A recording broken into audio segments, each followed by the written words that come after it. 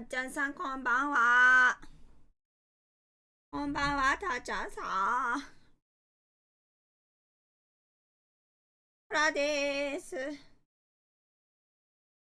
お、デルタさん。ネ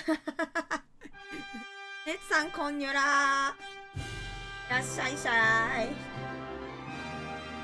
気づいた喉がやばいの。気づいたえぐいよね、今日。やばすぎる。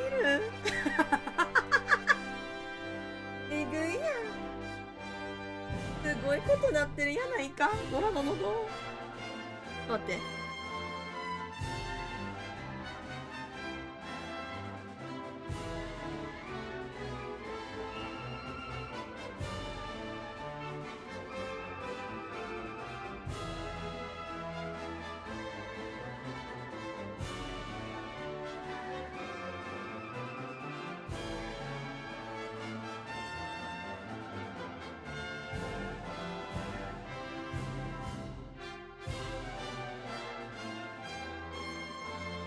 あー。よし。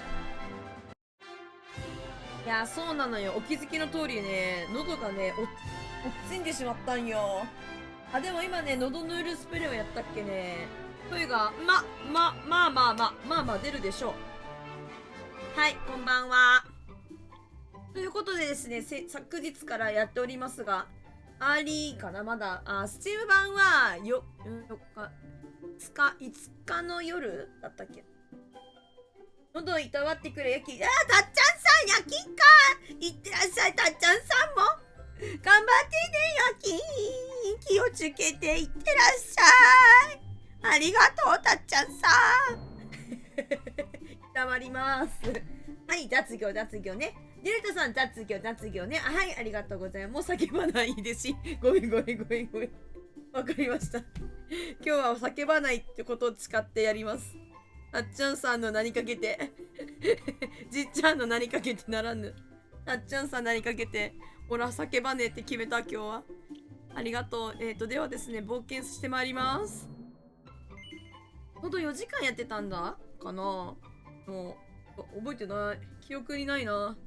だって、そう。で、昨日の続きからですね、ドラゴンクエスト7リメイクをやっていきたいと思います。わーい。あ、トーハさん、こんにょらろろろろろん。にょらこんよん。いらっしゃい。ということでですね、昨日の続き、昨日ね、途中までね、見てくださった方もいると思うけど、どこまでやったかっていうと、フライ、ちょっと待って、くぶちゃんさん、グッドイブニング。くぶちゃんさん、来てくれて早々ありがとう。200ビッチュありがとう、くぶちゃんさん。はーい。昨日ごめんね。何が大丈夫だよ。忙しい時もあるだ。くぶちゃんさん、グッドイブニング。センキュー、ま。くぶちゃんさん、ありがとう。200ビッチュチュー。ありがとう。ごめん、マジで声が出なくても大きい声です。うまいし。大間さんの時、親フラしてニョラコロン配信。うん。全然なんかいなくなったなと思って。親フラね。雪かきかい大変じゃん。親孝行やん雪かきやったら。開けたかったのにってまたやるよ。大丈夫。またやるから。今日はね、またこの、ドラクエ進めていきたいと思っていますが、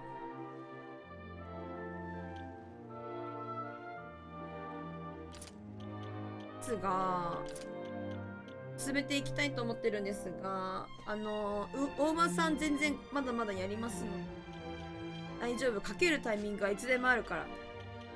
いつでもありますんで大丈夫。というわけでね、やっていきたいんですけど、どこまで何をやってるかと言いますと、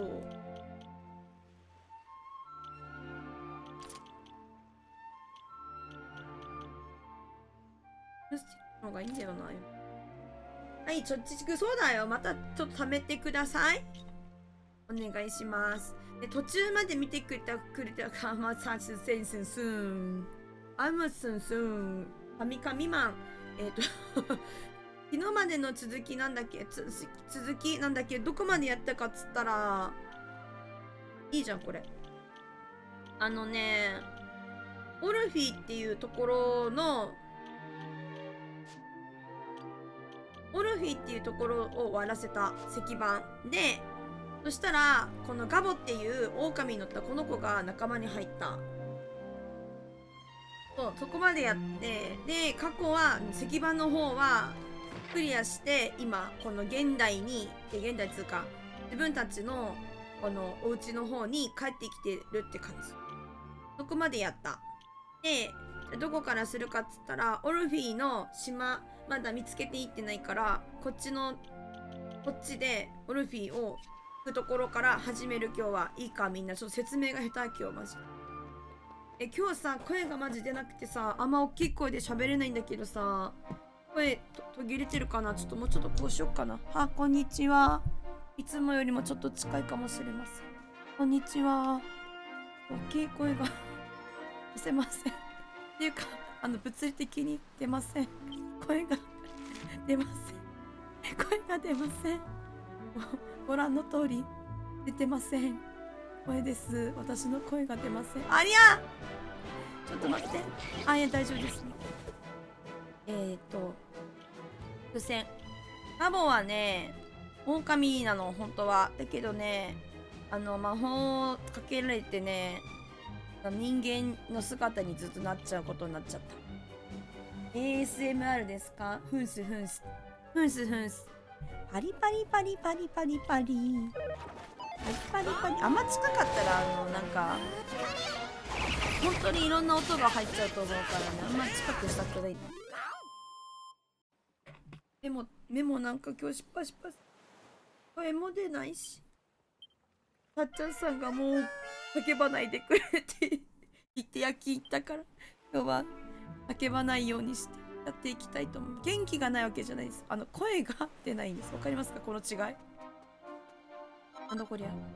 コスマク腰巻きかいこれ。あららら、そんなことなんだね。ありゃ、これどう言ったらいいんだべか。あれ、まあこれね。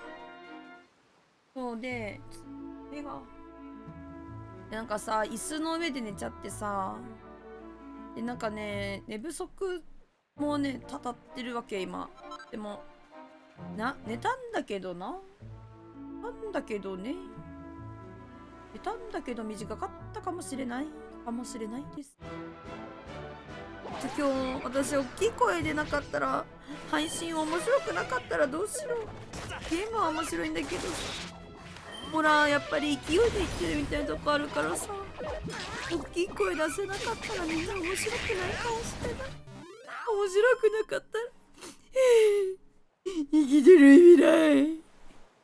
私ほんとさ、もしね、人にさ言われてさ嬉しいなって思うこと何ですかみたいなあるじゃん。例えばさ、かっこいいねとかさ、なんかかわいいねとかさ、いろいろまああると思うんですけど、私それ何がさ嬉しいかっていうとさ、いや可愛いは当然なんだけどね、私が可愛いことなんてまあ言わなくてもまあそれは当然、別にまあ周知の事実っていうかなんていうか、まあでもおっしゃっていただけるんだったらありがとうございます、嬉しい、とっても嬉しいですって感じなんですけど、でもそれよりも面白いって言われる方がなんかちょっと嬉しいんだよね。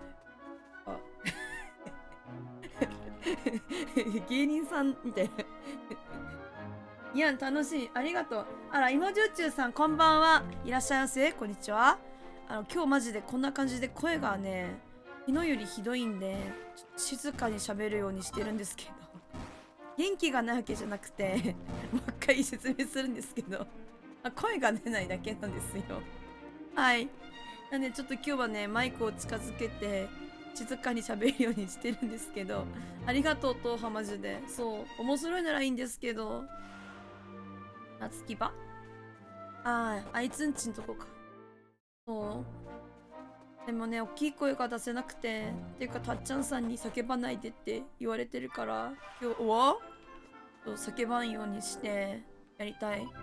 にゃんにゃもうふごふごギニューブギブギヒヒいやごろんわわわわうぶももひひんのひん何やってんやこいつらわわわわあんちゃんはかわいいね待って療養の日ですか療養にも別にしたくはないんだけどマジで物理的に声が出ないっていうマジで本当に声が出ないほらいつからこんなハスキーな声になっちまったんや今なら何でもハスキーだぜハスキーな声で言ってほしい言葉ありましたらお待ちしてますわら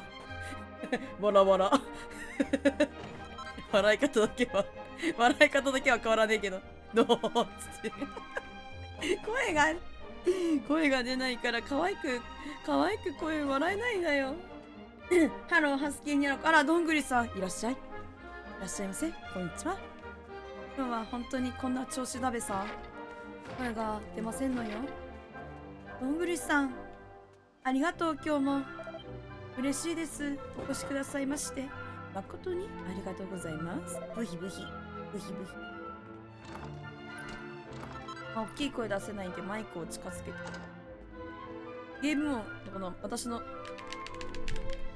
ASMR コントローラーさばきがもしかしたら入ってるかもしれませんたまにはかっこよくてもいいじゃないマイク食べながらハム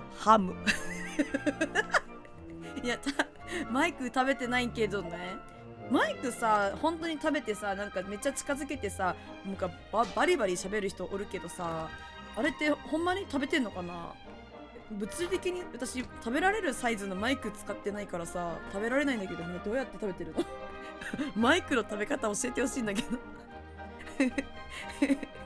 マイクの食べ方教えてほしいだけ食べたことないんだよねマイク私みんな食べたことあるマイク顎外してるんだあれ一回外すんだうわっつって外してむしゃってやってんのやめてほしいなみんな気をつけて怖いよ戻らなくなったらどうするの勇者ヘッポコくん第2章縄文の罠という楽しげな本がある楽しげなのお城に向かったヘッポコくん入り口の兵士さんに挨拶をしますヘッポコチュワースみこやですサザエさん、兵士さんは言いましたうちは勇者は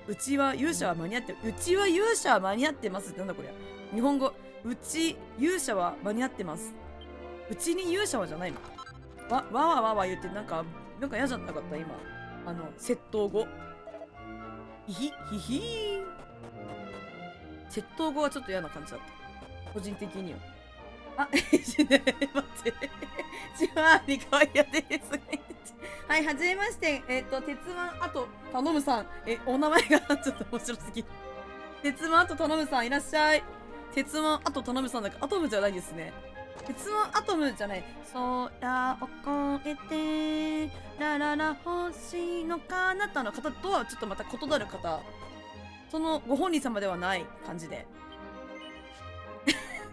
ご本人ではないみかよですタイミングいいタイミングで来られましたねはじめましてミラコと申しますみかわやですニョラコみかわやニョラコと申しますが何も頼まないけどあと頼む参上剣山癖がついみかやさん来たかつる今日かつるだこれはかつる三河屋さんあと頼むって言って配達しないつもりがちょっと待って来たエロ親父だごめんストレートに言っちゃったエロ親父だわミミちゃんもういいかな早くしないと祭りが終わっちゃうな長老様ったら本当に生活なんだかなって言ってるちょっと声キモい今日声がセクシーじゃなくてハスキーなだけなんだけど今ストッキングを履いてると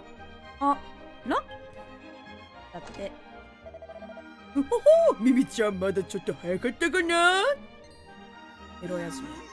あわわ。これはお客様とはお前、取り返しつかないだろ、もう絶対無理だろ。おっさん。いい年こえて。いやいや、お恥ずかしいところ、お召しでまた、まあまあ、こっちのやつ、ごめん。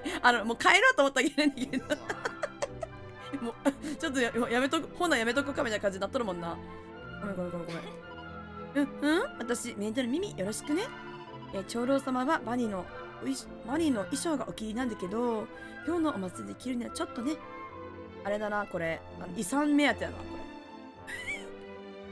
れ。ね、絶対、ミミちゃんは、長老さんの遺産目当てなの？ご本、ようこそオルフィーの町にいらっしゃいました。お、そうじゃ、民のお方なら町の様子にさぞかし驚かれたろうって全然、ひょっとしたら動物だけが住む不思議な町に来たかと思われたんじゃないですか。なんか長老さんもまあ大体動物みたいな感じだけど、だってね、獣みたいな感じじゃん。発想がね。あれは町の者が皆動物のぬいぐるみ着ておりますので、じゃあほ。ちなみにね、鉄をあと頼むさん、私ね、今日こんな声なんですけど、いつもこういう声じゃないんですよ、本当は。私、別に全然声がハスキーなタイプじゃないんです、もともと。だけど、本当に、叫びすぎて、配信しすぎて、声が枯れちゃって、今、三河屋です。そうなんです。今この町は動物たちへの感謝祭の真っ最中。その昔この町に危険が、動物たちの働きで解決がありましてな、その動物たちを称えてぬいぐるみを着てその気持ちを知り感謝するのがこの祭り。そうじゃ、せっかく気らすったのじゃから参加していかれるが、いや別結構です。さあミミちゃん、そのタンスを開けなさるが、いや結構です。おいどんぐりさん、85日連続ご視聴ありがとう。炎、たぬき、炎、魚、炎、たぬき、炎、魚。にゃーん。ゴロゴロだったわ。タッタタタタタン、タタタターン。よいしょ。三河屋さんじゃない。待って。喉が。ってなった。もしよかったらですね、フォローですとかですね、三河屋さん、ゆっくりしてってください、三河屋さん。着ない。やだ、まだ、家。しょうがないか。後で探索すればいいか。うわ待って。よいしょ。なんか豚の着ぐるみしかなかったのかね、走れるわ、豚ちゃんで。すごいじゃん。その姿なら町のみんなも親しく話してくれるじゃろう。早く行かんと町のイベントが終わってしまうかもしれん。私たちもすぐに行きますじゃ。早いって楽しんでいきなされ。いやん、とってもカラフルで派手お似合いよ。ミミちゃん絶対遺産目当て。よのこちゃんはたまに名探偵コナンになります。あれれ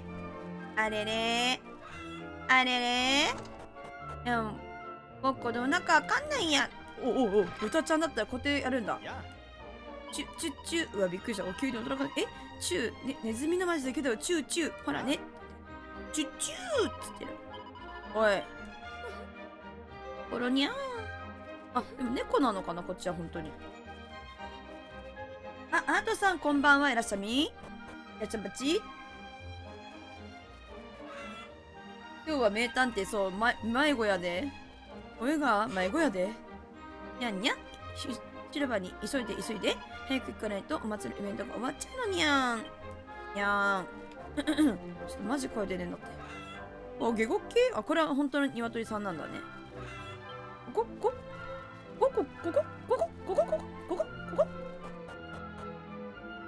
そう、真実はいつも。おや、あんたら旅人さんかい？こいつは珍しいや。武器が欲しかったのかい？だったら悪いが、町らの間は商売しないことに決めてるんだ。そう、あんたらもその格好をしてるなら、楽しみがいいやね。私さ、孫勢さんね、ご飯食べたんやけどお腹が空いちゃって。真実はいつも一つ。うつむくその背中に光る風が突き刺さる。灰原ラーン。ラン、どこだ。別に自分に似てるからこの着ぐるみを着てるわけじゃないザマスよ。しかしこれしか売ってなかったザマス、サイズだって大きすぎてブカブカなんザマスからね。背中のファスナーが閉まっていない。よく見ると今にもはじけそうだ。ちょっと滑腹という感じなんかしら。お腹の音がこのマイクの近くだったら入っちゃうかもしれない。本当に今ドキドキしている。お腹が鳴りそうなの今。おやあんちゃん、はるか大昔にこの町はとっても恐ろしいままのに襲われたことがあったのよ。なんでも町中のみんなが動物の姿に変えられちゃってね。そりゃ大変だったらしいわ。この時現れた神様の使いに救いを求めてくれたのが動物たちだったらしいのよ。つまり町が救われたのは動物たちのおかげなのね。だからこの感謝祭は始まったの。でも古い言い伝えだからどこまで本当なのか分かりゃしないんだけどね。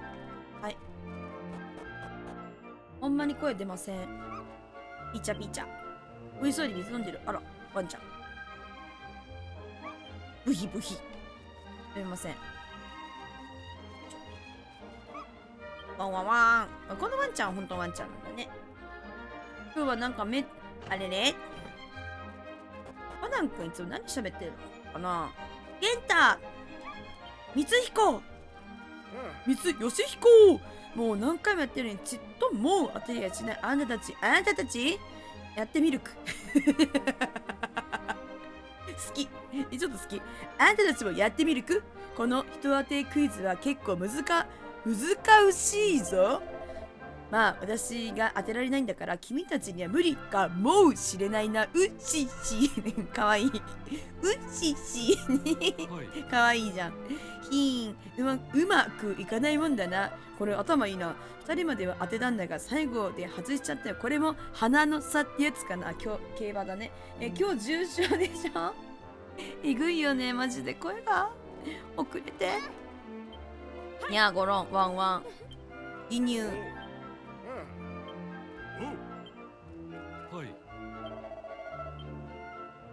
今日は結構本当に声が出ないかも。しっかり出ない。さあいらっしゃい。あなたも楽しく遊んでってちょうだいよ。おっとこいつは驚きものき20世紀、旅の方だってお兄ちゃん、こんならこのイベントは旅の記念にぴったしだ。一発チャレンジしていきなよ。何しろ参加するのはただで当たれば素敵な商品までもらえちゃうって優れもんだ。ほんとやらなきゃ損だよ。さあどうだチャレンジするだろにゃ。よーし決まりだ。じゃあ始めるぞ。いいかいお兄ちゃん。ここに動物の格好をした6人のパーリーピーポーがいるだろう。この中から3人の筋肉自慢マッチョスターもしかしてオラマッチョスター。オラマッチョドラゴンだからよ。マッチョニョラゴンはマッチョスターでは。マッチョスター当ててちょうだいねお兄ちゃん。ルールはそれだけ簡単すぎて嫌になっちゃうね。いやなんちゃって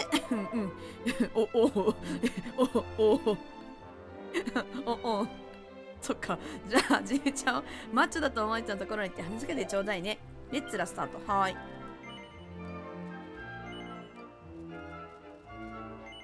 はい。マッチョスターニョラコだぜ。あいた残念。見事に外れちゃね。ベリーバットだねこりゃ。なんか嫌いじゃないなこの人。どうだいここで外れたの何から。はいわかりました。ヤンマンさあ立ち上がれよヤンマン。やったすごい切れてるね。お兄ちゃんも筋肉をね。その調子でどんどん当て出してちょうだいよ。レッツラゴーゴー。牛さん。牛さんじゃないんだ。あらいいえ白けちゃったらジエンドのねこりゃとか言われた。オッケー分かった。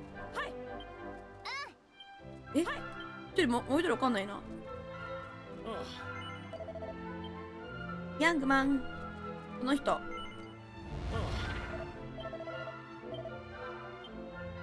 と一人わかんない。多分大間さんは合ってる。でもこの最後のワンちゃんと猫ちゃんわかんない。ワンちゃんにしよっか。当たった。よかった。女性のムキムキだったんだね。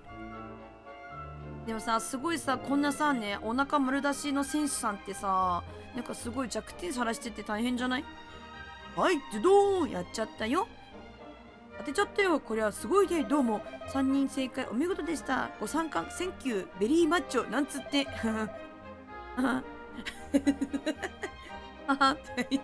それではここで長老様より素敵な商品を渡していただいちゃいましょう。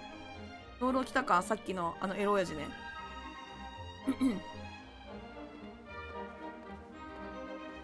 ミミちゃん、バニーちゃん来てないんだね。はあ、はあ、お、今回の優勝者が決まりましたな。はい、長老様、この旅のお兄さんたちが見事優秀でございます。それでは今回の優勝者に私から豪華商品をプレゼントしよう。本当に豪華なんでしょうな。さあ、早くわしのところに。やだ。おめでとう。町の人間以外が優勝したのは今回が初めてじゃん。旅の良い思い出ができましたな。さあ、これを、周りのルビーだ。いいかも。防御力が上がるやつだ。これはこのオルフィーでの記念すべき品。どうか大切に使われよ。うっす。仲間。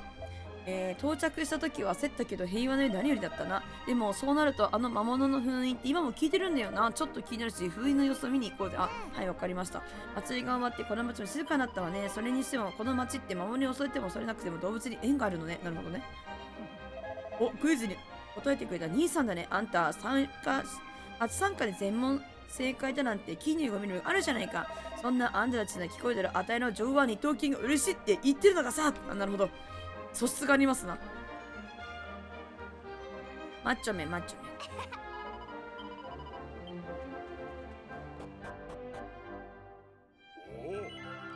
っき納屋で乳くりやってたやつらもう乳くり終わったかな。毛皮のフードめっちゃ上がんだけど。しかも昨日ね、全滅したの私、実は。全滅しちゃったんだよね。だから1000円ね、なくなっちゃったの、昨日。全滅したさ。しかも全滅したっけお金なくなるんだってね、そこの時初めて知った。なんか、そうなるのかならないのか分かってなくて、なると思ってたけど、なってなかった気がしてたわけ。だけど、昨日、しっかり負けてしっかり1000円取られたから、マジかと思って。まあ、いいんだけどね。お金はね、貯めやすくしてるんで、これ乳くりやってた子じゃない？ぬいぐるみを着てデートしてたまるで仮想パーティーのよう。なんだかドキドキしちゃった。チューチュー言ってたもんね。おい、チューチュー言ってたよな。仕事サボってデートしたんです。長老様には内緒ですよ。あれ、そういえばぬいぐるみで顔が誰だかわからなかったな。あれはルイーナちゃんだよな。待てよ。メリーちゃんかも。あ、最低な男だった。誰でもよかった。最悪なやつ。皆さんか我がオルフィーの感謝はいかがでしたかの。また近くに来た時には必ず寄ってくださるよ。じゃあ気をつけて。ミミちゃんいつまでその格好してるのかな。祭りは終わっちゃったけどうさちゃんにお客さん帰ったらね。は？ミミちゃんこっちじゃん。やだ、長老様ったら本当にあの猫を私だと思ってるのかしら。私猫ちゃんやうさぎさんみたいに可愛らしいってことかしらね。ちょっといいと思う。前向きでいいと思う。すごく自分は可愛いもんだと思ってやっぱ生きてる方がねハッピーよ。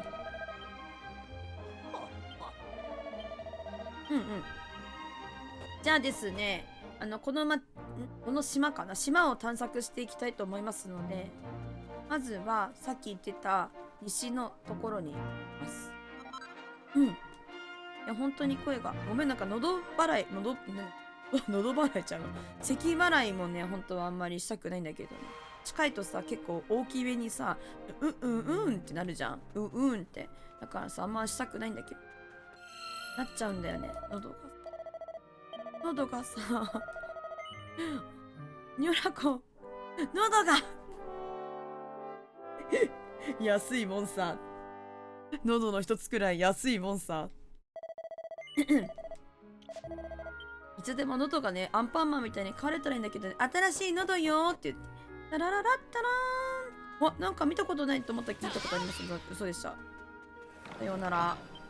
もうねこの辺のね魔物ねよりも強くなっちゃってるみたいで、本やと違うかな。大抵先制攻撃みたいなのしたら戦闘にならずして倒せちゃうようになっちゃってますね。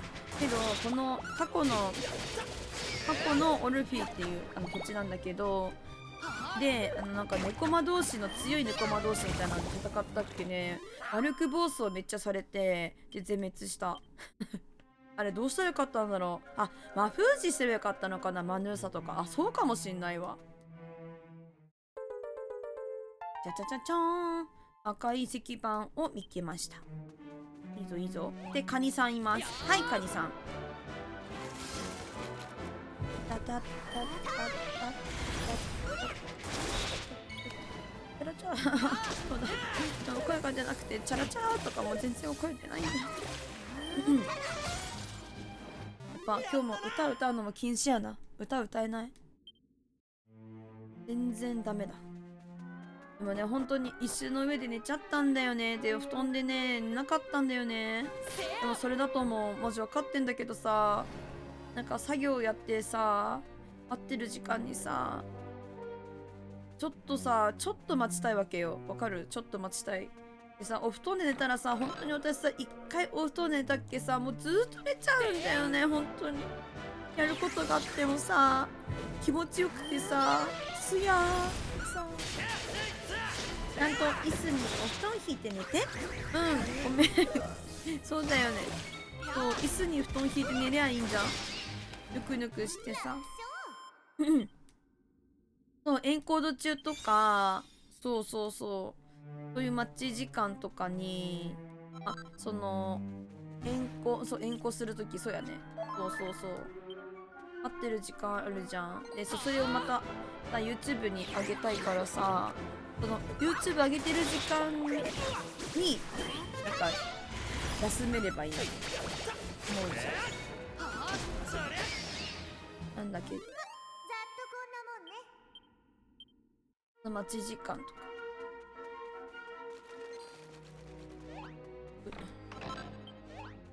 そうでもね、それでね、そしたら椅子で寝てる。結果的にちょっと目つぶろう椅子で寝ちゃうんだちょっと目つぶろうってね、時間かかっちゃうからさ。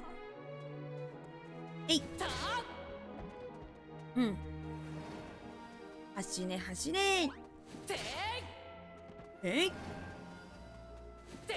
ワールドハンドもね全然ね一撃なんだよね。これさ、一撃で倒してるやつってさ、そう気になってたことがあるんだ。この討伐モンスターリストっていうのがあるんだけどね、これ戦闘になんないで倒してるやつも入るんだ。これおい、そうなんだ。これペルソナ5の校長先生似てるからそう思ってるだけ。ずっと思ってる。よいしょ。紫がそんなことないよ。ありがとう、どんぐりさん。いつもありがとう。どんぐり。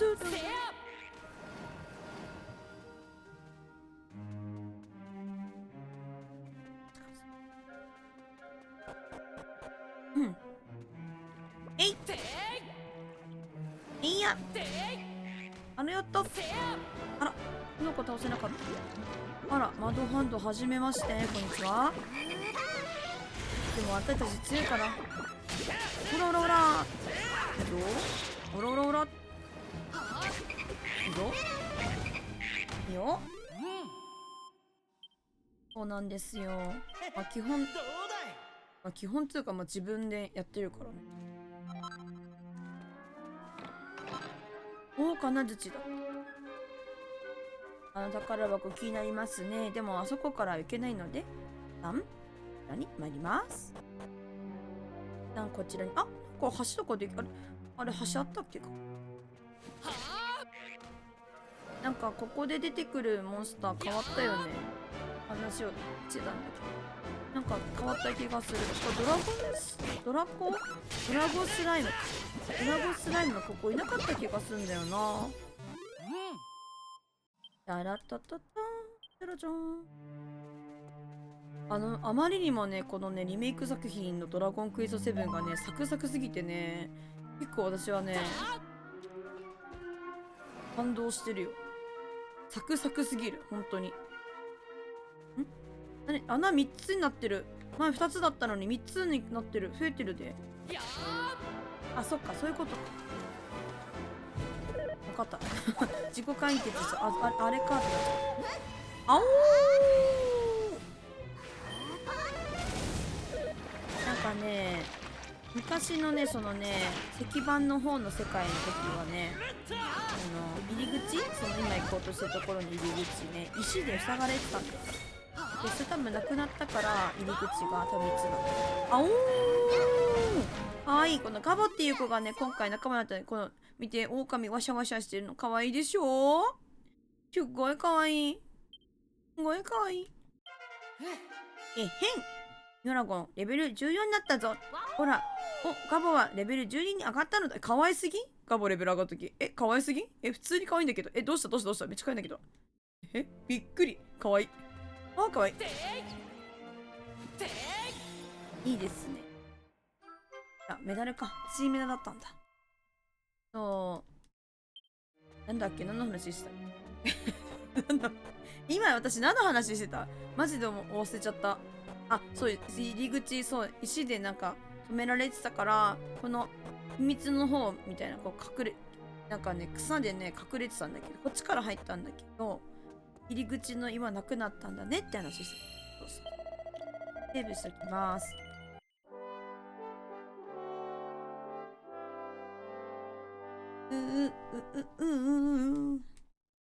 どんどん今日も進めていっちゃうんだからね。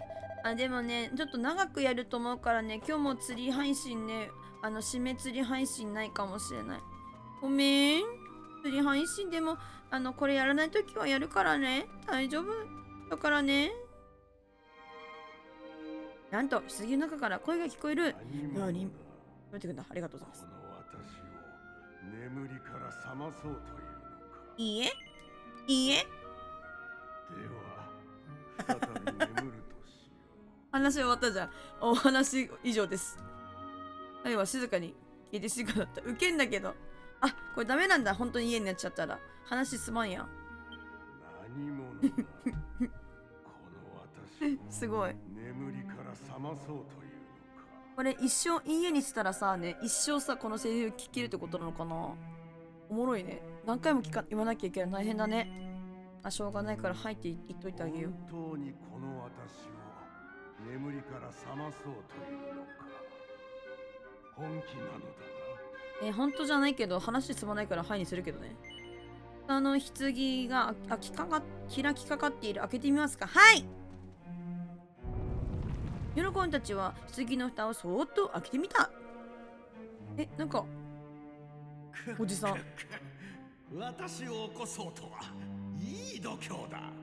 いい度胸だ。命は大事にした方が。ノア。いやいや、あなたたちはあの時のおかしいよね。私ですよ。私、覚えてませんか？ほら。覚えてまーすん。やだな。昔ここで皆さんと戦ったデスアミーゴですよ。デスアミーゴ。あん時魔力を使い果たして長いことこの中で寝てたらこんな姿になっちゃったんですよ。すごいふっくらしたピエロみたいな魔物ボスだったんだけど、それが今このおじさんになっちゃったんだって。罰が当たったんですかね。もうすっかり普通の人間になっちゃいましたと。誰かにいじめられると怖いからこうやって隠れて来る人を脅かしていたんです。そうなんだ。でも結構見に来る人いるんだね。いやいや、そこの坊ちゃんは伝説の白い狼さんでしょ。ああ、やっぱりそうだ。狼さんっていうの可愛いね、このおじさん。あの時は私のせいでそんなに醜い姿にしちゃって本当にご迷惑をかけました。反省してます。そうだ、今からでも遅くない。もう一度元の姿に戻して差し上げましょう。いらないいらない。受けたことするんじゃないよ、本当に。ガボ。ちょっとあんた余計なことしなくていいんだってば。いや、そういうことよ。いやいや、遠慮なんかいりませんよ。私が悪かったんですからね。話聞かないおじさんだね。もう一回やっぱり沈めといた方がいいんじゃないかい、ここに。これじゃあ行きますよ。戻れ元の姿に。いやー、うわー。あ、一応使えるんだ、力。おっと。あれれ、変だな。元の姿に戻りませんね。力が足りないんじゃない？戦闘力5のゴミめ。こら、おいらこのままの格好でいいんだってば。初めて喋ったガボ、ちゃんと。余計なことするとまた閉じ込めるぞ。喋ってるぞ、ガボが。おいらどうしたんだ？急に喋れるようになっちまったぞ。いいじゃん。くわー、なんてことだ。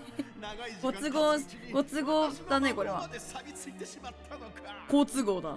元の姿に戻すどころか、ますますガボさんを人間に近づけちゃいました。あんた才能あるよ。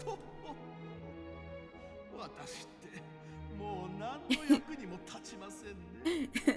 喋れるようになったらありがたいよね。でもね、喋れなかったらずっとこの子ね、ガボって言うんだけど、ガボはずっとガボっていうだけしかないから話進まんからな。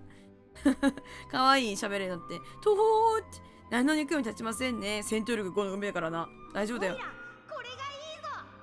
すっごく嬉しいぞ。よかったね、ガボちゃん。あれでみんなとちゃんと話ができるようになったんだもんな。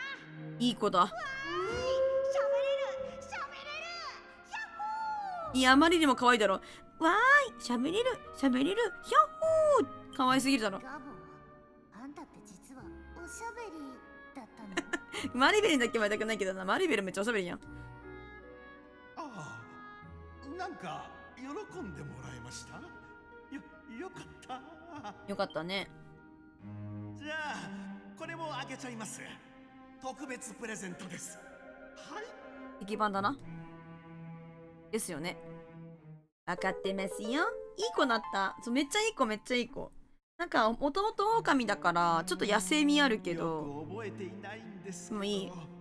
多分それって皆さんが必要なものだったんでしょう。ありがとうデスアミーゴ。ありがとうデスアミーゴおじさん。私が魔物だった時にこの棺の中に隠したようなんです。なんで？どうぞお持ちください。何かの役に立つといいですね。ちょっとは役に立ったんじゃないか、デスアミーゴ。ガボとの出会いをクリアした。なんか実績解除した。キームカンカンもあんたに用はないからね。バイバイ。ディアゴスティーニ。いや、デスアミーゴ。あ、わい、ニョラゴンが返事した。本当にオイラ喋れてるんだ。オイラ初めからずっとこうやってニョラゴンたちに話しかけてたんだぞ。ひゃっほー。これからはオイラもおしゃべりできるからいっぱい話しかけてくれよな。かわいすぎだろ、ガボ。あいつにはひどいことされたけど喋るにもしてもらったし反省してない。オイラは許すよ。懐が広いな。でも次はねえよ。今度はまた町の人に迷惑かけたらオイラ本当に怒るからな。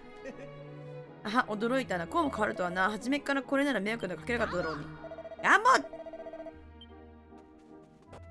めっちゃいい子やん。イアゴスティーニ。デスアミーゴな。もともとのデスアミーゴ氏はね、先ほどちょっと一瞬映りかけたが、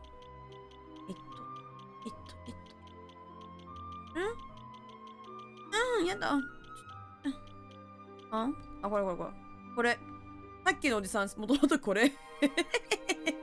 ドアップ受けんない。ちょっと待って。やだ。見てみんな、この、キープ。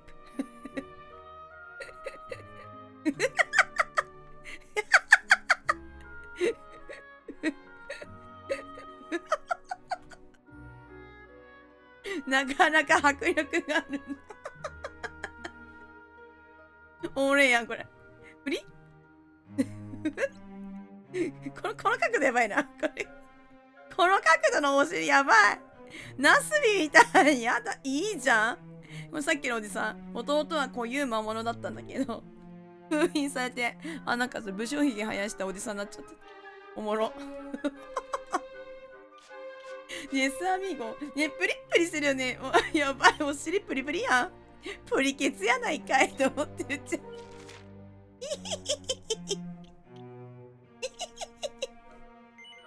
おもろいやん。嫌いじゃないね。嫌いじゃない。あんなに油乗ってたのにさ、封印されちゃってさ、まんま力なくなっちゃったらさ、あんなカリカリのおじさんになっちゃって、ほんと。お尻プリップリだった時のがちょっとね、魅力的だったよな。プリティケープって。ここは湖の向こうの屋敷に住んでおられる猿お方の船着き場だ。よかっためっちゃよかったな。なんか魔物図鑑見るのも面白いな。もう湖の向こうに誰が住んでるか知りたいのかね。残念ながら警備上の理由で名前を明かすわけにはいかないが、これくらいは言ってもいいかな。あのお屋敷に住んでる人は大の旅行好きで、珍品収集を生きがいしてる人だって。誰だっけな。名前は出てこないけどわかるんだよな。あの人か。チャラチャラチャラチャ。なんか建物1個減ってる気がする。けど気のせいかな。えい。いや、あの方が羨ましい。本当に羨ましい。俺も行く先々で金払うくらい素敵な旅行をしてみたいぜ。名前なんだったっけな。今はいけないけどね。いけないんですよ。使用上ね。はい。だってなんかもう終わっちゃったな。マリベルって自分家がお金持ちっていうの結構プライドあったんだ。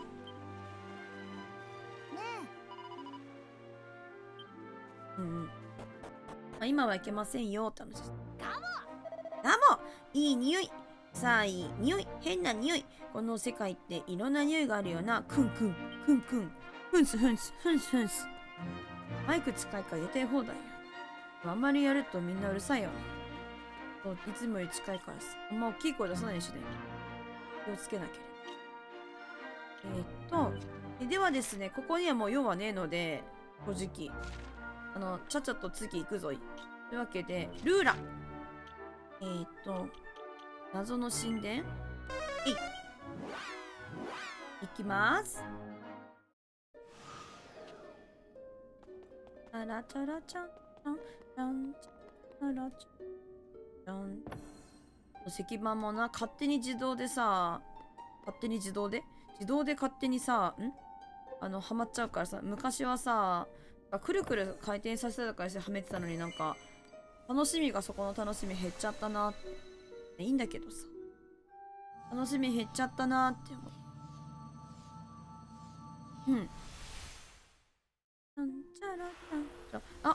あれだ、ホロット周辺来たー、ホロットだ。ここはねー、来たー、からくり兵だー。なんかそうパズルみたいなのありましたよね、どんぐりさん。けどね、なくなっちゃったよね。勝手にあれパツンってなんかパツンってはまっちゃうからさ。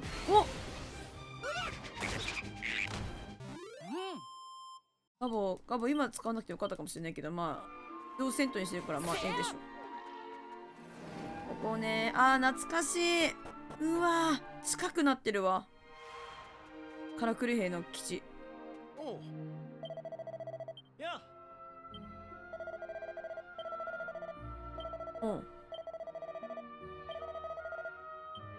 フォーリッシュに避難しろ。出た、フォーリッシュ。ちなみにだけどね、ここはね、最初の結構難所じゃない？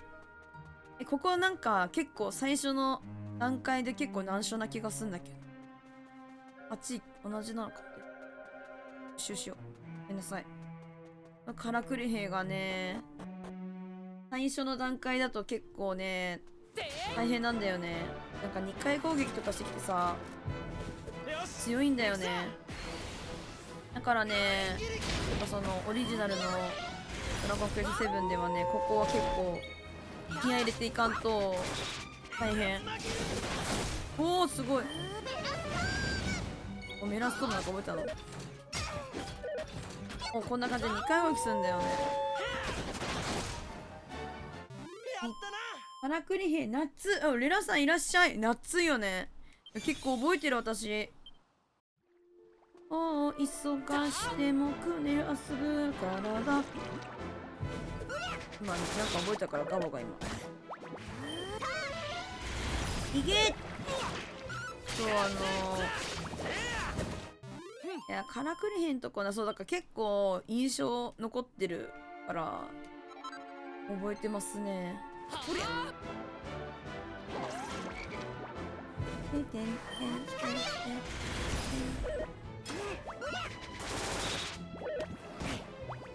なんかこれやってるとオリジナルのドラゴンクエストめっちゃやりたくなるな。まあでもやる環境がもちろんないからできるんだけど、さすがにプレイステーションないからね。よし、こっち行けないのか。荒くれ兵襲撃、橋崩壊につき通行符の負荷って書いてある。はい、でまあ変と。待って、見に行きたいわ。ちょっと待って、なすびならアッシュ。あらやだ、もう初めて会ったのに戦えなかったわ。てんてんてんてんてん。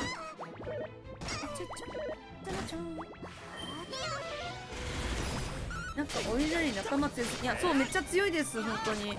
なんかね、戦闘がそもそもなんかそのバーストってやつあるじゃん。これだったらめっちゃ攻撃力高いし、あと私がダウンロードコンテンツの武器とかちょっとつけたりもしてるっちゃしてるけど、でもなんかそれだけじゃなくて普通に強いよね。プロット上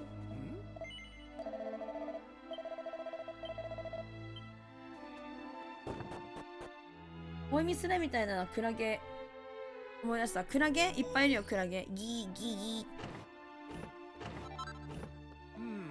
ー。からくる兵がからくる兵の音がするよ。ギーギーギーギー。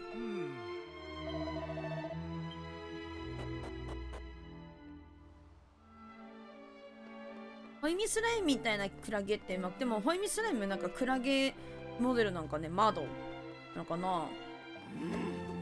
なんのはどうだい、俺の腕前はやっとってそうはないぜ。へへへ。ほらほらではそう。うりゃとりゃでもこのようへいなかなかの腕。しかしまだまだとうりゃとりゃ。からくりへんにずっとボコされ記憶。マジさ難しかったっすよねここ。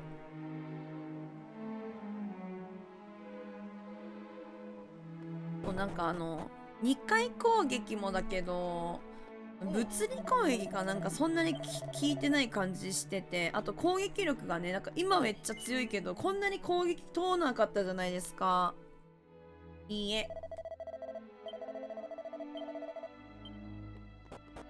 そうだからね、結構ここは本当に装備とか整えてレベルもまあそこそこ上げて、でなんか挑むみたいな感じにしないと割とクリア大変だった。この人ね、ちょっと待ってくれ。8すっきりした。で俺に何の用だ、お前らもしょんべんか。やだもうデリカシーないわね。飲んだら出る、食ったら出す。これこそが俺らが生きてるって証よ。からくり野郎には真似できねえ。お前らもしときすぎな。こんなところでするなよ。なんか立ちおしっこもだけ立ちうんちかお前。立ちうんちのうんちはさすがにさすがにじゃない。さすがにやばくない？うんうん。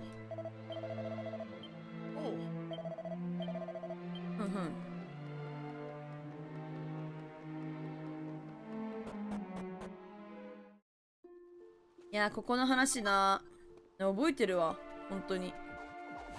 まあこれから見るから思うけど、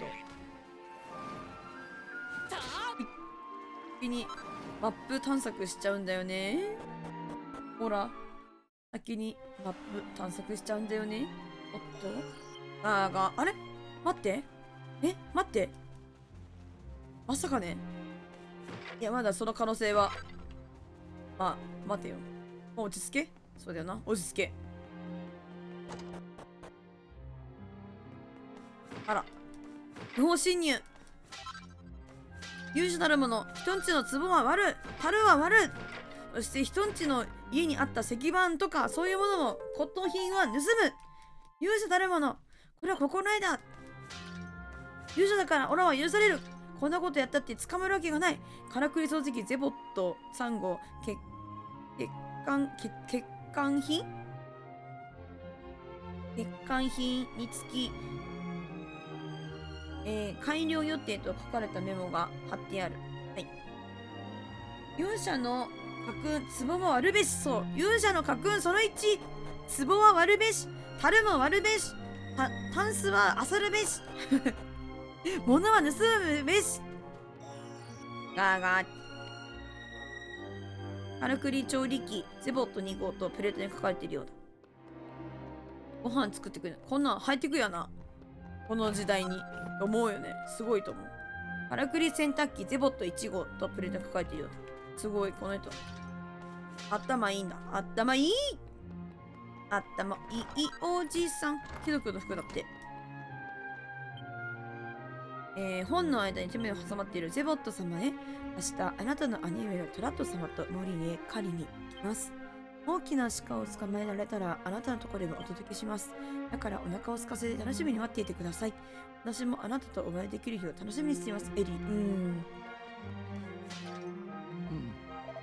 よし、この回路をこの歯車の亀すが今一つ。で、ここのバネをこれと取り替えれば、いや、もう少し背面にこっちにした方が。ちょっといい加減しようね。お客さんが来てるのよ。お前たちと話すことは何もない。僕の邪魔をするな。さっさと出ていてくれ。人間の顔が見たくもない。びっくりともここはまだこれでの途中のようだ。おい、エリーに勝手に触るんじゃない。エリー。なんか、エリーさ。なんか昔のデザインの方がエリー良かったかも。あ、ユウさんこんばんは。いらっしゃい。ユウさん今日足声がね、出なくてね、いつもよりマイクを近づけてお話しさせていただいております。こんばんみ。あんまり大きい声は出さないように気をつけております。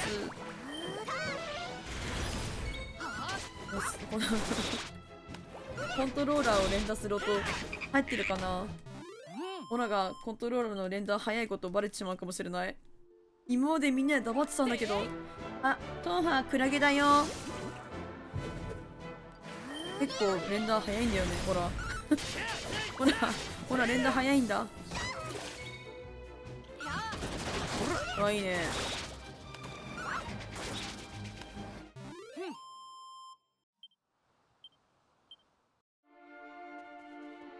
いや、今日も結構続けるじゃないや、進めていく予定なんだけどさ。同じにありがとう、ゆうさん。ありがとうございます。進めていく予定なんだけど、自分、寝不足で、マジ超眠たくなったら、早めに終わっちゃうかもしれない。今んとこ大丈夫。抹茶さんいらっしゃい。はい。雑業ね。抹茶さんいらっしゃい。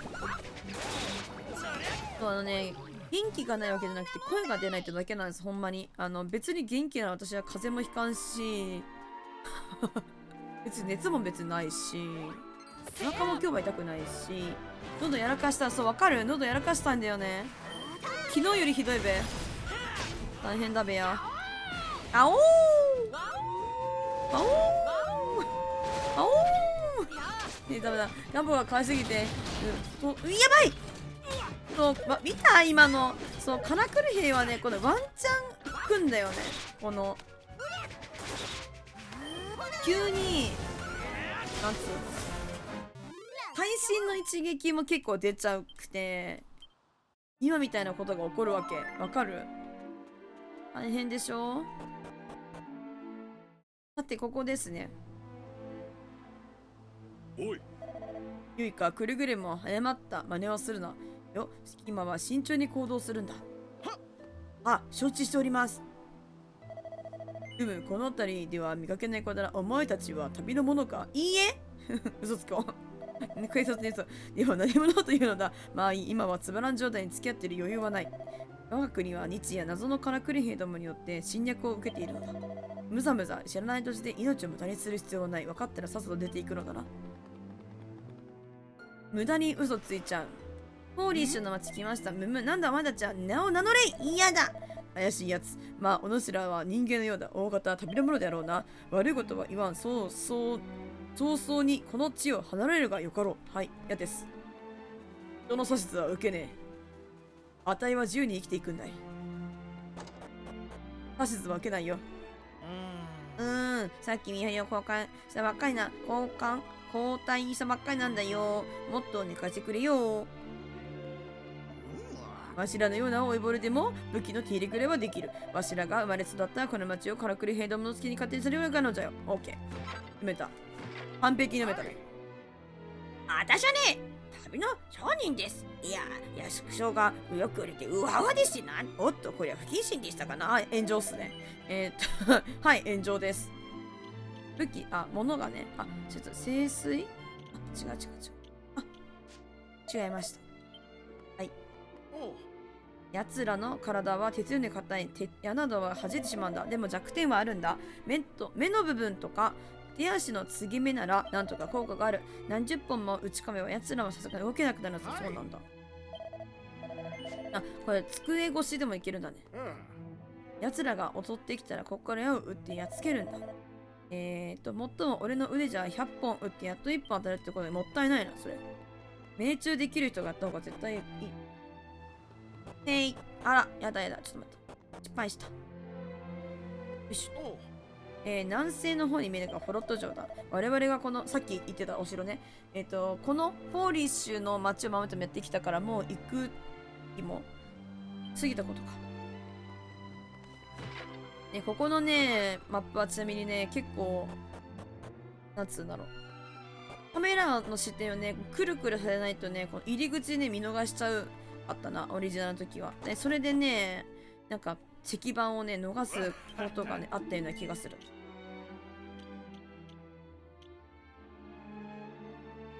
死のうのな、別にな、あんま欲しくないんだよな。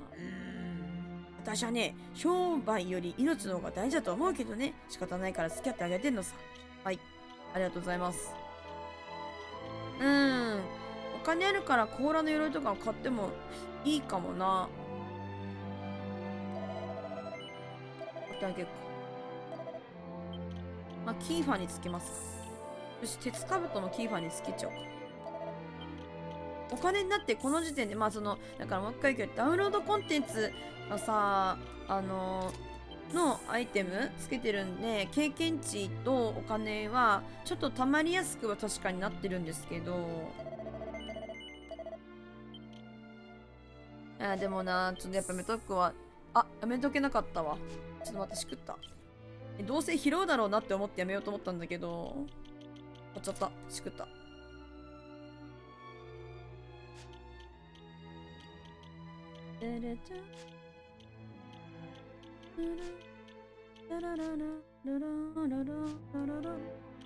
なんかこの盾のさ、紋章さ、フリーレンに出てくるさ、女神様マリア様のさ、なんか信仰してるじゃん。なんか、あれの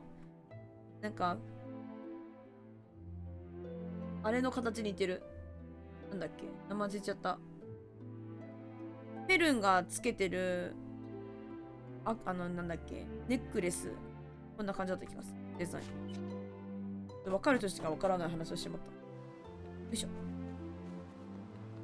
で、宝箱とかもあると思うけど、春とかもあったりするんで、チェック。これはもうね、動かなくなったやつ。もっとね、複雑だったんだよ。ここ上に教会あんだよね。夏マジで。あとなんか、ここの、あそこにあるよね。そうだよね。そう、ここあったのよ。そうね、こういうの逃しちゃうんだよ。なんか変わってないね。ここもあるんだ。おりゃ。うわ、鱗の鎧やって。あれ鱗の鎧買ってないよね、それはね。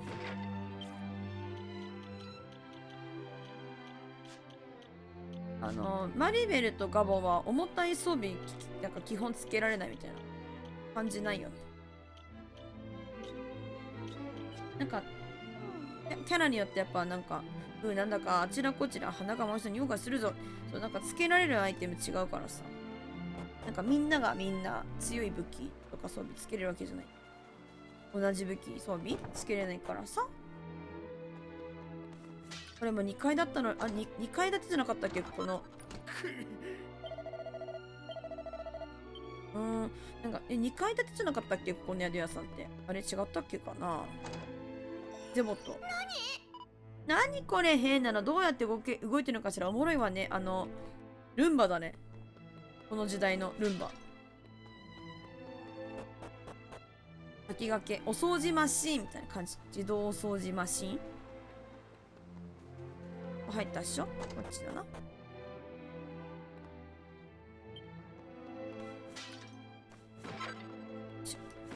なんかこの子供覚えてるな。お父ちゃんやったんだ、こいつ悪いやつだみたいな。そうだね。こいつが僕の父ちゃんを、この、そんな、めっちゃ覚えてるわ、この子。すげえ。すごいね。めっちゃ覚えてんだけど。やばい。やばない。記憶力よ。そんなところに記憶力つかなくていいんだよな。記憶力悪いっちじゃないから、ただでさえさ。で、こっから入っていくスタイルですよね。はい。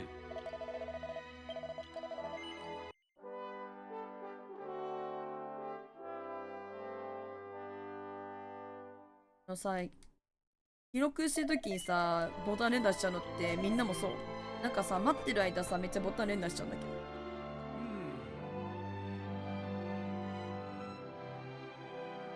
警察に行った兵士の話では、アジトの周りを何十体ものカラクリ兵が囲んでいるらしい。たった数体を相手にするのも辛いのに何十体もとても手を出せるもんじゃ。何を明らかこと言ってんだ。そう、敵のアジトが分かったってのに手を足も出せないってのか。東にすり鉢状の大地、チラ。あそこがカラクリ兵のアジトに違いないんだ、チラ。こう見えて俺っち弓の扱いは得意なのよ。外でおっちんでるカラクリ兵の何体か俺っちが遊べたんだぜ。筋肉そこに使ってんだ。こっくり。あ、しまった。私も居眠りしてしまった。いかん。こんなところ兵士長に見つかったら大変だ。あなたたちは止めの人？よく行き来この町にたどり着いたわね。今このポーリッシュの町は謎のカラクリ兵たちに襲われ大変なのよ。どうせならポロト城のお城まで行った方がいいわ。あっちの方がまだ安全よ。そうなんだ。ここもいつまで持つかわからないもの。そうなの？どこの話すればいいんだろう。あ、何やつ？ズコほんまやね。いつまた借り出せるかわかんないよ。すごく寝てる。先ほどの若者たちがこの地をされと忠告したはずだ。まあ無理とは言わん。ただしどんな目にあっても自己責任だからな。はーい。はい。なるほどね。よいしょ。お洗濯は私のお仕事なの。いや、めっちゃいいじゃん。けなげ。お手伝いしてるの偉いね。あれ、どっから来たっけ？こっちあ、こっち出てないか。やっつけたカラクリ兵どもが死ぬようにやっつけたカラクリどもから血のようにか。油が流れておる。この水路もなんだか油臭くなってきたようじゃ。なんかすごいそういうなんか社会の風刺っていうんだっけ、なんかそういう感じのテーマとかもあんのかねって思ってた気がするな。なんかなんつうの、汚染されてっちゃうよみたいなさ、そういうこともメッセージとしてあるんでしょうかね。ということでここにはもう用はねえので、用はないのにキャー、どうしたん？なんだ動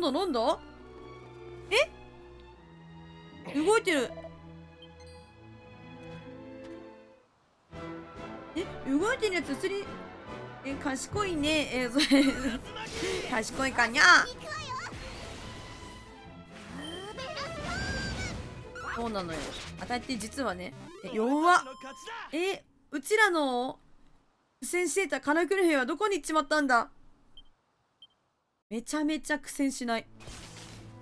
とか。無事か。お、ダンディ。大事に至らずよかった。まさか壊れたカラクリ兵が再び動き出すとは。壊れてた子なんだ。壊れてなかったからまた動いちゃったんでしょ。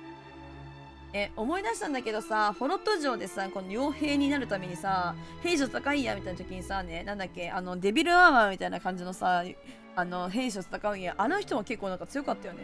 名前やってたら普通に負けてた気がする。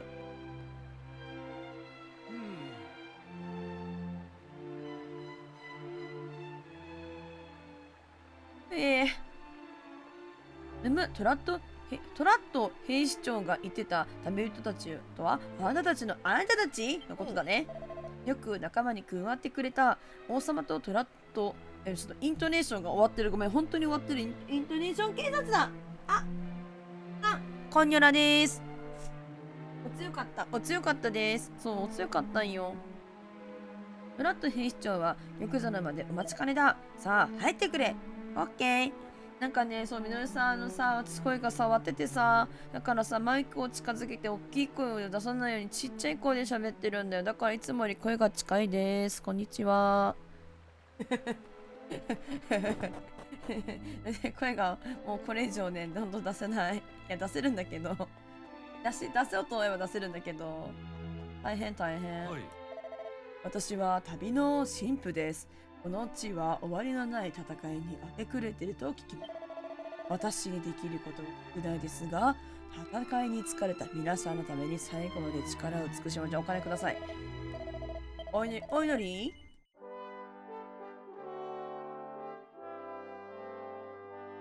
フラの時間それでおやすみなさい。トーハさんマジでお疲れ様やで、毎日。お疲れや。親フラいってらっしゃい。おやすみ。また明日。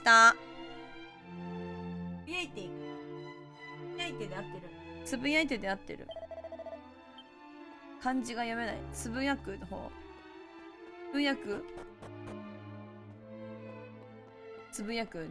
ポストする声が落ちんでるんだから、わらわら。笑い方ね。ちょっと待って、ほんまに。もうじゃあやめて、ほんとに笑い方さ。つぶやきじゃなくて支えてだった。ダメだ。もう今日漢字も読めねえし、いつもよりひどいよ、もう。ひどいよ。支えていくわ、私。占い記録と書かれた本が。死を恐れてはいけん。その先に待つものがあるかもしれないから。占い。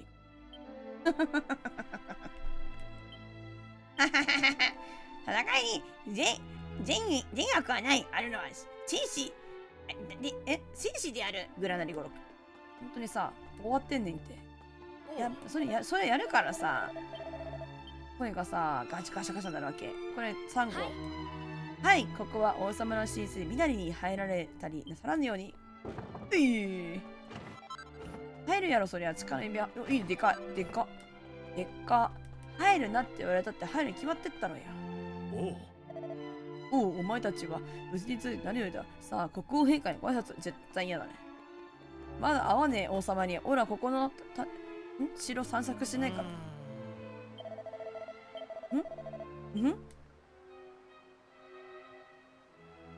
あくまでドラクエすら疲れてるのよって。あんた疲れてるのよ。いや、そんなことねえし。全然疲れてねえし。ただ椅子の上で寝ちまったっていうのは一番できるかもしれねえ。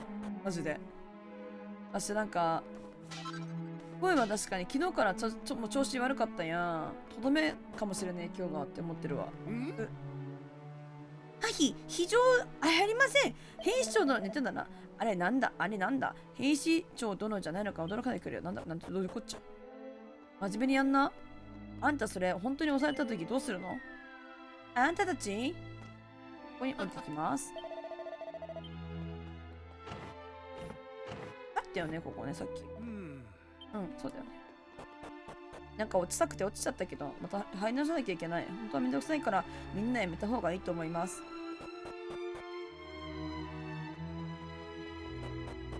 なんかね、のべで寝てたからね、あんま寝てる時間も確かに短いんだけど、それ以外はめっちゃ元気。声が出ないだけ。全然元気。はい。鉄の腕、鉄の体、命宿るの瞳は何を見るのか。硬い頭の鉄を飲みそう。今、カラクル兵を蔑む歌を作っている。邪魔しないでくださいね。ちょっとあんたのリズム感終わってたよ。あんたのリズム感終わってたよ。リズム感悪いっちなんだからこっち歌わせないでマジでリズム感悪いっちなんだから。あれすごい広いここ。避難所か。懐かしい。ちょっと待って。吸い込まれるようには扉行ってしまったの今。うん。はい。はい。いざの時のために食料や何やら食べておくの。もしかしたら何日もここに隠れなきゃならないこともあるかもしれないものね。そうなんだよな。本当に戦場なんですよここは。刃のブーメランだってやった。強い確信。でもね、だからもう一回言うけどね、カラクリ兵はね、物理攻撃があんまし効かないわけ。だからね、結構ブーメランの技ってね、通らないんだよね。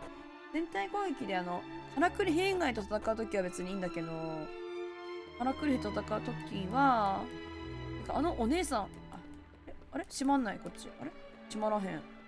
うん。そうなんか、カラクリ兵以外と戦ってるときは別にいいんだけどね。全体。攻撃入ってね。まあ、そんなに威力は大きくないけど、ブーメラン多分。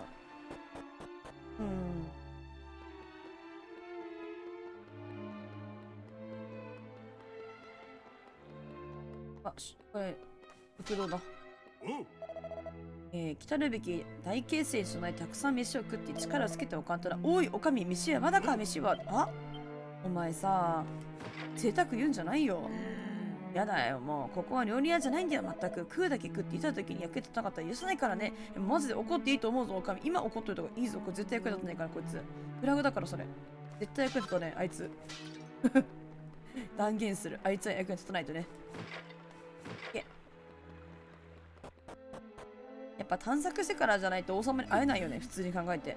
カラクリ兵は我らと違って疲れを知らない勝つもやったら多い。あのままでいつか我らは、いや、考えないでおこう。いや、そんなこと言うない。お前、弱音を吐くんじゃないよ。兵士たるもの。弱音を吐くんじゃない。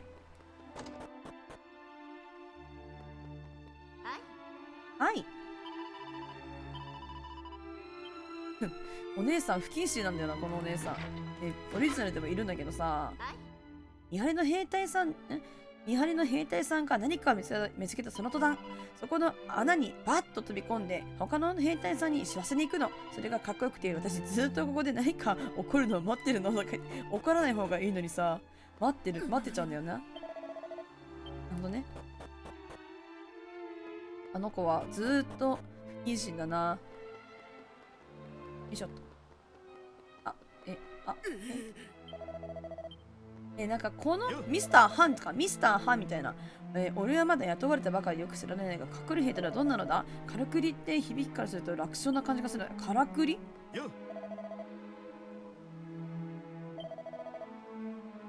なんで楽勝な感じするんだろうね。全然しないけど。私分かってるからか。なんか戦ってきてるしな、普通に。大臣。王様も大変、疲れておられる。お挨拶は手短にな。カラクリ兵たちには心というものはないのでしょうか。例えば、色とりどりの花を見て美しいと思う心。川のきらめく流れのように澄んでいく心。私たちにとって心のないものほど恐ろしい敵はいないと思うのです。そうなんだね。そなたたちがトラット兵士長に雇われたという民の者ならよくぞ来てくれた。本来なら民の者たちの力を借りるなど、王家の恥と言われても仕方ないことなのだが、わしはどのような手段を用いてカラクリ兵団の侵略からこの国を守らなくてはならぬのだ。して名は何と申すか。ヨラゴンって言うんだい。フォロト王にその名を名乗った。ヨラゴンたちはそなたちの働きを大いに期待しておるぞ。ほーい。ところでトラット兵士長よ、フォーリッシュの方は、なんだっけ、あれいいのか。フォーリッシュの方はどうであった？カラクリ兵たちとの戦いは依然として続いており、兵士たちや町の民の疲労は今や限界には達しています。このままでは。そうか。状況は予想以上に芳しくないようだな。続いては、新たな作戦を早急に練り、反撃に転じる必要があるかと。お父様、ラット兵士長、今こそゼバット様のお力を借りるときでは。あのお方は、誰が喋ってるこれ。誰が喋ってる？カラクくり兵って聞いたらキラマシン。いや、そうなんだよね。実際さ、私もさ、そう、でも先にキラーマシンより早く出てくるのがこのからくり兵なのよな。なんかキラーマシンってさ、強いモンスターみたいなイメージだからさ、後々出てくるのよ。そうなのよ。全然キラーマシンはね、後々出てくると。うん。多分、出てくるとは思う。さすがに、青ババ。よいしょ。楽園なので出てくるとは思うんだけど、結構後だと思います。この辺で出てくるかとかあんま覚えてない。あの方はからくりの専門家。私たちには思いつかないような知恵を授けてくださるはずです。お言葉ですか、姫様。あのような筋金入りの頑固者が我らの役に立つとは思いません。それにあやつは大の人嫌い。まず協力などしないでしょう。現に私は何度も。そうだね。確かにゼボット様はあの事故が起きてからというものが変わってしまいましたわ。でもそれでもあの方にはこのフォロットイントネーション終わった。もう終わった。フォロット王国に必要なる。イントネーションが終わった。それがです、トラット兵士長、兄であるあなたから、兄そうだっけ。今一度頼んでみてはくれませんか。そういうことを急ぐでない。ゼボットの件、あくまで案の一つとして受け取っておく。トラット兵士長よ、まずはあなたに雇った傭兵に指示を与えるのだ。それが終わり次第、そなたは少し休むがご苦労であった。失礼いたします。でもニョロゴンたちよ、諸君らに早速見張りの任を与える。あの玉座の前より屋上に出て見張り塔に向かい、兵士と交代にでは頼んだぞ。はい、わかりました。仲間。見張りの塔へ行くには玉座の間から一旦屋上に出なきゃいけないのね。グラエスタード上と人乗ってるのなんでこんなに面倒な作りをしてるのかしら。ガボ、おいら目には自信があるぞ。見張りは任しとけ。ガボ。ガボ可愛すぎるな、本当に。なんかポエミーだね、なんかこのお姫様。ポエミーお姫様や。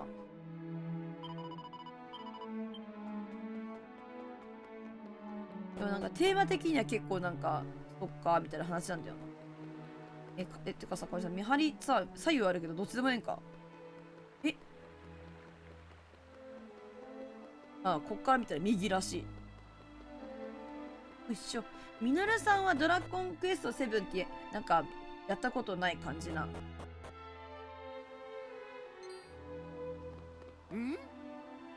あれは誰？大丈夫？どうしたの？急展開。これ大変だ。あのお姉さんが大興奮。このお姉さん、さっきのね、すまないが役立ちもすぐに詰め所まで来てくれ。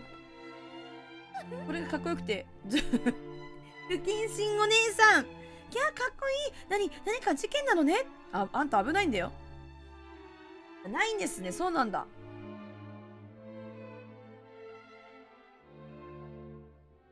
そっかそっか。でもなんかリメイクこれもなんかすごいやりやすいから、機会があったらね、もしぜひ。ドラクエでもそうだよね。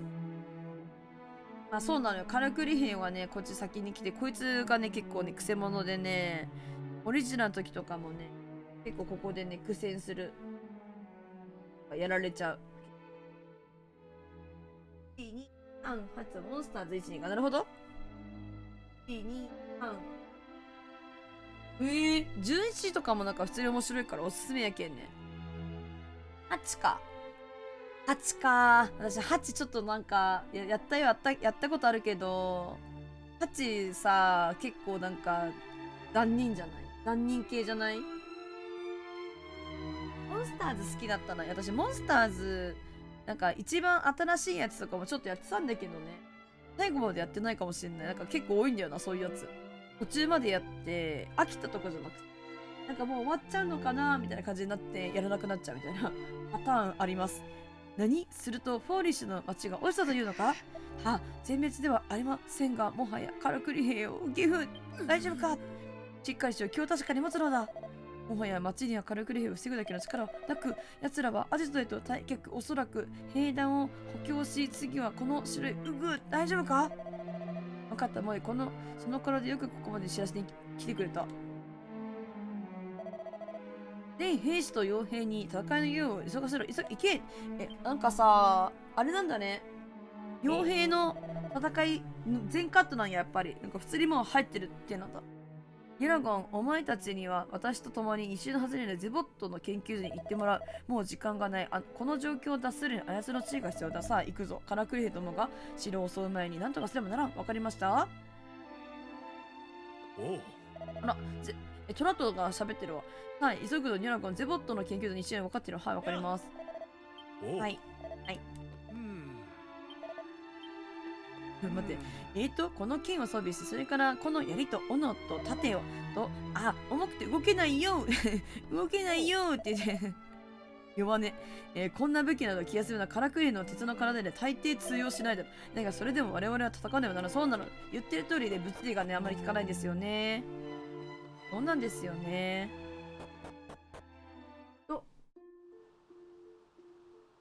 ノンクリさん、雑業ね。あたり漢字読めてなかったかもしかしてだけど。よ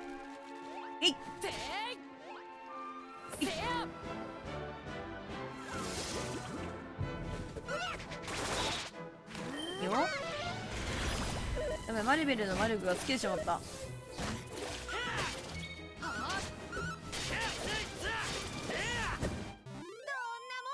モンスターズなんか掛け合わせ結構なんか好きだからさ、ああいうのハマってやるんだけど、でもなんか下手くそなんだよな、そういうゲーム。なんか私好きだけど下手みたいなない？い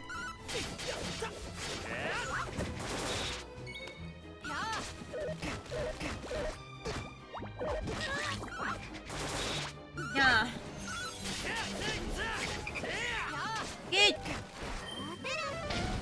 よし。いや、なんかさっきよりも声出るようになった。よし。マスクじゃなかった。マイクを下げよ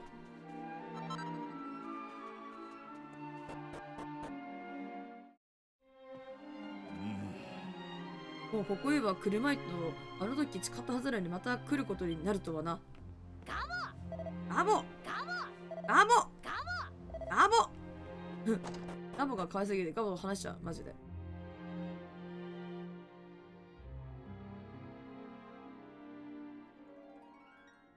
いしょ。スチームにモンスターズ3あったけど対戦ないらしくて悲しい。対戦ちょっとモンスターズって「こんにちは、私はエリーです」と書かれたパネルが胸に現れたか。モンスターズ1、2って対戦あったんだっけ？逆に。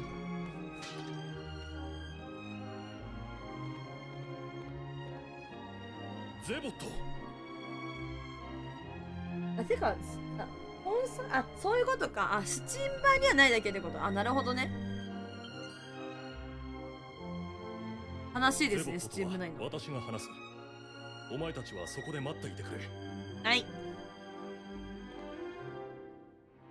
ゼボット、もう一度だけ俺の話を聞いてくれ。俺の話を聞け。2分だけでもいい。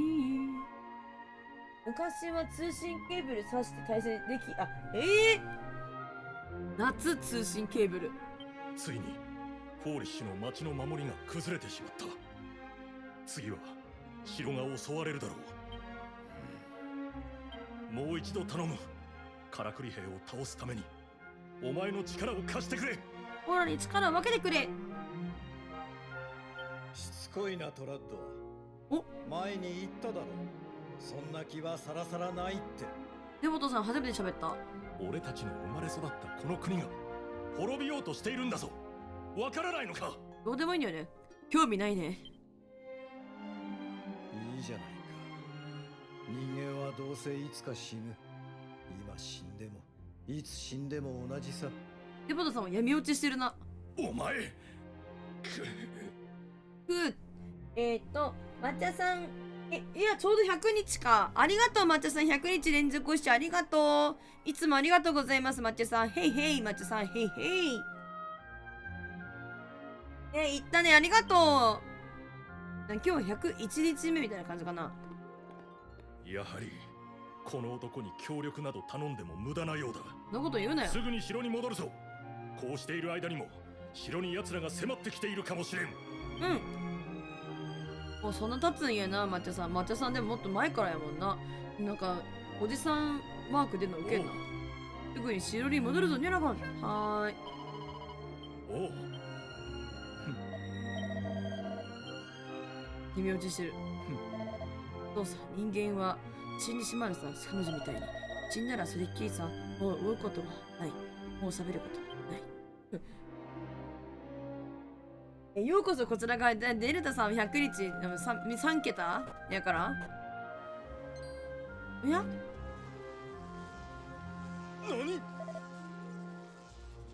なんていうことだ、このところまで金切りやってきてるとは。色が違うな。赤ザクあら終わった。どうしたのだ。何を大声を出して騒ぐならよそでからくり大好きクラブだからな。ゼボット。ほう、こいつが例のからくり兵か。今見たことなかったんや。ふむ、なるほど。これはかなり壊れているが、これならまだ修理できる。あとはここをいじれば、あるいはトナッと手伝い、このからくり兵にはもう少し働いてもらう。働いてもらうだと何をする気だ、ゼボット。差しが悪いな。お前たちの頼みを聞いていると言っているんだ。こいつの機能を改造すれば敵のからくり兵に対抗できるかもしれない。僕の力が必要なんだろ。よし、わかった。では我々は何をすればいい。こいつらの部品は人間にはとても作れないの一点物か。修理には代わりの部品がいる。幸い効果不効果か。効果不効果。今ならフォーリッシュにこいつらの、残骸が山ほど転がっているだろう。今からそいつを探しに町へ行く。もしもの時に備えて護衛を何人かつけてくれ。手段を選ぶ余裕はないか。ニャラゴン、お前たちはゼボットの護衛として共にフォーリッシュに向かってくれ。私はここにとどまり、このカルヘル見張るとしよう。あ、そうなんだ。時間が押しすぐ出発だ。ウィス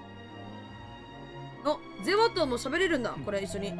もたもたしてる時間は早くフォーリッシュの町へ行ってからくりの部品を回収すると了解。いやー長いね。100日とかさ、本当にありがとうございます。ありがとう。ありがとう。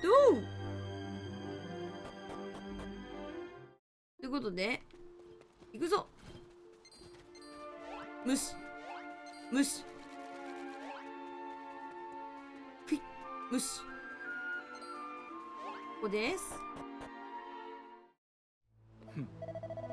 ひどいやらさまだ。勝ち目なんかなかったんだからすぐに逃げればよかったもの。しかし奴ら兵士が頑張ってくれたおかげで部品は十分に集まりそうだ。さあお前たち壊れたから受けるか調べて。はーい。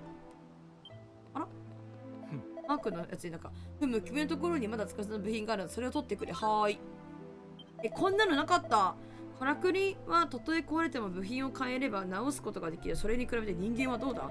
人は死んだらそれっきり。どれだけ泣いたって戻っては来ない。それが愛する人であろうと。部品はまだ足りないな。もっと実家セボットさんかわいそうだよな。でも3つキョンキョンキョンって。あなたはまさかゼボットさんですか。なぜこの町に。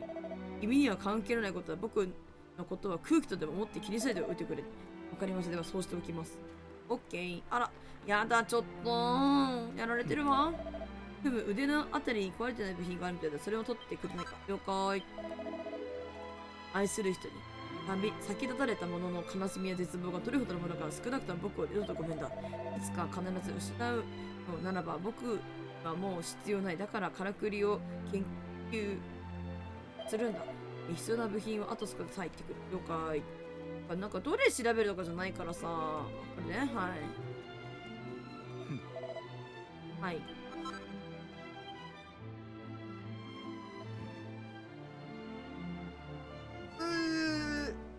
からくりは完璧な存在だ。心を持つことなく永遠に生きる。決して知ることはない。僕の理想が現実で実現すれば彼女はきっとどうなの。必要な部品を集まった僕は研究所に戻って早速あのからくりの修理を始める。お前たちは城に戻って休むようにならないしていてくれ。トラットには僕から伝えておく。じゃあな、ここまで安全に来れて、帰り一人で帰るんやったらさ、よくね、一人でここまで来ても。いや、ニョラゴン、城の方からさ、すげえ鉄の匂いがしてくるんだ。嫌な予感がするぞ。早く城に戻らねえと。あ、やられてるんだ、これ。休んでこう。はい。泊まるの？ようこそ旅の40ゴールドも。ちょっと40ゴールドかよ。1人10ゴールドか。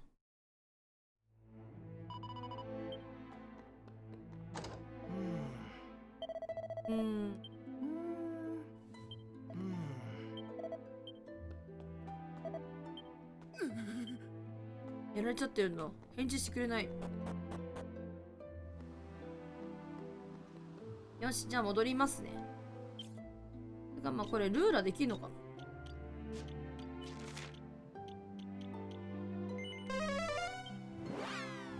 できるんだけど。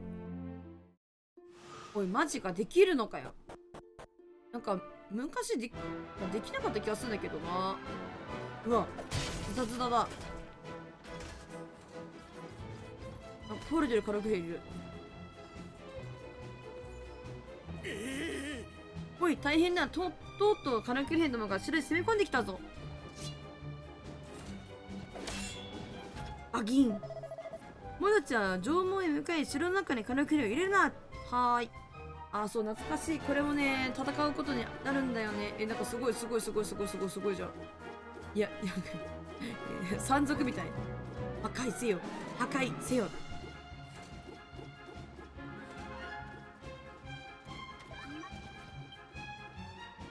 こうやってね、倒していけるんだよね、一応。倒さなくてもいいんだけど、なんとなく倒したくなっちゃうので、いつも倒してるな、私は。はい。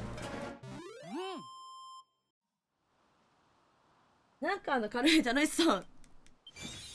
お、来た、マスターした。遠吠え。これめっちゃ振り回してますもんね。なんか、タオル振り回してるみたいな。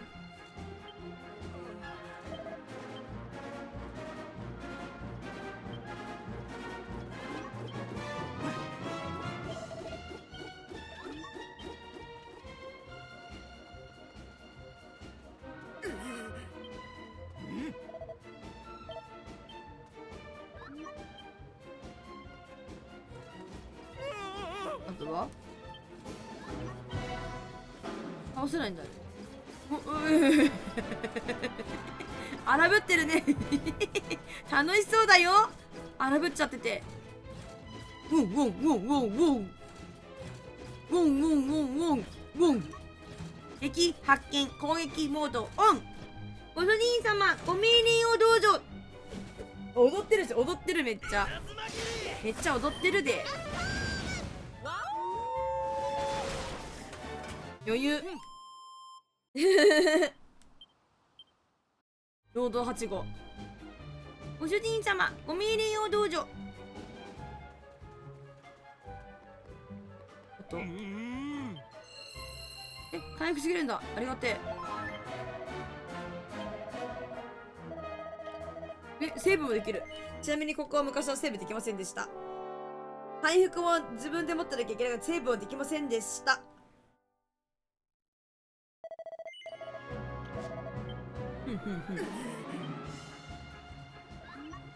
滅亡せよ。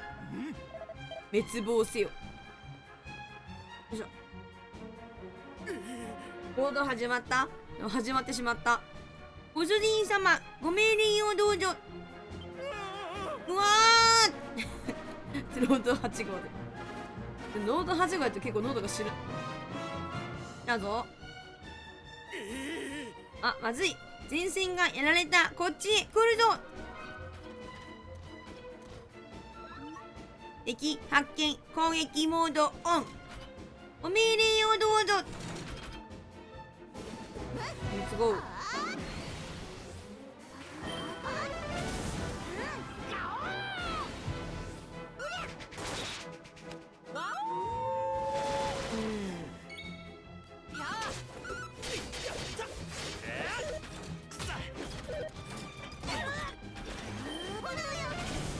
当たんなかったな今。お、いや楽勝すぎるなマジで。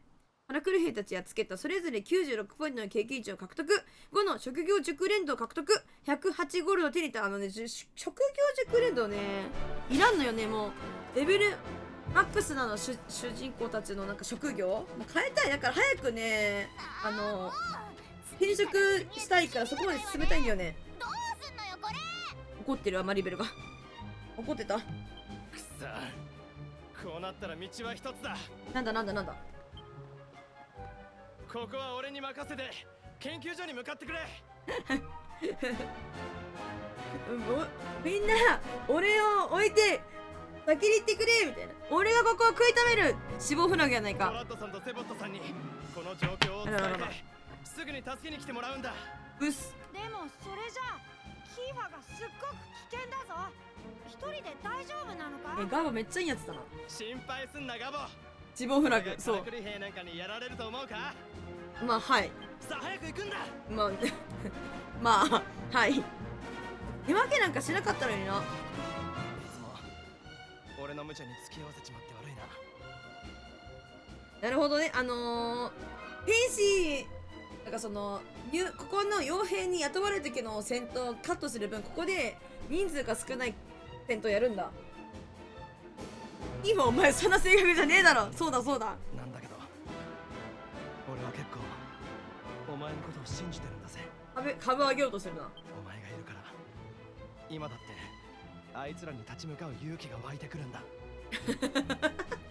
なんかいいシーンだ。エモシーンかも。エモいか。だからさいいシーンかもしかして。だからさどうしたらこの俺とのこの試合が終わったら結婚しよう。わお前も俺を信じてくれ。お熱いやん。うんしょうがないな。だぜこれキーファーだけの戦闘なのかな。あそんなことねえわ。グルルニュラゴン早いとこ助けを呼ばないとキーファーが危ねえぞ。待ってるからここで研究所に行くわ。ニュラゴン早くトラットさんちにこのこと伝えないと。待っててキーファー絶対助ける。マリベルいいやつだな。私でもここでずっと立ち話してようかなと思ったよ。やだやだ時間かかっちゃう。どうしよう。キーファーがやられちゃう。大変だ。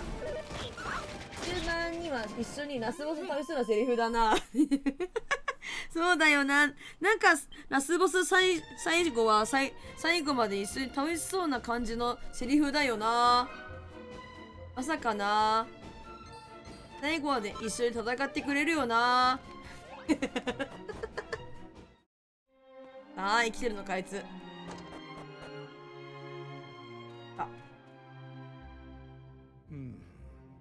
し、システムの再起動はうまくいっているようだな。リアルにゼボトさんマジで頭いいよな。なんだお前たちか。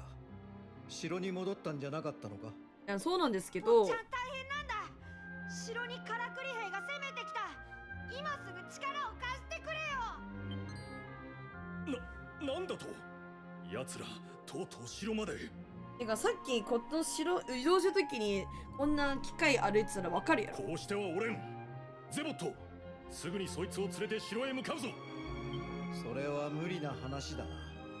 改造は終わったが新しい機能の実験がまだ済んでいない。実験。それに修理したてのこいつをいきなり危ない場所へ連れて行くなんて僕は絶対に嫌だ。人間よりもロボットカラクリ兵の方が大事なんだよね。ゼボットさん。ゼボットさんお願い。キーファが私たちの仲間が一人城に残って戦ってるの。よいしょここに来ることができたのもキーファのおかげなのよ。でもあいつこのままじゃ。どうだろうね。やられちゃうかもな。お願いどうか力を貸して。大切な友達を失いたくないの。マリベルいいやつだな。マリベル。システムの再起動にはもう少し時間がかかると思う。お前たちは先に行っててくれ。一応ゼボトさんなんだかんだ言って人の心わかるよな。広いんだ。僕たちが城に着くまでそのお友達がやられないようせいぜい守ってやるんだな。なんか、ね、大切な人を亡くしてるからさ、ゼボトさんはそういう気持ちっていうのはさ、わかるんだろうね。ありがとうゼボットさん。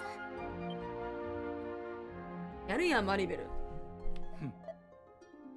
はてさて、ぶっつけ本番でうまく機能するといいが、奴らめとっと後ろにイランがお前たちは早く来ようとか、なんで戻らねえのかあんたは。システム再起動中。って言ってた。よし、ね戻りますか、しょうがないんで。マリベルはそう言ってることだしな。無視。はい。お、楽しそう楽しそう。なんかすごい空中で浮いてる。ユラゴン、キーファがどう腕一本やられてる。ユラゴン、キーファがあらららら、急に壊れた。なんだ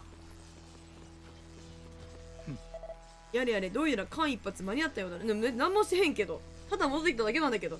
なったら一緒のタイミングで帰ってきてよくなかった、この時間。別にさ、着いた瞬間来てるんだからさ、先に行ってた必要なくないか。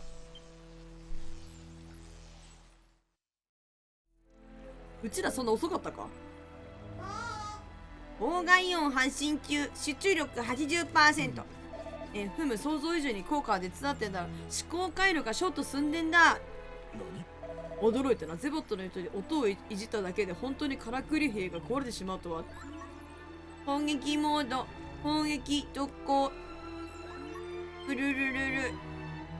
楽しそうこいつめちゃめちゃ楽しそう。おーおーイエーイってビービーって言ってるの。なんか電波出てる。そう、電波出てるのよ。なんで突然仲間割りを始めやがった。何が起こったんですかってことね。セーブしとくか。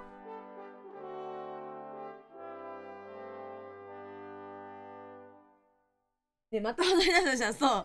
めっちゃフォーフォー言ってる。めっちゃ踊ってる声。終わり始めた。すごいブレイクダンスだ。すごいブレイクダンスだぞ。やるー。目標確認。目標確認。滅亡せよ。滅亡せよ。これは何なのだ。カルフェリがこぞって機械の動きをしておる。奴らもういよいよ戦いが嫌だったんだろうか。なるほどね。カラクエピクのせっかく覚悟を決めたのに、これは一体破壊せよ。破壊せよ。なんかサボってるやついるな。どうしたんサボってるやん。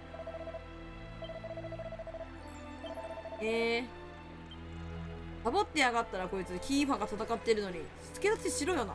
ふざけんなほんと。ふざけたやつが多すぎるぜ。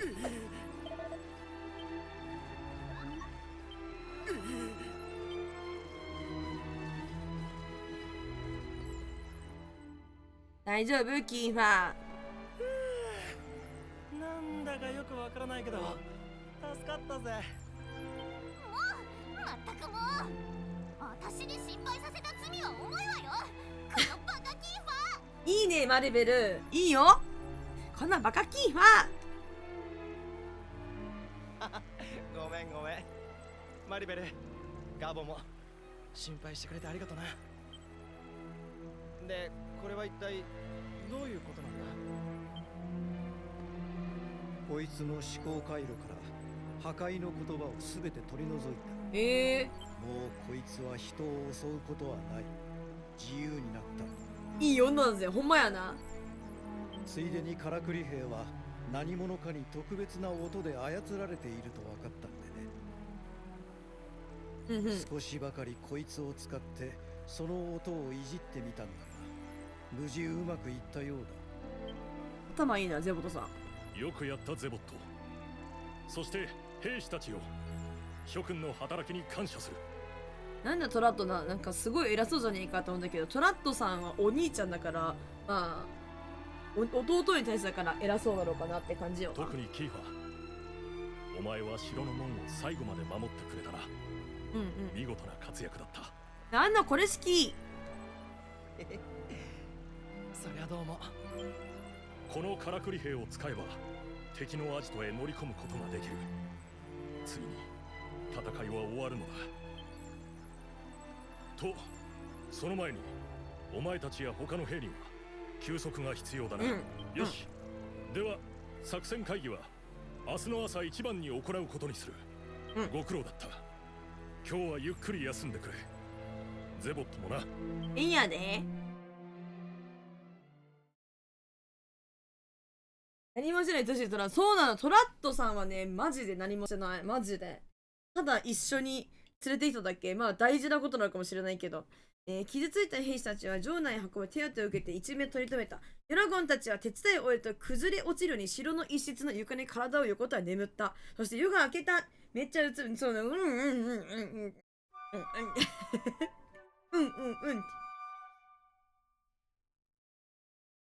なんか声が治ってきたからね。あ、おはようございます。ごめんなさい。このところでお休みされちゃっていいんですよ。兵士の宿舎の方が使えなくなってしまったので、本当にごめんなさいね。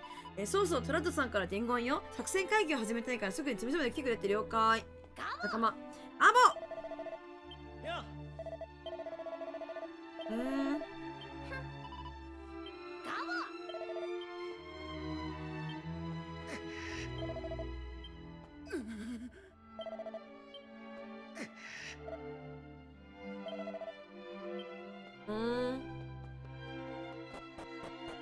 よし。じゃあ、詰所どうした？あ、ちょっと。大丈夫だよ。おはようございます。こんにちは。こんばんは。挨拶。めっちゃいいやつ。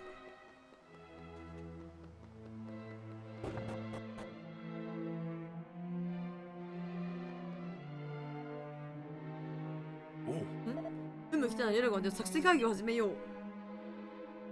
オッケー。昨日ついにこの城がカルケーダムに襲われる事態となったが、皆の力とゼボットのカラクリ兵のおかげで何とかすることができた。しかしすぐに新たなカラクリ兵がやってくることは明白である。そこで我々は敵のカラクリ兵の拠点を一気に叩くべく行動を起こしたい。ゼボットのカラクリ兵には敵カラクリ兵の動きを振らせる力がある。これを使えば敵カラクリ兵に阻まれずに拠点に進できるはずだ。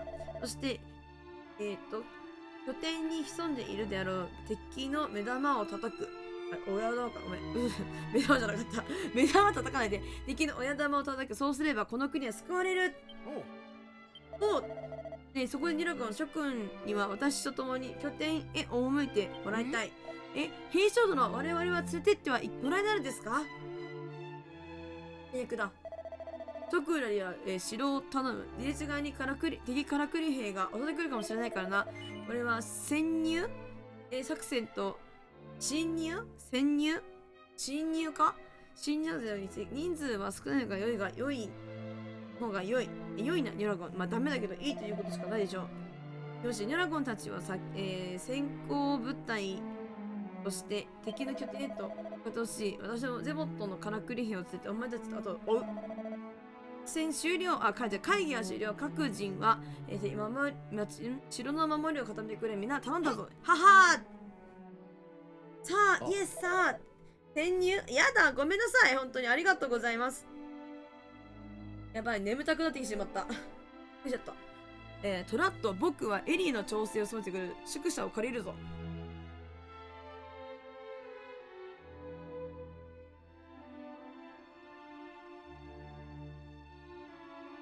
眠たくなっちゃうんだよね。急に。やだ。よいしょー。エリーか。ゼボットと私は隣の宿舎にいるから準備ができたら来てくれ。了解。ねえ。エラゴン、高の用意はもうできてるの？まだならパッと済ませてトランスのとこに行くわよ。了解です。やるよ、すぐに。カラクリ兵の親玉か。昨日でかくてすごく強いんだろうな。ワクワク。ほら、ワクワクするぞ。ワクワクするタイプなんだね。ガボは戦う前に。セーブして。じゃあ最後のね、そのカラクリ兵のね、親玉のとこ行ってみようかな。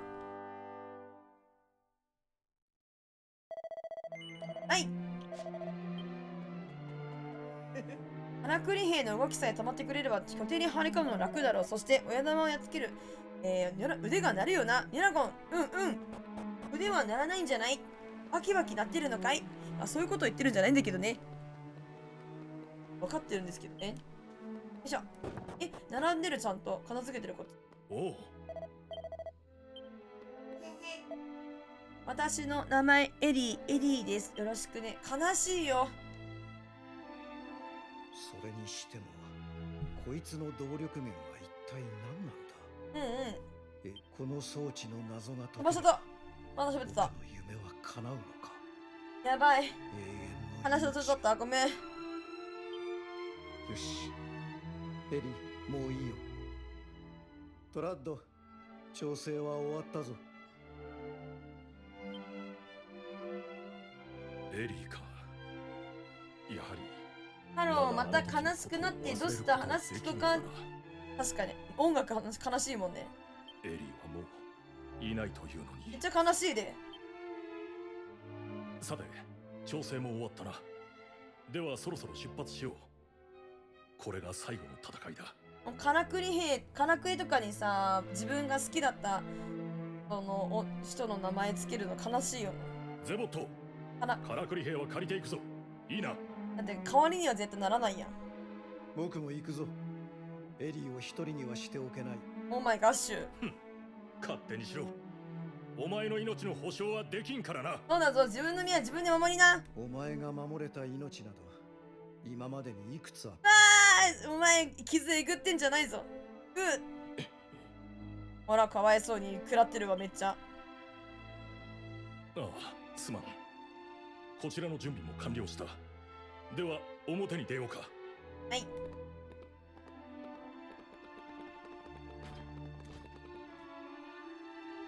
ゃんとついていくんだね、マリーも。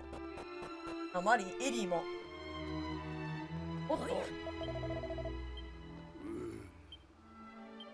はい。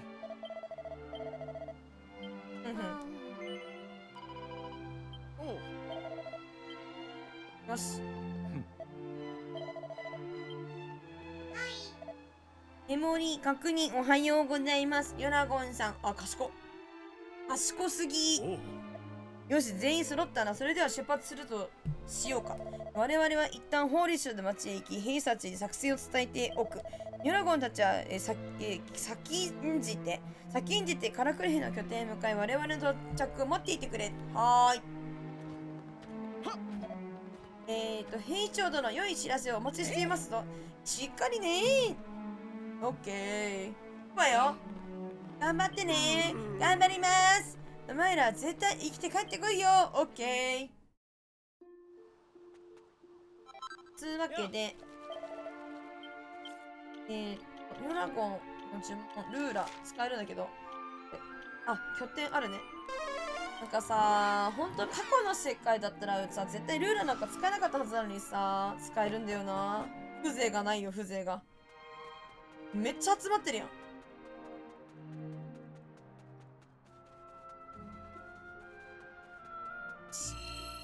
セーブと回復をします。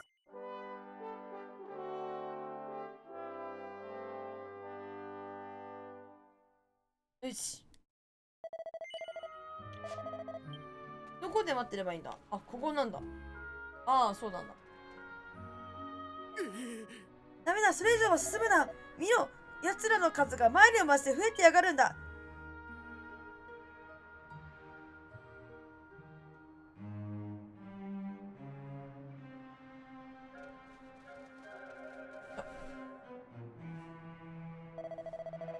エリアの移動の仕様なんか14分。確かに。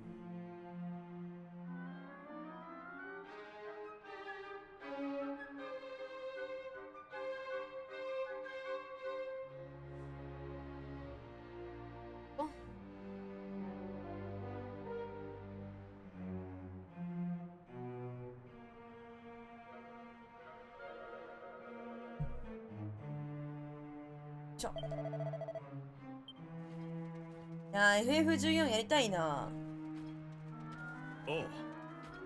私らニュラゴンたちよ、拠点の様子はどうだ？めっちゃ集まってるっす。案ずるな、このカラクリ兵が我々の味方なのだ。このゼボットの協力でな、我々は勝利をもたらす賭けを手に入れたのだよ。お、我々の勝利。うん。よし、ニョラコン、すぐにこの敵拠点乗り越えると、はい、できてます。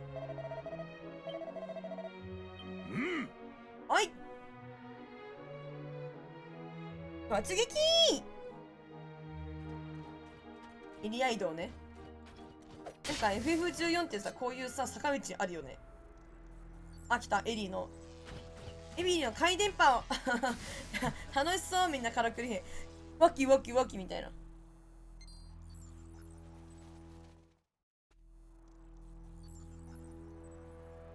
よし。これ一体どうなってるんだ？カラクリ兵のやつらがおかしくなっちまったぞ。お、妨害音発信出力 100%。どうやら敵はまだこのエリの存在知らないようだな。拠点の中までこの妨害音波が届いてるかどうかわからんと大丈夫です。何をしてるニョラゴン。こっちから行けるのかい。反対ね。こっちね。いいよ、みんなこう狂ってて。楽しそう。こいつが一番楽しそうだよな。斧を振り回すみたいな。あるよね、こういうところね。わかる。めっちゃ山のとことかね。めっちゃ山。めっちゃ楽しそう、みんな。パーリーパンパン引いたステップス同じ風の中 We know We know Oh See the steps ときめきを運ぶよチューチュートレインほらもう声出るもんね。もう元気になっちゃった。声出てただ眠たいおっと悪敵モード侵入者発見攻撃開始戦うの？まあいいんだけどさ。じゃじゃじゃじゃじゃじゃありがとう野うさぎさん。そうなのよ。たっちゃんさんにあんまり大きい声出すのは叫ぶんじゃねえぞって言われてるんだけど声が出るようになっちまった。でも叫びはしない。スミス。この人の名前はスミス。じゃじゃじゃ本当にタッタシさんいたっけさ。このねスミスって感じだよね。わかるドラゴンクエスト6してる人だったらわかる。あいつはスミス。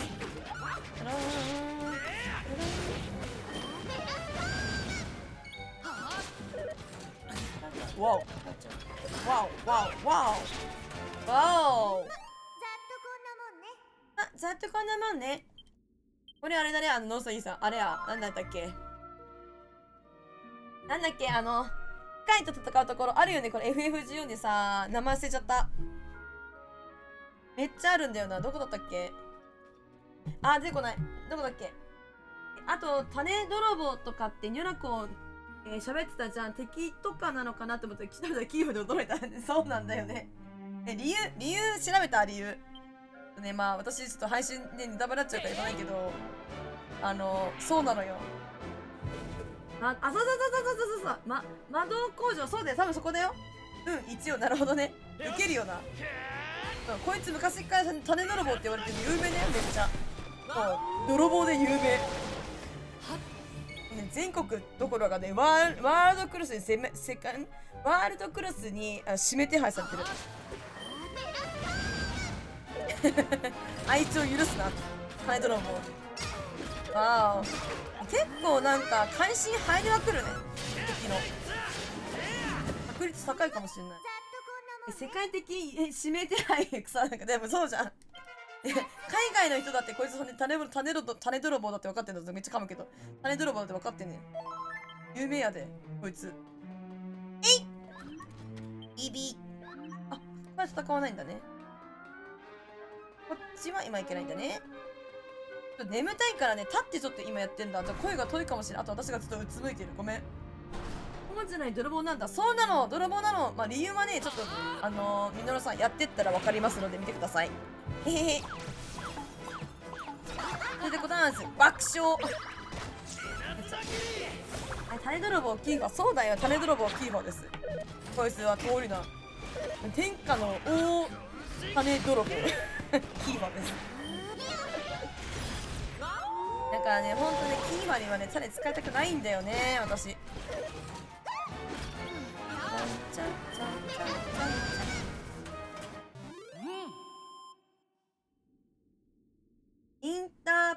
る人だけそう。ルハン逮捕だって。エリガだろ、とっつーんとっつぁん、とっつぁん。ちょっと待って、上行ってみる。まず宝箱の回収だ。もうかんない。ああ、人食い箱はじめまして、こんにちは。ドラゴンクエスト7でははじめまして、こんにちは。もう体力、攻撃力でかっ。渾身ゲーめっちゃ強いねんけど、どうした？ほら。いいよ。いや、マリベルちゃん強いですね、普通に。怖いよー。怖い。あれさ、なんだっけ、フリーレンでしょ、フリーレン。助けてよー、怖いよーって。鉄の爪だ、やった。フリーレンや。フリーレン様。なぜわかる？わかるよ。フリーレンめっちゃ見てるもん。ガーボの鉄の爪強いんだよな。こっちにしよっかな。ガーボ！高いからね、この子。タラタタタタタタタタ FF14 にこういうとこありますよねって話をしたかったね。そうそう、したかったんだっけ。窓なんちゃら、そう、そんなとこだと思う。奥に行ったっけ？なんだったっけ？名前、オメガじゃない。なんかいるやつ。なんかいるところさ。出てこないべ。うちね、本当にね、記憶力悪いっちだからね、FF やっててもね、一つもね、何も覚えられないんだよね、名前。マジで。わっ。よし、一応。こっち、宝箱の、いや。こっちが正解の位置だった。マジでさ、短いわ。本当に短い。怖いよー。あ、マジでさ、フリーレン、おもろいよな。え？小瓶勝手に使った。いいんだけど。パパは賢いな。うえー、危ない。ヤラゴンがしてどかった。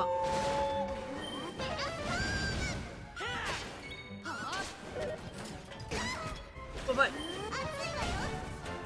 俺たちの勝ちだ。俺たちの勝ちだ。あ、声が出ない。あらちゃちゃちゃちゃちゃらちゃちゃちゃちゃちゃ。踊ってるこれ。データ確認。マシンマスター確認。ロック解除。リフト作動開始。あ、一緒だったんだ、この子に喋ることって。あんやったん、ちょっとキーファーに喋ってた。感触フリーレン買い方わかる？ってずっと大事なやつでしょ。おいらたちの狙いは親玉だろ。変になった軽くにほっといて早く先に行こうぜ。やだね、経験値だもん。はい、行くよ、ニャラガン。この国をこの風にしたやつら、これ以上にやりましょう。お、鋼の剣、いいね。撃退モード解除、待機命令。ちゃんちゃんちゃんちゃん。ちゃちゃちゃちゃちゃちゃちゃ。ガオーかわいすぎる。マジでガボかわいい。強い、そして強い。めっちゃ強い。ハッキーだけで倒したの。叫んでるだけで倒してる。強っ。ガボはあれだね、やっぱり狼だから足速いね。神ちゃんだから。さあ、どうやらあれを使って下に降りられるみたいだぞ。分かってるっちゅうの。あっちゅうの、分かってる。だってさっき降りてたもん、こっち。ガガピー。やったーん、回復あるわ。マジでね、ここの回復とね、セーブマジでね、神だね、神すぎ。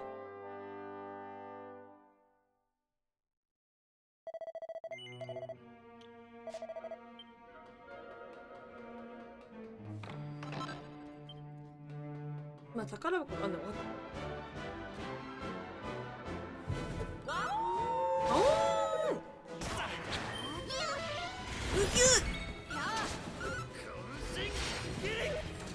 渾身技とかってさ、いうなんていうの、属性攻撃っていうのかな、ついてるやつじゃないと攻撃なかなか通らない。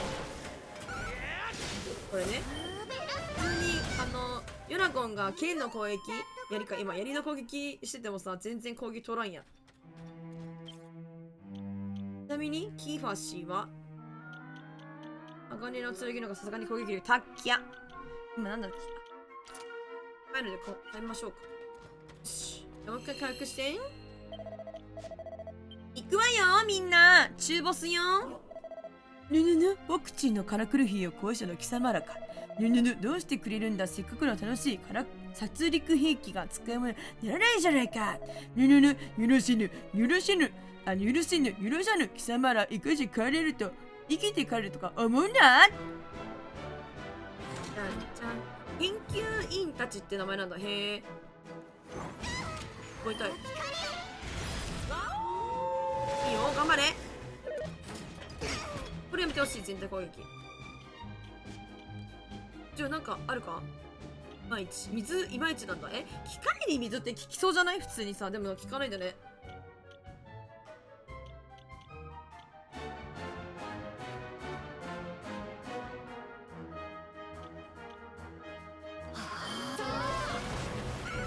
いいよ、稲妻ギラリー。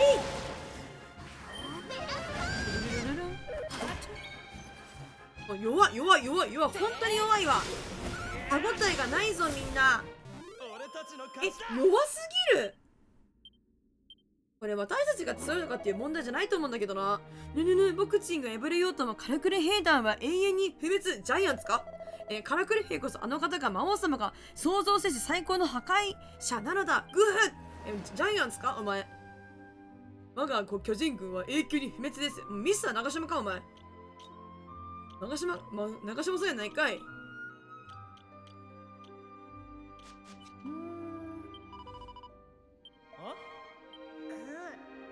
なあ、ニャラコ、魔王って誰だ。そいつがこの国の人たちを苦しめてんのか。だったらオラ許せねえぞ。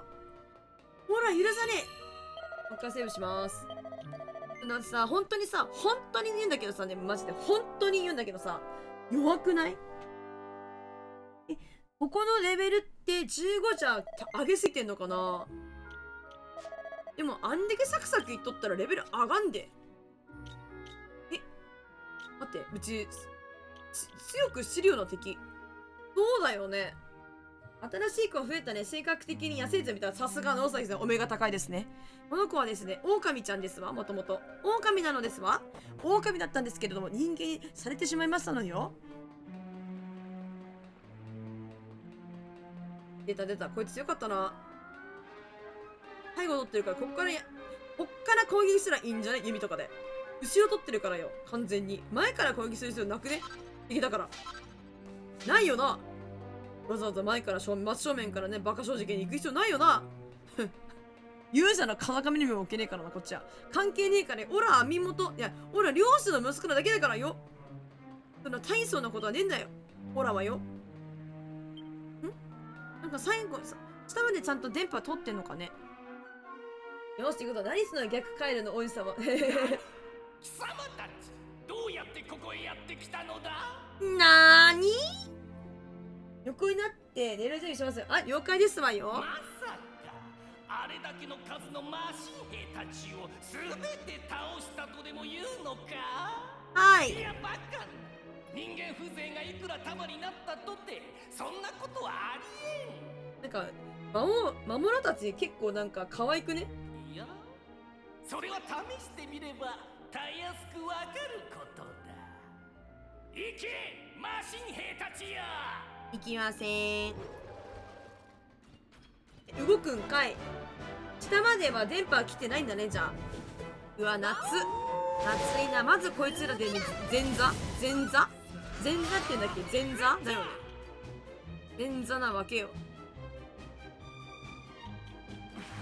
いまいちやって言ってるけど全体攻撃から使っちゃおうかな。やば、大丈夫だった。全然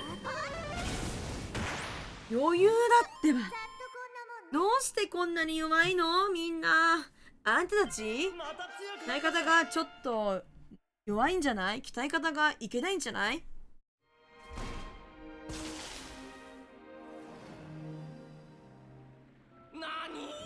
どうしてマシン兵たちが言うことを聞かんのだ。言うことは聞いてなかった今。こうなったら仕方ない。貴様らごときこのわし自ら引導を渡してくれるわ。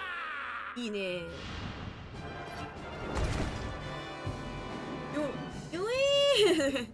弱すぎるよね。マシン、あ、仲間呼んだ。はいはいはいはい。いくらになって無駄だぜ。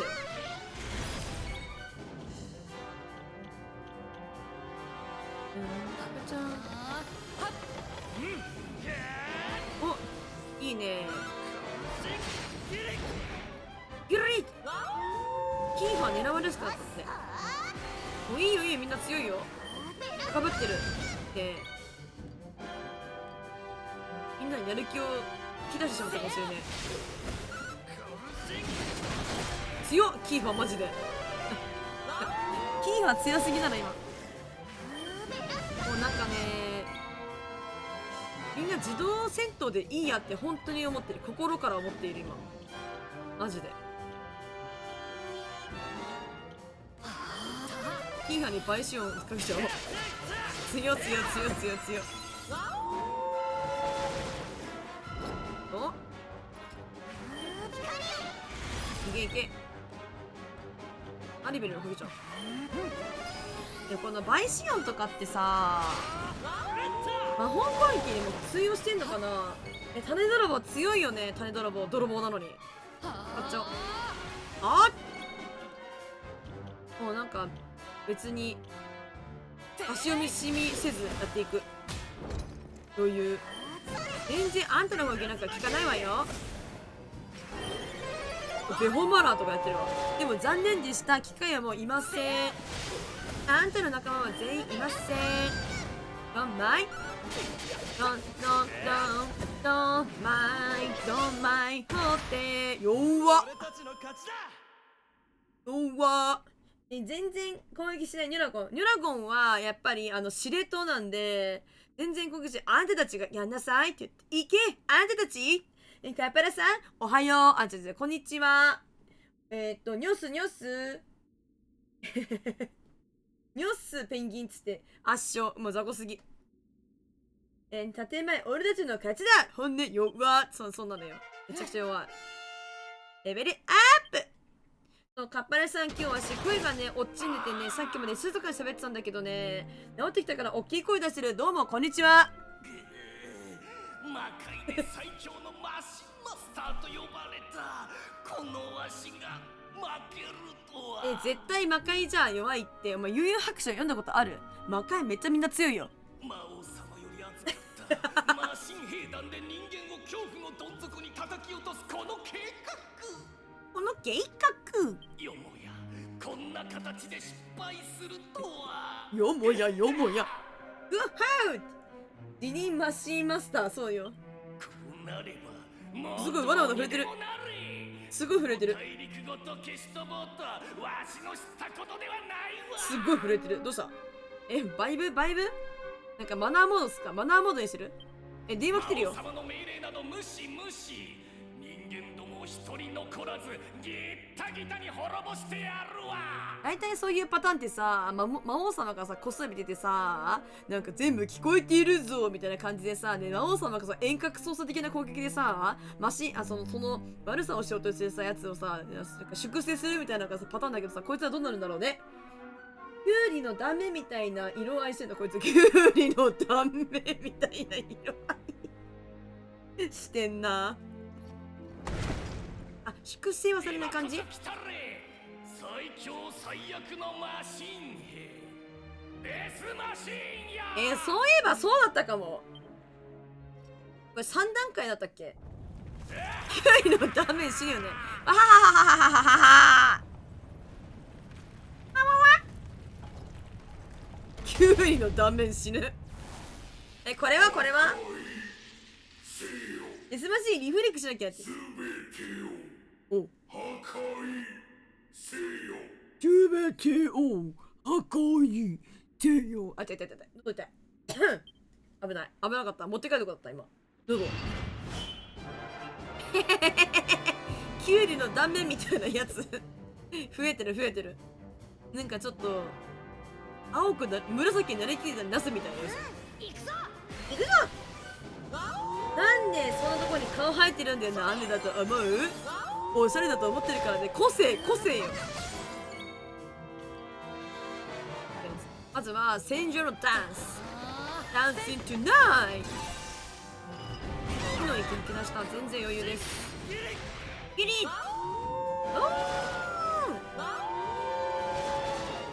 いいね。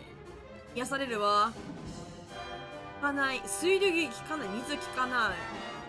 あ、なるほどね。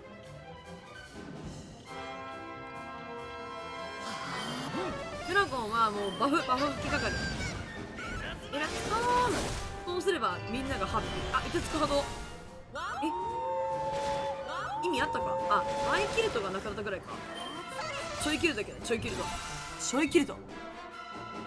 トはね、勇者ヨシヒコのね、ちゃんと唾液分泌されてるんだなって感じのベロのテカリ具合でしばきたいなとかしばきたい。あら、寝ちゃった。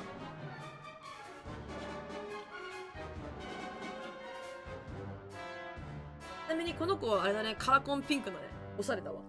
ちゃんと体験ベロのテカリ具合でしばきたい。ペロリンペロペロしちゃうよ。やっちゃうよ。もうちょっとダンシングトゥナイト。またやられた。お、カイロがうなり上げてる。やばい。マリベルがやばい。あ、ナイスマリベル。やばすぎ。しょうがない。攻撃するか。えい。強っ。配信入った。いやん、危ない。いやん、ちょっとやめて。ほんまにやめて。急に本気出すなよ。あ、待って。やられそうになってる時ニョラゴンがすごいこんな顔になってる。なんか目つぶってさ、痛いよみたいな感じの顔になってる。知らなかった。今までこんなになったことない。もうこうなってる時にはもう次の瞬間になんか倒されたからな。やばい。マリベルの回避力高いな。待って、みんな待って。あんたたち自分の身は自分で守るのよ。作戦変更。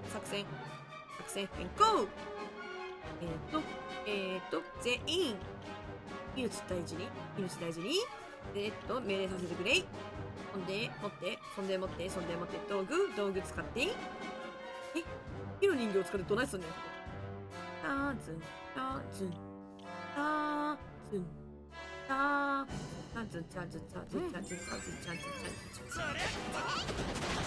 ス。よかった、マリベル回復して。あ、よかった、マリベル回復しておいてよかった。もう一丁。命大事に。うわばい。ギリギリ。よかった、マリベルに回復使っておいて。オッケー。じゃあもうみんな大丈夫だよ。作戦変えます。みんなでガンガン行こうぜ。全員ガンガン行こうぜ。勝った今。勝ってるね。これやっちゃおうかな。はい。おっもうマジクソ瀕死だったね。なんかちょい弱攻撃で死んだ。なんかやっぱりあんまり手応えないな。なんか手応えない。ないよ、手応えが。ダメージコントロール不能、機能停止。うわー、ドボボー。爆発さん。おう。先ほどのすまじい音を聞いてもしやと思ったよ。いや、さすがにお前たちなんで歩いてきた。走ってこいよ。もう見事に敵の親玉を倒してしまうと、なんという強さよ。霊雲雄三ニャラゴン、これでこの国からカルクリ兵の恐怖は消え去ったのだ。あ、古いさん、コロさん、いらっしゃい。こんばんは。いらっしゃいませ。こんにちは。すぐに住みやすくしてくるのは嬉しいけど、ボス戦はボスなんてもっと手応え欲しい。それな。わかるっしょ、ノウサギさん。こう手応えがない感じ。諸君らしばらく休むからゆっくり帰ってくれればよい。走ろよ、お前。これでこの国に迫ったら今日今去ったわね。いろいろできないことあるけど、ひとまず国王様に報告しに行きましょう。オッケー。いや、でかいのが出た時はどうなるかと思ったけど、本気になればなんだかなるもんだな。それはそうと、親玉を魔王に命されてこの国を襲ったって言ってたよな。あんな奴らを従えるなんてこの魔王ってやつはどれだけ恐ろしい力を持ってるんだ。ガボおいら相当頑張ったから腹減ったぞ。王様にお願いしたらなんかうまいもの食わしてくれないかな。かわいいな、ガボ。癒しすぎるだろ。ちなみにこのところでもルーラできちゃうのマジで風情がないわ。おすすめは弱点を探ってどう攻略するか、いつ回復するか分かるかやる。そうなんだよ。ないでしょこれには。だってもうこれは聞けませんよっては教えてくれるからね。親切に初めて戦うのにさ。うわ、みんなやばい。ヤクザの入り、なんかさ、ヤーさんの事務所の入り口みたいな。お買いなさいませっつってみんなあれでしょ、ヘイってやるやつやん。わっはっは。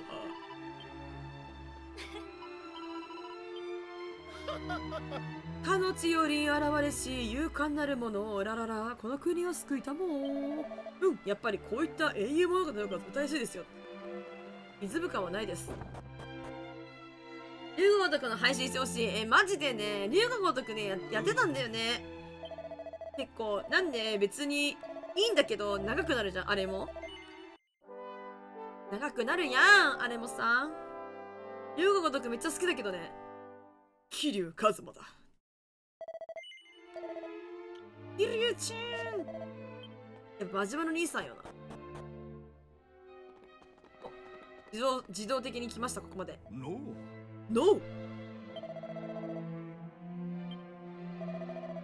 おほい、傭兵ニョラゴンとその仲間キーファー、カバ、マリベル、はい。そして我がホロット王国兵団兵士長トラット並びにその弟ゼボットよ。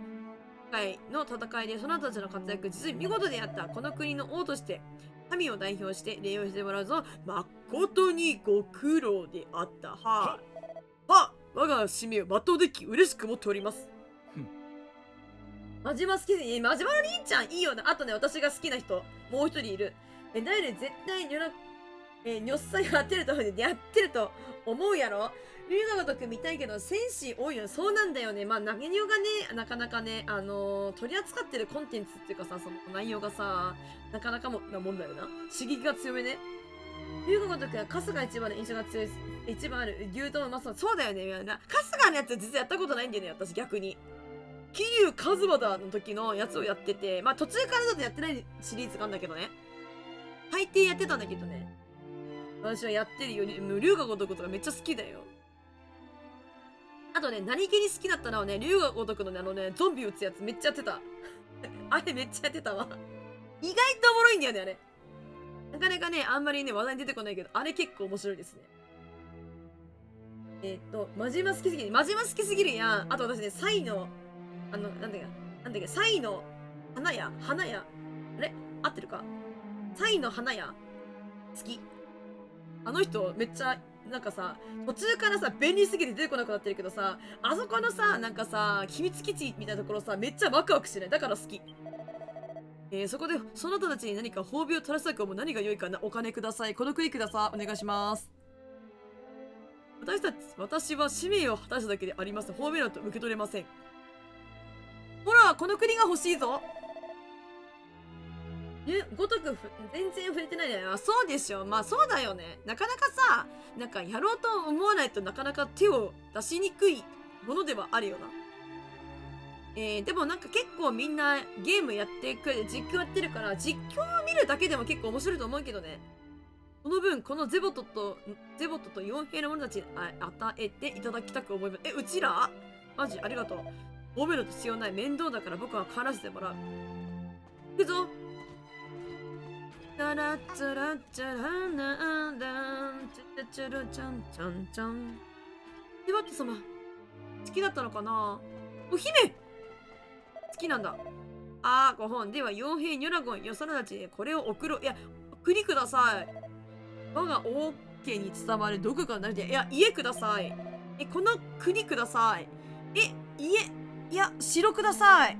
これで切りつけると敵が麻痺するという優れものじゃぞ。いや、それはいいんだけど、城ください。こんな形のどこかのナイフって。真島って聞くと、真島、刺激しかも、誰だそりゃ。世界の半分ください。世界の半分いいね。いや、世界をください。重ねて言うが、トラット兵士長並びに傭兵ニョラゴンにご苦労であった。うっす。はあ、では失礼いたします。失礼します。もう下がってよいぞ、達者だね。なんでやねん、用なしってことは大のこと。ああ、そうやってなんかうまいこと使って、もうあとは用はないですみたいな感じでしてるんだ。ああ、そういうことするんだね。あんたってそういう人なんだね。今をもってニョラゴンたちの傭兵の任を解くものとする。ご苦労だったニョラゴンに、もう用なしってよ。お疲れ。お疲れちーん。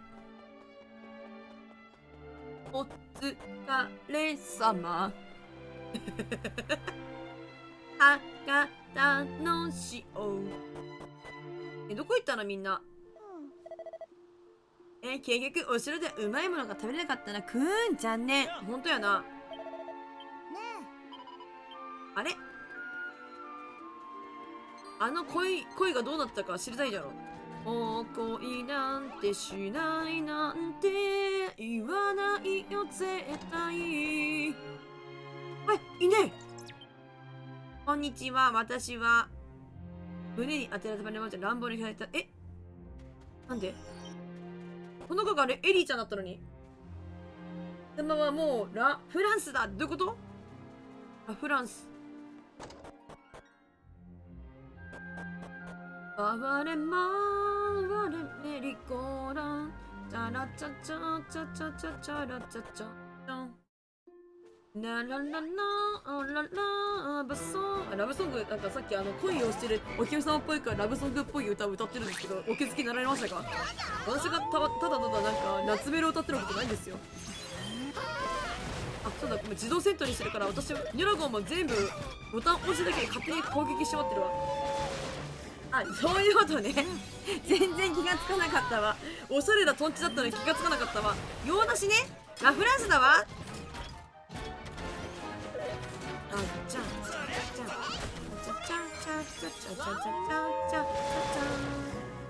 ここに文才いるぞ。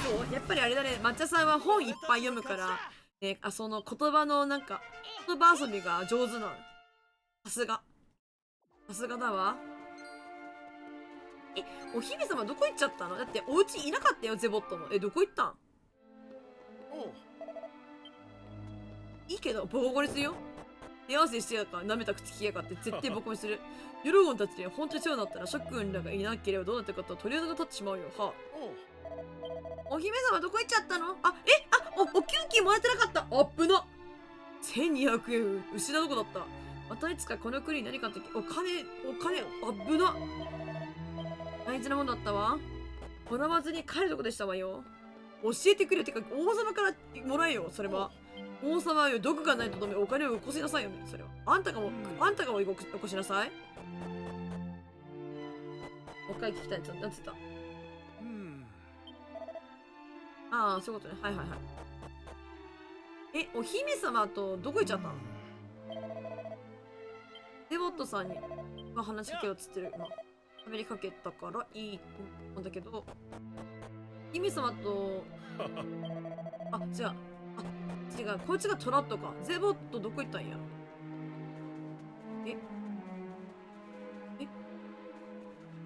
姫ちゃまとどこ行っちゃったの？姫ちゃまとどこ行っちゃったのかちら。あら、どこ行っちゃったの？帰るぞって言ってんのにこの城におるの？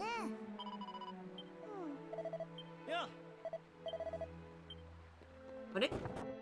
嘘でしょ？いるんけ？いないな。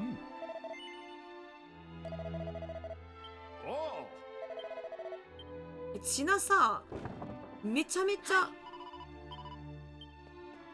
ゃこの話はしょられててさ、なんかさ、このお城のさ、地下あったじゃん。なんか、言えばいいんだべ。お城の地下があるんだけどね、とにかく。その地下全然使わなかったっしょ。あそこだ。今使うんかい、その話で。使わなくて、でも本当は一回、なんかこの、オリジナルの話ね。なんかそこに行くんだよね。隠れに。おや。でもなんか、それもなかったなと思って。めっちゃカットされてる、マジで。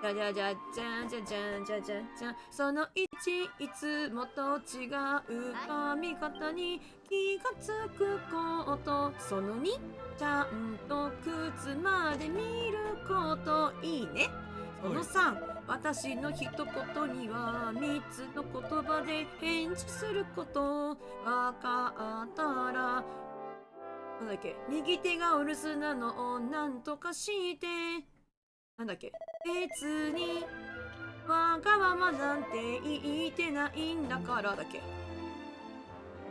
ナウシカってかなり悲しいお話なんだよねそうなんだ私さめっちゃ気になってんだけどさナウシカのなんか本の方っつうか、まあ、原作っつうのかわかんないけどさなんかあれさなんだっけ映画っつうのかなジブリ映画になってる話以外のこと書かれてるらしいじゃんで見たことなくてめっちゃ興味あるけどやべちょっと待ってこの大傷絶対戦ったら死ぬと思ってるんだけど戦ってみたくてちょっとセーブしたんだけど回復するのしてたから回復しますわへいお金7777円だった今やばびっくりしたわ今40円使っちゃったけど見てお金7777ぴったしすごくないびっくらポンやでこりゃびっくらポンやでこれへいへいへい行くぞみんなあっ絶対死ぬでもやりますね全員バッチリ頑張れいいねいけいけいけいけいけ仁王立ちガボちゃんいいねめっちゃいいねガボちん月見上がってるわ今ガボのおかげででかい方に食わなくて済んだかもしれないまずいやばい熱くなってるあいつまずい自動戦闘が結構優秀かもしれない行くぞ行くぞやばいよかったキーファでキーファは HP 高いからな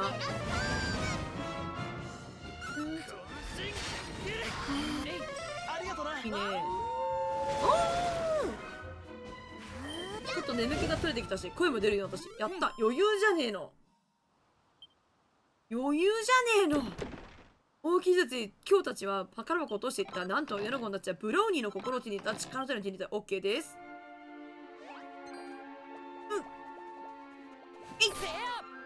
せやあっせや余裕じゃんマジで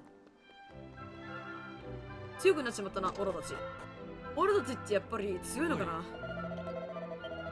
俺たちの右に出るものっていないのかななんか早くねマジで転職したわけ転職のとこまでねめっちゃ爆速でやりたいんだけど今もうやってて3時間かかってるのここまでびっくりするでしょ多分ね自分一人でやってる時はねでもね自分一人でもしこのゲームやってたとしても私結構なんかこれ以上だからね敵とかみたいなね襲いかかりたくなっちゃうからねちょっと噛んだけど襲いかかりたくなっちゃうからね多分ね時間かかってると思うこれだけ脳内再生できるうちが異常かもしれないわかんない行くぞって出てわかんないそれは何なの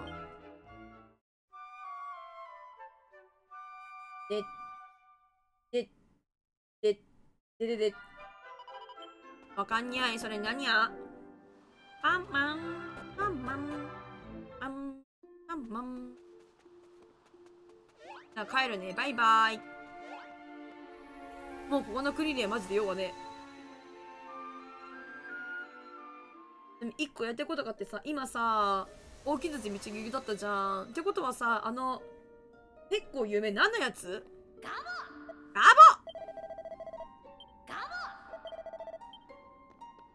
ボーリッシュ生きて待ってオルフィー生きてオルフィーのネコマ同士も戦えるんじゃねえかなもう戦って勝てるんじゃねえしたいんだよななんか今日のさボス多分今日敵をそのままにしといて絶対忘れちゃうからさ戦ってないやつでも戦っておきたいんだよねなんかねネコマ同士やられてうち1000円こいつで盗まれたのよ私取られちゃったのやられちまって違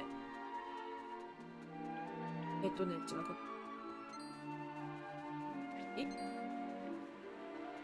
なんかお見合いしてるけど大丈夫そう？なんか進行してるの？こんな集まっちゃって。どうした？ほら何のやつなの？そのでちゃちゃいけやばい眠っちゃった。あ、よかった。あおーいいよ。あれもしかしてこの子にはないのかな。なんかね、このね、魔法あるじゃん。これ暴走しまくってね、この後やられたんだよね。しかもこれから全体攻撃でね、なんかね、暴走しまくってたんよ。信じられねえ。やばいやばい、これ。やばない？こんなに暴走せんやろがい。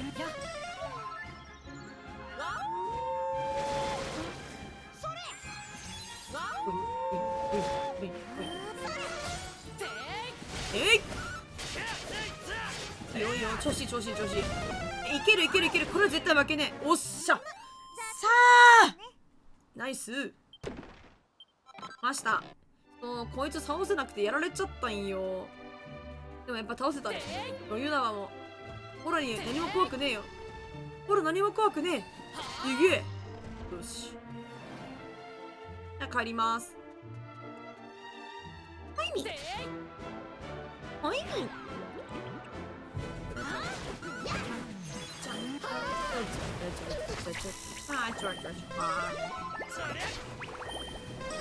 お互いにホイミ付き合ってて可愛いね。ホイミスライムちゃんたち付き合ってるって感じがしていいね。ざっとこんなもんね。なんちゃらちゃほい戻りまーち。ちなみにですがフィールドでできることちょっと増えてるんよな、実はね。敵番埋めても大丈夫そうだよな。現代の方でも敵番見つけると思うから、今すぐには行かないですよね。足りないですよね。ですよね。じゃあ、一旦、ルーラして、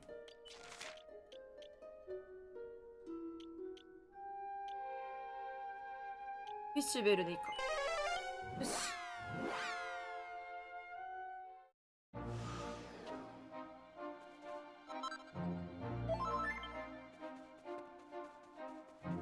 キラめっちゃ綺麗なんだけどな。綺麗んだよな。今何時？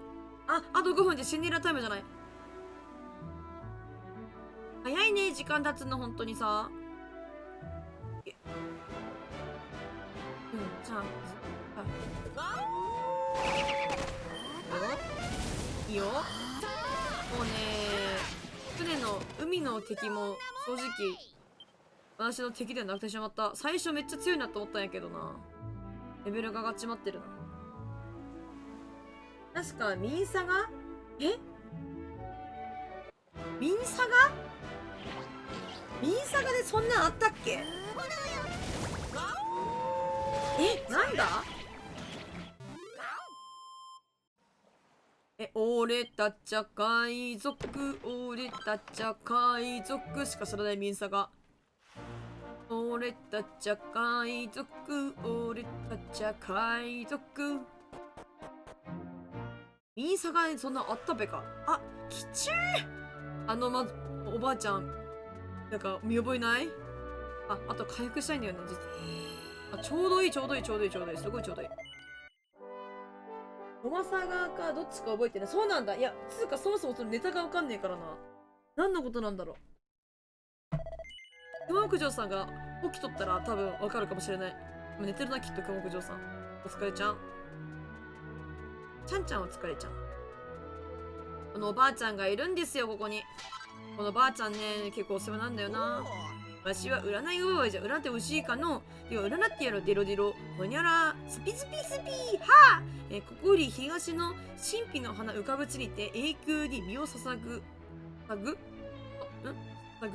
聖者ありというわけじゃ役に立ったかの。なんかね、次行く場所とかなんかね、迷ったらこのおばあちゃんに聞くみたいな感じのばあちゃんだったんだよね。あとなんかね、パミラさん、パミラだっけ？パミラは、なんか石板わかんなくなったらなんか、聞きに行くみたいな感じのおばあちゃんだったんだけど、どっちかなんだけど、ちょっと忘れたんだけど、結構そうね、うないおばあちゃんはね、お悪魔のそば、はじめまして、こんにちは。なんか結構ね、お世話になることが多いかも。はい、あぶね。乗る前とこだった。いいね。ドラゴンはほんとバッファーだな。なんかめっちゃかける、みんなに。もう自分じゃ攻撃しない。バフかけまくってるもん。いっせいっせい。ゲラストームバイオインイオンあらたたたたら俺たちはこうやってとある曲しかそうなの？このリフトはピクルトもそう作動してんの？どうやらこうやって行けなくなってんだ。ここまでしか行けないんだって。うわ、めっちゃ簡略化されてるわ。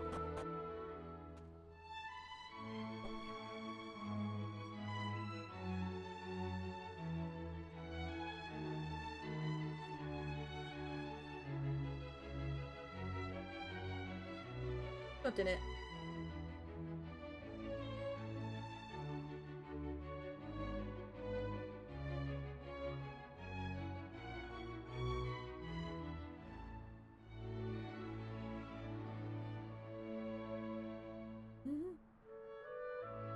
なんかそう、俺たちは海賊っていうのはさ、ミンサガの海賊の歌なんだけどさ、もうなんだけどさ、なんかあってさ、私はそっちが出てくるんだけど、他にもあんの。俺たちは海賊ってや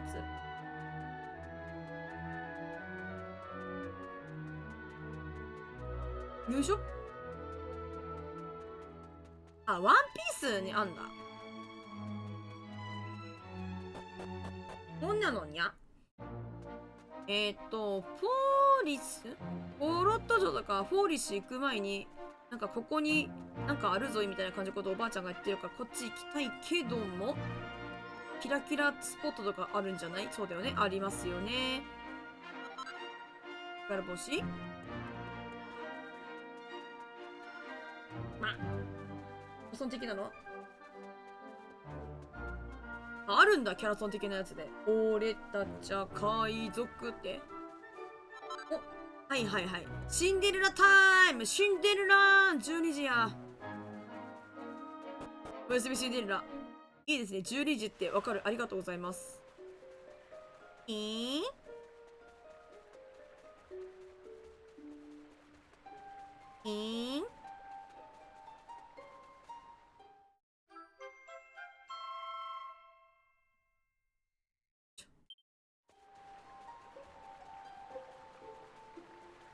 ッパピッパピッ。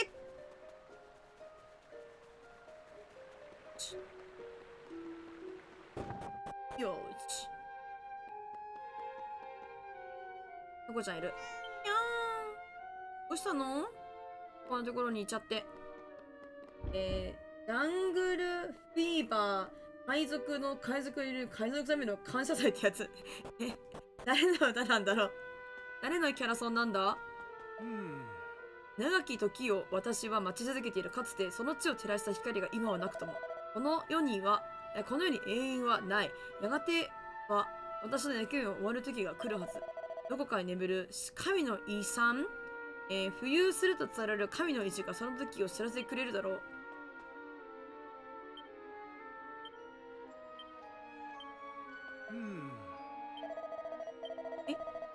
にゃ。ね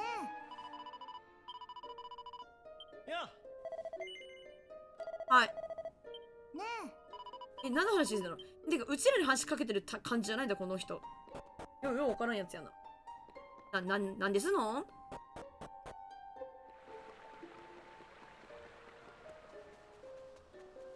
走れ。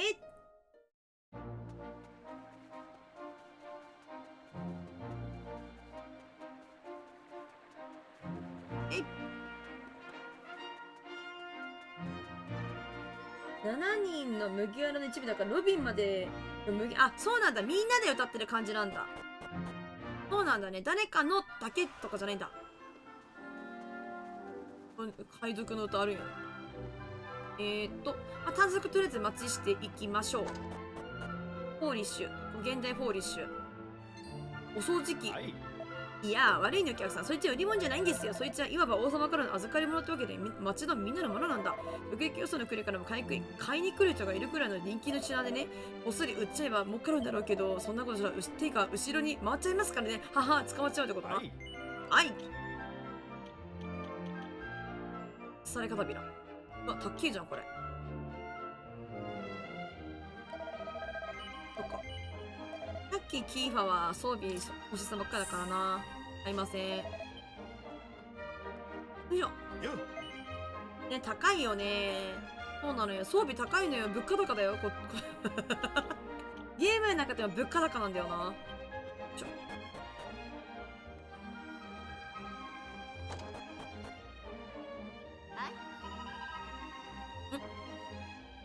数年前、フォロト城の地下室から古いガラクタの下に隠れていたカラクリ続きが見つかったの。誰がいつの時代に作ったかさっぱりわからないんですって。なんだか不思議よね。でもそれを元に研究して今の新しいカラクリ続きができたってわけ。大昔の人たちの知恵に感謝しなくっちゃね。すごいよね、これ。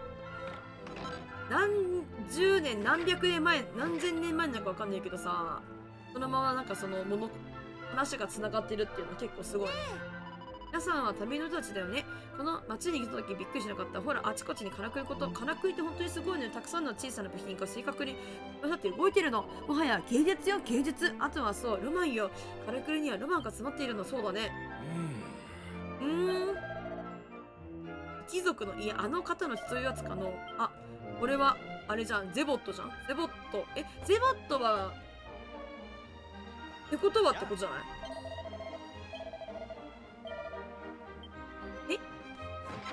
ゼボットさ、あんなに人間嫌いだとかって言ってたのにさ、あの人の血がとかって言ってんだったらさ、もう一回聞かせて。孫娘。これも一族の家、あの方の血というやつかの。嘘でしょ？どういうことかな？いや、マジかな？そうなのかな？ちゃんとあの後克服したのかな？人間嫌いだったのをさ、克服して幸せになったのかな？ゼボット。なんか当時思わなかったけど、そういうことなのかもしれねえ。王様からお金、装備をもらうのが RPG のテンプレやけどさ、もっとマシなものなかったらもっと金をくれって思う。わかるよ。傭兵でもらったら1200円だから。だから4人いるから1人300円、3、4、10だよね。1人300円だよ。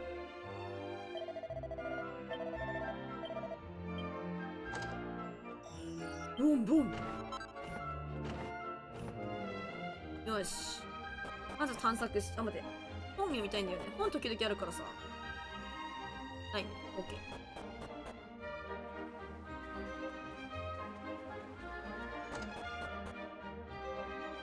お、石板。やっぱここにあるんだな、現代。かつてもここにあった気がする。石板。はい。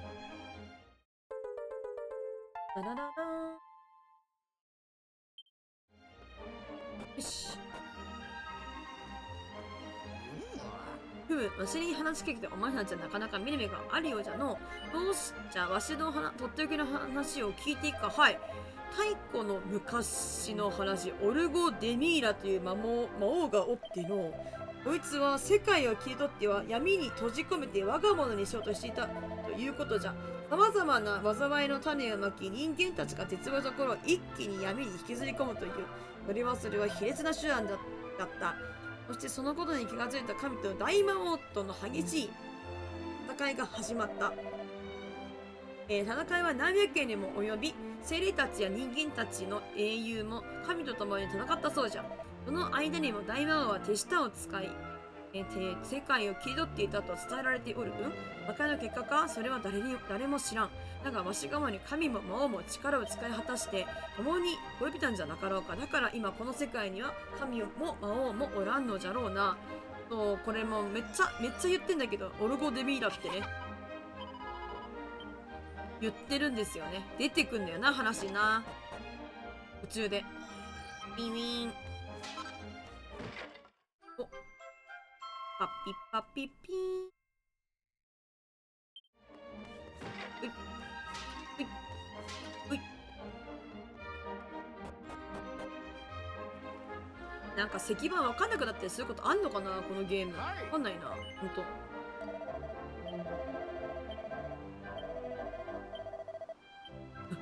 ビーミーズ欲しいって言ってる。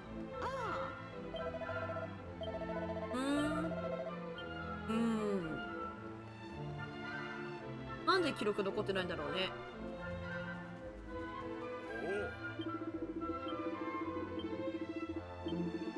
コロット城にもちょっと行ってね。難しい話だったけど、オイラはなんとなく分かったぞ。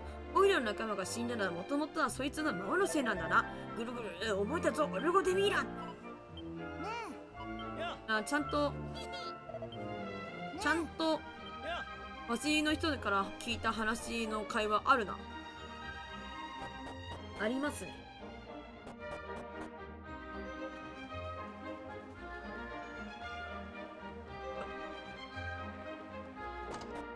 じゃあこっちも探索します。というわけで神父様、私いや人が懺悔するの聞かないでちょうだい。あ、そうだったんだ、懺悔だったんだ、ごめん。はい。神父様はスーパー無視だけど大丈夫そうか。スーパー無視やん。てかなんかさ、これ途中でさね、お金くれてるじゃん。傭兵だから1200円くれてるけどさ、他のさドラゴンクエストのシリーズってさ、本当にさ手持ちなんか30円とかから始まったりするやん。おかしいよな。ピチピチギャル救うって何だった。我が国の若き王フォロット7世様、大した7世何年ぐらいなんだろうね、それって。7世代ってどれぐらいなんでしょうね、月日の感覚的には。何百年なんかな。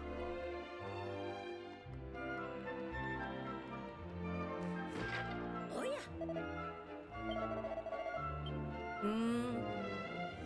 占いおばあちゃんの話聞いてる。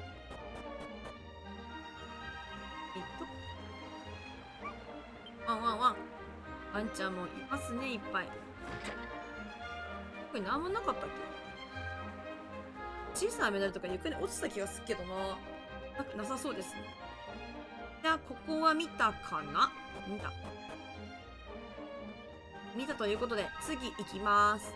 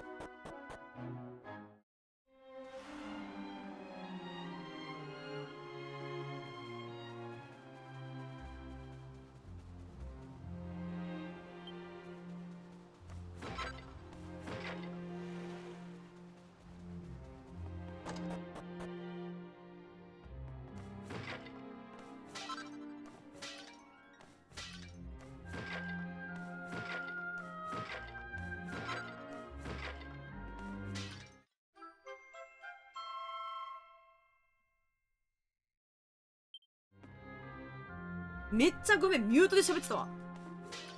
めっちゃミュートだった、ごめん。めっちゃミュートだった。いつからミュートだった私。ずっとミュートだった私。どこからミュートだった。どこまで声聞こえてた。めっちゃ喋ってた。勇者の心得だよとかってめっちゃ言ってたのに。こんなのざれてたら言ってたら、なんか、朽ちるよな。でも、形に残ってるのって結構すごくないとかめっちゃ言っとったんやけど、いつからミュートだった私。いつから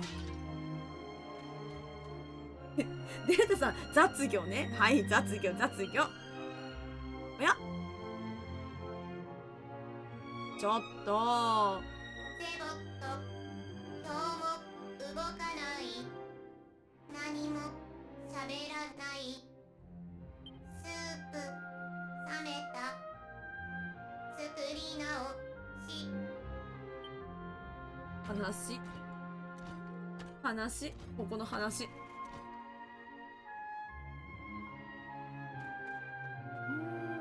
もしかしてエリーはゼボットさんが死んだことに気づいてないの？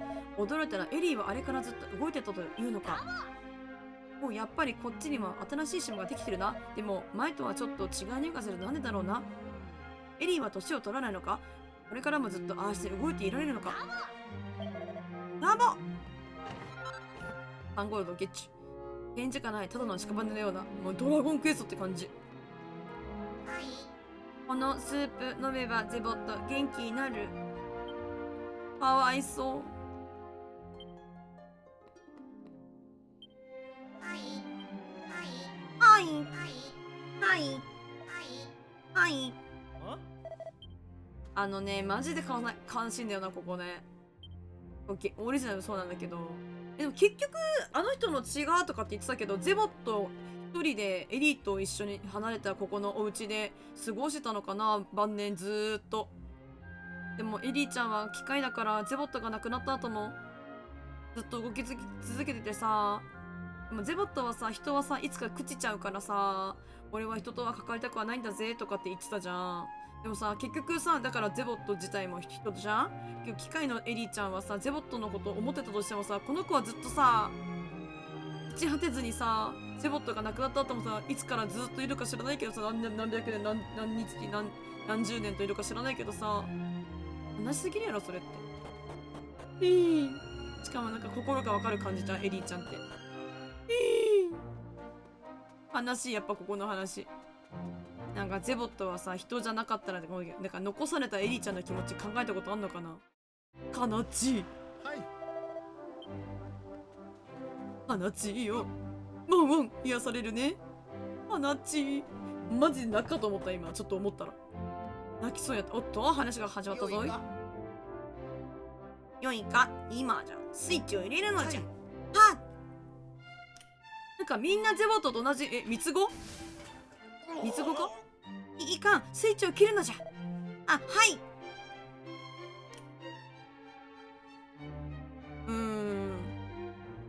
三つ子じゃん。みんな同じ顔してるで。あなたにもできる優しいからくりの作り方と書かれた本がある。はじめにネジ1本、歯車は2つ、第2章分解、組み立て、第2章設計図の秘密。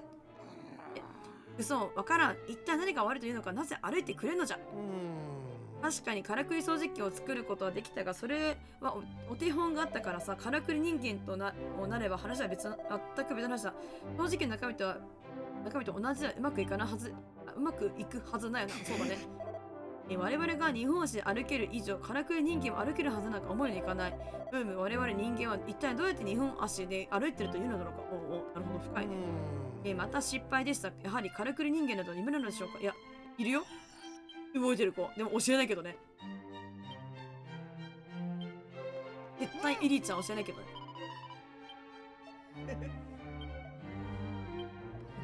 油くせえぞ。やっぱガボは狼だからなんか鼻が利くみたいな描写結構多いよね。よし。はい。もう入っちゃった。なんかね、こう言われる前に入っちまったら関係ねえよな。よし。ボロット城のどっかにも、まあ、地下かな。地下に多分、なんだっけ、石板あると思うから、それ取って次のところかな。てかさ、順番マジでさ、全然さ、違ってて、しかも石板の数とかも、かなり大陸のね、数もめちゃくちゃカットされてるんだけど、どのぐらいで転職できると思うみんな。どのぐらいで転職できるのかな、これ。よ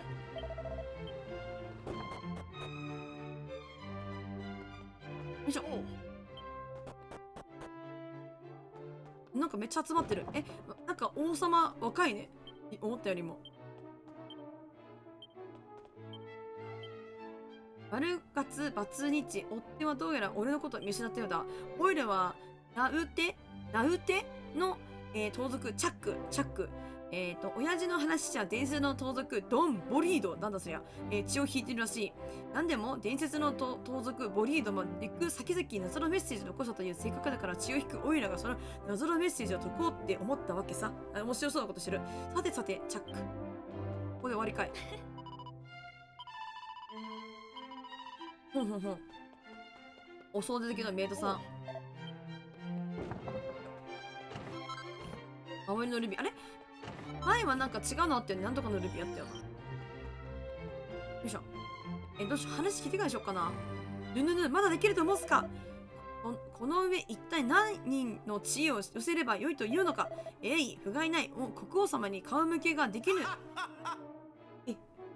はっはっどんだけ大きいね。わっはっはそんなに大声出すと血圧が上がるの大臣。この私が忙しすぎたのかもしれん。何をおっしゃいますか、国王陛下。とんでもございませぬ。すべてはこの者たちの力不足でございます。なかなか大臣、きついね、大臣。パワハラかこれパワハラ現場か。いにしえのからくりより新たなからくりが生まれたゆえ期待しすぎたのかもしれん。肩落としちゃってるじゃん。ついに半年になります。あるんだよな。王様若いね、なんか思ったよりも。我がフォロット城へよくぞ来た。フォロットも声ついてんの？今我が国は他のいかなる国にも先駆け未来を見つめた研究をしておる。そなたたちが国に帰ったなら伝えるがよい。我が国を見習い同じ道を共に歩むなら明るい未来は約束される。これなんか文明がちゃんとあるな、ここ。ビキン。おお、そうであった。そなたたちもう下がってよいぞ。部屋に戻り研究を続けるがよい。はーい。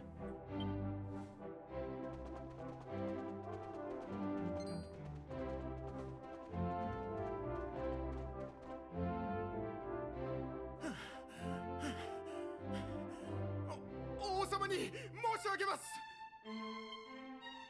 これこれ、そんなに焦らずともよい。息を整えてから話すがよい。ありがたきお言葉。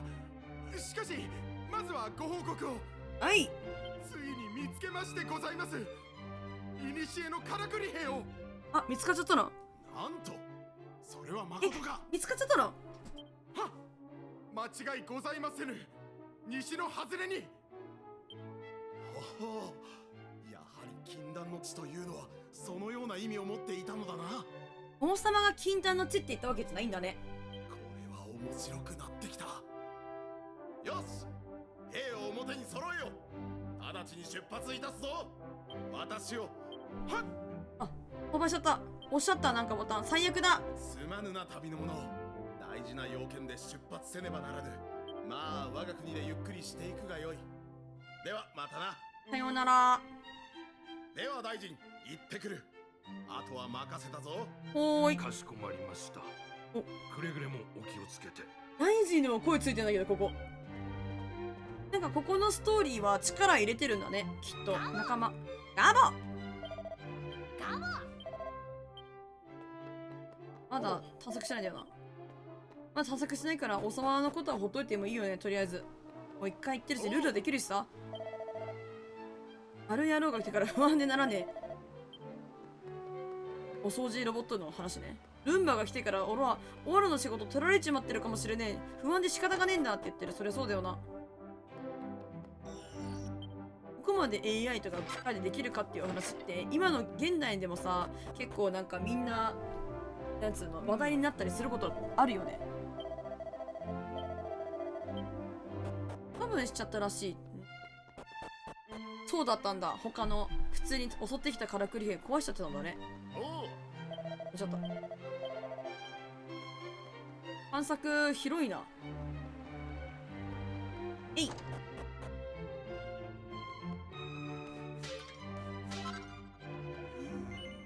はい。幽霊が住んでおる。違う、エリーちゃんが喋ってるの聞いたんだね。えっちゃん西のところ行けよ行けよって。いいか絶対行くなよみたいな感じで行け行けって言われてる。ずっとダチョウ倶楽部現象始まってるこれ。おう。あ、でもなんかね、このゲームを作るにあたってね、本当にそうやってなんか迷子にならないようにするらしいよ。こうやって話してたりとからしいですよ。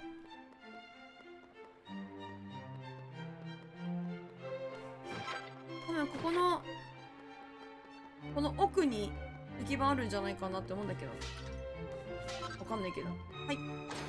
はい。これこのバーやるときに、ニョラゴンも一緒にすっごい傾くことちょっと好きなんだけど、なんかすっごい傾いてる。すっごいこうやって。一緒に傾いてる。ほらね、あった、やっぱり。おう。牢屋避難所じゃないんだよね。牢屋なんだ。よいしょ。カメラアングル×。めっちゃ×やん。あったよね。やっぱりね。あると思ったんですよ。なんか覚えてるたす、ここ。多分ここに石板あるな、みたいな。で、ここはお妃みたいな方がいらっしゃるのね。はい。まあ、珍しい異国のお客様ね。もうフォロット国王にお会いになりましたか？はい。あの子は誰にいたのか何でも珍しいものに興味持つの。あの子はお母さんなのかな？でもすぐに飽きてしまうのがいけないところね。またアルマン先生に叱っていただくアルマン先生。アルマン先生誰でしょうね。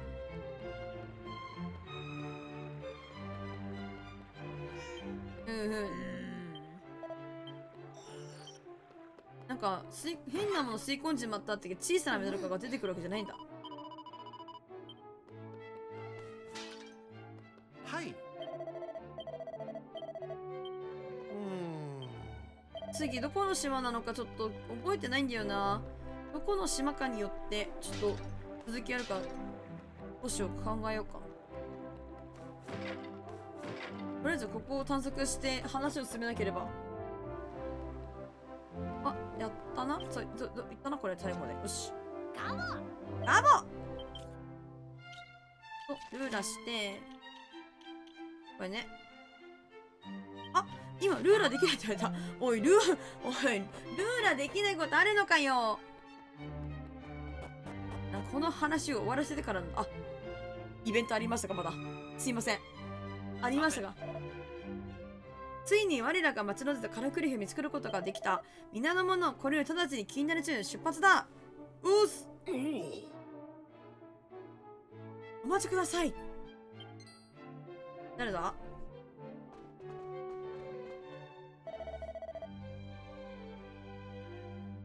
はあ、ここは様なりませぬ。気になるうちに入ってはなりませぬぞ。アルマンよ、ついに見つかったのだ。いにしえのカラクリ兵がな。とうとう私の夢が叶う時が来たのだ。そなたも喜んでくれよ。ここを私に免じ何も聞かずにおやめくだされ。王様の笑い方めっちゃ豪快だね。はっはっは。何を言うのかアルマンよ。宮城を楽しみにしているがよい。おゆき長いね、王様。アルマンさんはさっきの孫娘の方だったんだね。アルマンさん、やはり。つまらがためのお方はわしの話を聞いてください。わかりました。いいよ。いいよ。いいよ。おお。そんなにおじいちゃん感ないけどね。いや。ね全然おじいちゃん感なくね。これでルーラできるのかな。仲間。俺たちの足な絶対王様に追いつくぞ。じいちゃんの願いだ。ニャラゴン行こうぜ。ちゃんと人の話を聞いて、ガボは約束守ろうみたいな気持ちが強くて可愛いね。いけました、もう。間違った。間違った。ルーラの場所間違った。ちなみにルーラさ、これなんか、やべ。ファストトラベルないのかな思って、じゃあ、ボタンなんか簡単に、なりました。なってました。すいません。なってました。すいません。マップ出したら、ルーラめっちゃ簡単だって分かりました。すいません。はい、来ました。先に言っといてよかったね。あれいないぞ。始まった。イベント。さすがルーラだから早かったな、先に。めっちゃ急いだっていうか、ルーラが早かったな。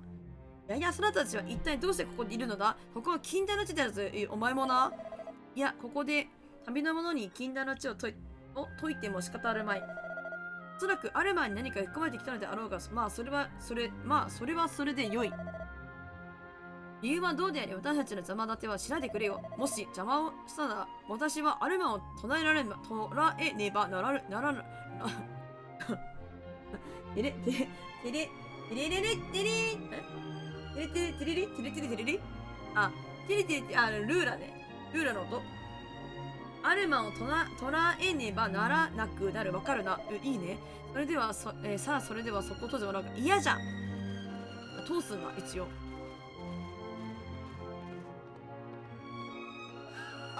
おお、これが古のカラクリ兵か。信じられいまだにしっかりと動いてるではないか。素晴らしい。これで我が国の研究は一気に進展するはず。よし、早速このカラクリ兵を城に持ち帰るぞ。大事に扱ってくれよ。こいつの国の宝なのだからな。はっよし、いい子だ。頼むから暴れないでくれよ。いいところに連れてってやるからな。ゼボット、動かない。温かいスープ、飲ます。ゼボット、元気になる。そうか。スープだったら城に帰ってたっぷり作らせてやるぞ。いい気のことしか考えてない。ハイエナめ、マジでそれな。さあ、ついてこい。そんな乱暴にしないで。乱暴な口調でエリーちゃんのこと呼ばないで。スープ、冷める。スープ、作る。ついててくれるんだ、でも。これが、いや、きっとそなたがからくりを作り出したものなのであろう。偉大なる発明家はすでに物言わぬそなただが、その優れた知恵、借り受けるぞ。状況わかんないもんね、この王様。これで空白だったら数百年なんだ。数百年の時から一気に埋め尽くされるのだ。そなたたち、実は大変な歴史的瞬間に立ち会ったのかもしれんな。さあ、これから時代が動き出すぞ。はっちょっと場違いなんだよな。ちょっと元気すぎる。人のような明るい未来が見えるようだな。やっべえ、ひょっとするエリぶっ壊されちまうのか。そんなのダメだ。早く助けに行こうぜ。まずい。なんで止めなかったんだよ、ドラゴン。このままエリをねしかわからないぞ。なんで止めなかったんや。事情話せよ。なんで事情話さないで普通に連れてってんだよ。絶対口挟む隙あったのにな。なんでや。はい。入りまーす。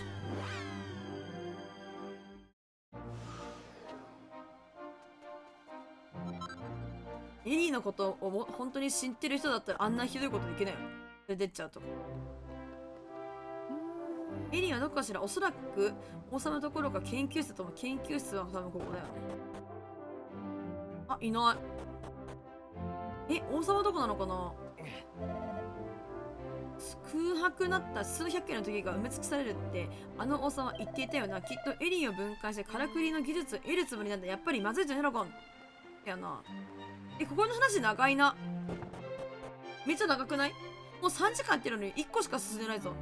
あれ ?1 個か？あ、1個か。あ、でも、あれなんだっけ？どうだったっけ？めっちゃド忘れした今。あ、オルフィーのところやったから、まあ、そうでもないか。1個半ぐらいかな。よし、始めてみよう。あ、かしこまりました。そこじゃおそらくそれが立っているための、外してみますか。やめろ。あ、かわいそう。何してくれてんだお前。何ませるご公様、お願いでございます。エリーを元のところへとお返しください。エリーだとこのカラクリ兵はエリーというのかアルマンよ。俺は驚いた。アルマン、その他私に何か隠し立てをしておるな。そういえば先ほど禁断地に向かう時から様子がおかしいと思ったが、致し方あるまい。大臣、衛兵を。これ、王様、国王陛下。衛兵。何する気だ。お呼びでございますか。アルマンを地下牢へに連れて行け。アルマ様でございますか？そうだ、そなたの聞き間違いではない。そなたの聞き間違いではない。アルマンを地下牢へ連行するのだ。気の毒だがアルマンしばらく城の地下で待っていてもらおう。今は一刻も早くカラクリ兵の謎を解き明かしたのでな。よいか、そなたから後でゆっくりと話を聞かせるのだ。よいな。連れて行け。日のよ王様だ。自分の好きなことしか興味がない。アルマンさんはよろしいですか？なんのこと？こいつ使いなさるのだ。さあ、参りましょうか。アルマン大人やな。わざわざ扉に鍵をつけなくても良いからな。そこはね。そこはそういう感じなんだ。ニョラゴン、どうしてアルマンさんエリーって知ってたんだろうな。これはちょっと本人に事情を聞いた方が良さそうだな。王様のやつ、エリーをぶっ壊しちまった。なんてことをしてくれたんだよ。ほんまやで。はい。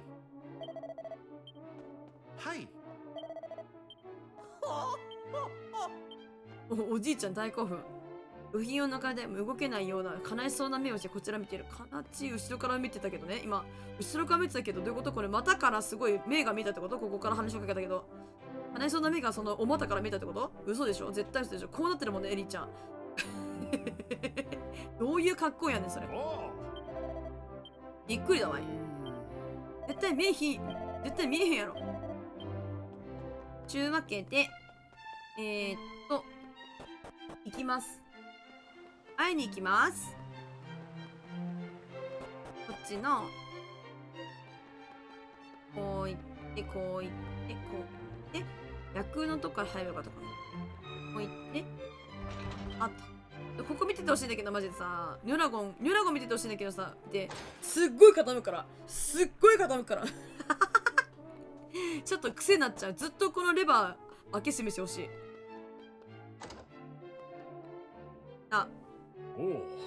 いい早く形がない。すっかりあなた方に迷惑をおかけしましたら、その迷惑ついでと言っては申し訳ないですが、仲間を切り返さなく、はい。なんとありがたい。感謝ね。これ、はい、いいえってさ、いいえってさ、なくね？はい以外ないだろ。実はカラクリ兵ははるか昔に我が一族ゼボットというものが作ったものなのですじゃ。未だエリーはゼボットが死なことが分からず、主人の亡骸に尽くしておった。それを知ったとき、わしは心に決めましたので、そっとしといてやろうと。詳しい話はともかく、なんとかエリーを元の家に返しなきゃですじゃ。しかし、部品を抜かれエリーは動けない。そこであなた方にお願いが、皆さんの手でエリーを元に修復、できませんよ、そのこと。修理はできませんよ。恩に来ますと民の方たちはエリーを直すために設計図の部品をホーリッシュの町に隠しております。そうなんだ、あるんだね、部品とかは。詳しい隠し場所については町の南東の我が家にいるわしの孫娘が切り出され、娘はまだ、子供ですがカラクリにはかなり通じておりましたな。きっとあなた方のお役に立つはずです。頼みますと。おい。アルマンさんの孫娘はホーリッシュの町の南東の家にいるって話だったな。早いとこ設計図と部品を見つけてエリーを直してやろうぜ。ねゴームス。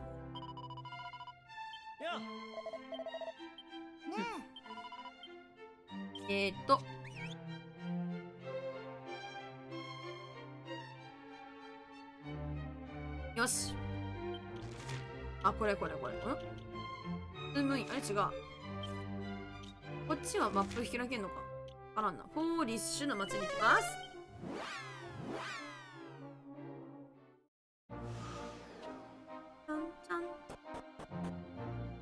なんと、これだね。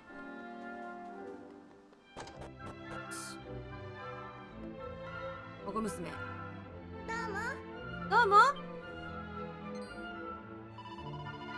エリーちゃんの設計図と部品の隠し場所はどうして皆さんがそれを？お父さんが捕まってるで。お父さんじゃなくおじいちゃんか。捕まってるで。そっか。エリーちゃんとうとう王様に見つかっちゃったんだ。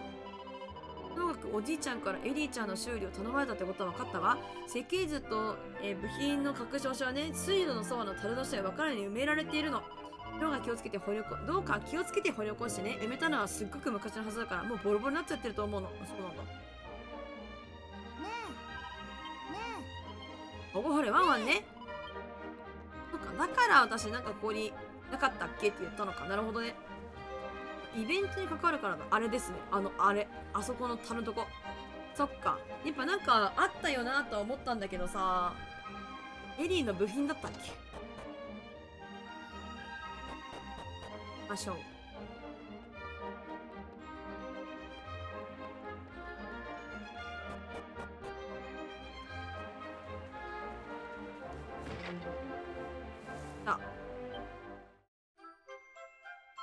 エリーの設計図と部品を見つけた。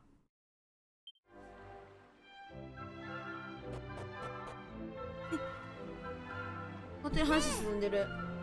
お兄ちゃんどうしたの？孫娘。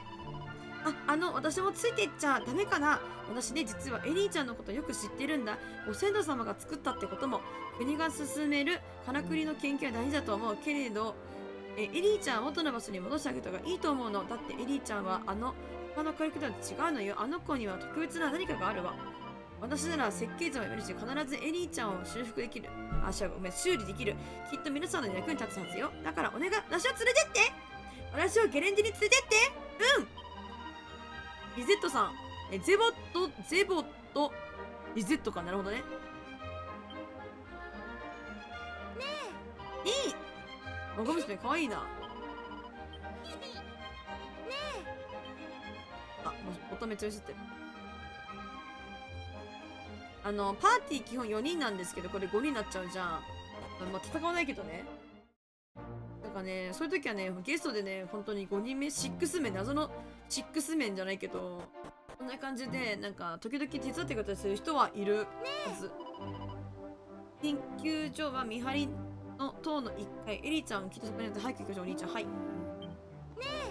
ここね。こっちか。ここで、ここなんだ。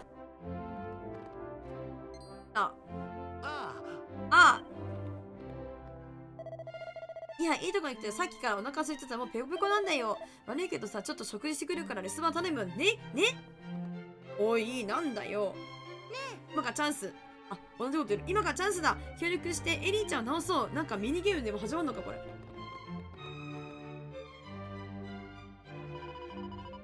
あちこちさらってはいるけど、このぐらいなんとかなるよ。また。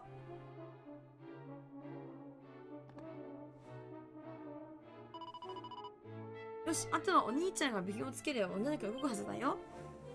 どこ？ドラゴンは最後の部品をエリーの胸にはめ込んだ。そうなの。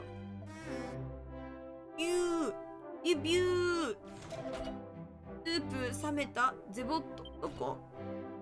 ないんですよね。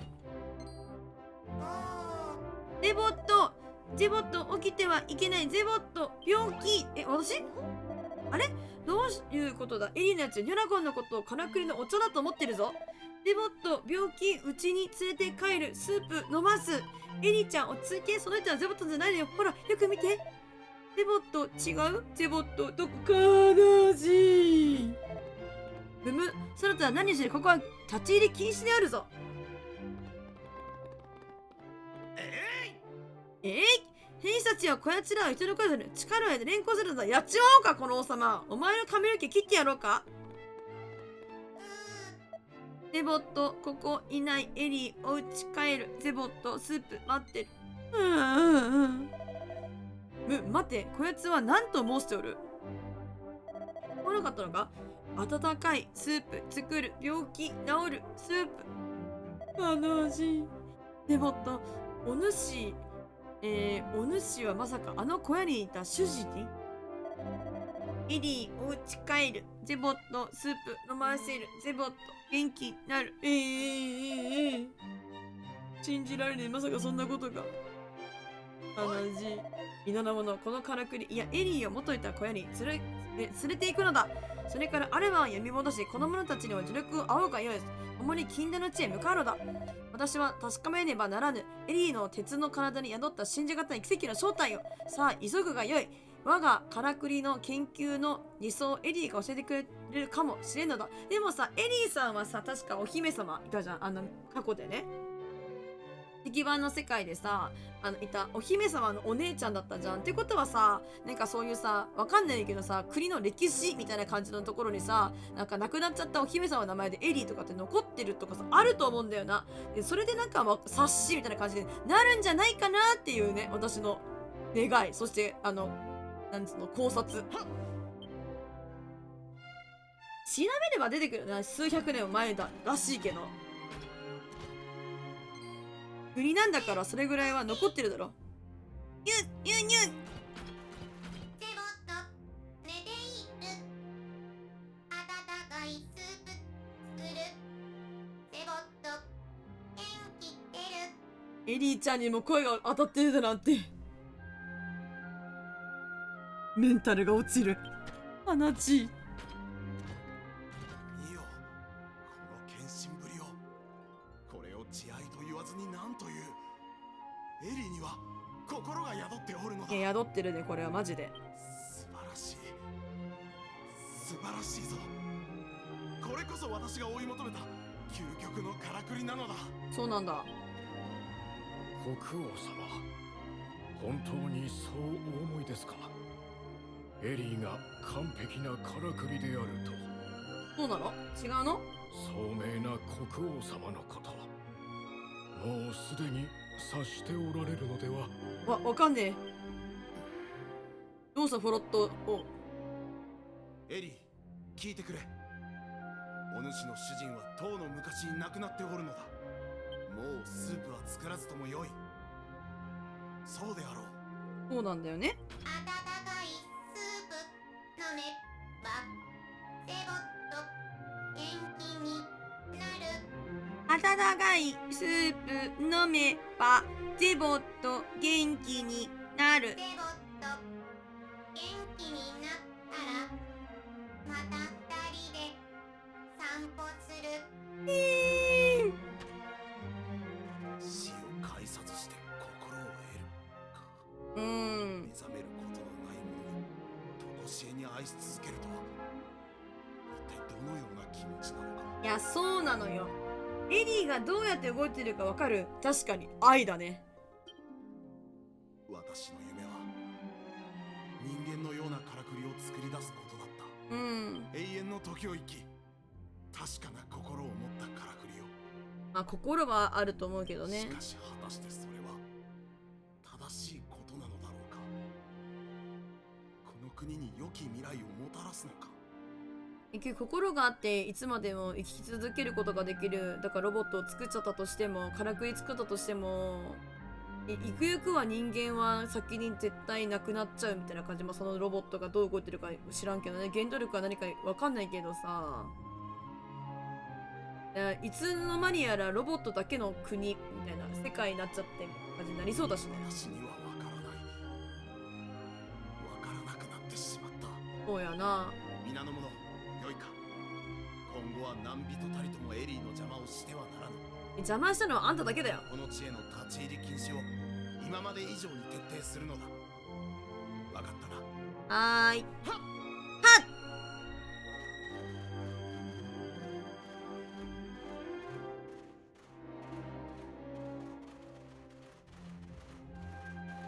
どくんだ。これでいいんだよね。さようならエリーちゃん。リゼットにも声ちゃんとあるんだ。ここのストーリーは力入ってんな。仲間。よかったらニュラ君、エリーも元通りなってゼボットさんのところに帰ってこられたわ。それじゃあここを去る前にアルバンさんとリゼットに挨拶していきましょうか。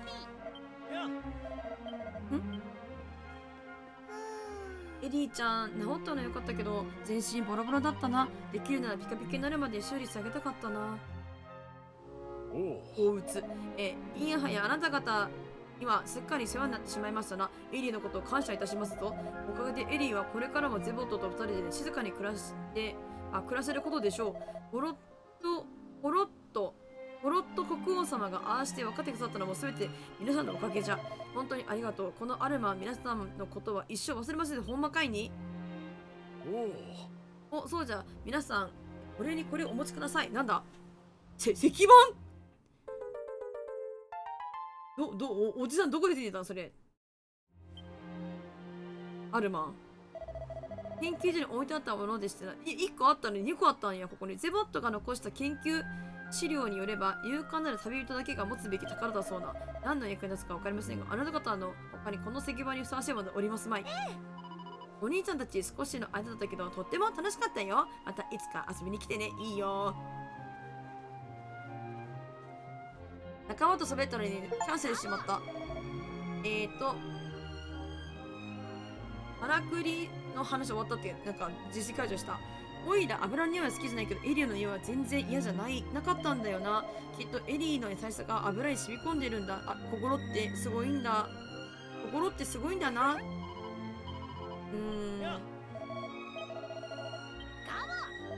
ガボ終わった。終わりました。でもなんか意外と時間かかったな。1個もっとなんて言えばいいんだろう、パンパンパンって感じで行くと思ったけど、私のやり方が悪いかもしれないな。いいんだけどね、じっくりやっていきたいし、セーブと回復していきましょう。ここにただなんでこれね。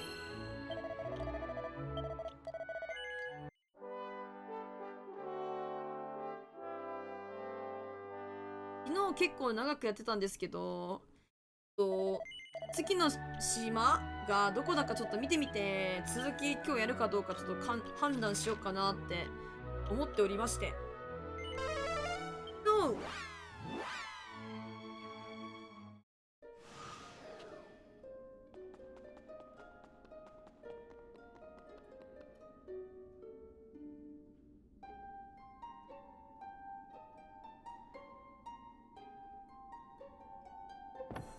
次どこだろうこれ。次どこだろ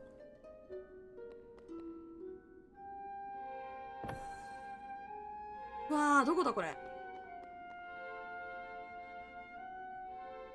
どこだろう。行ってみるだけ行ってみるか。行ってみるだけ行ってみるわ。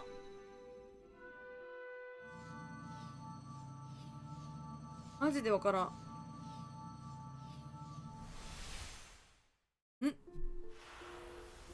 ユバー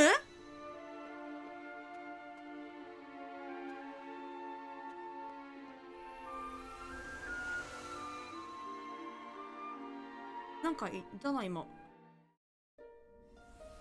ユバールだと？ゲッタン。ユバールマジ？嘘、先ユバールくんの？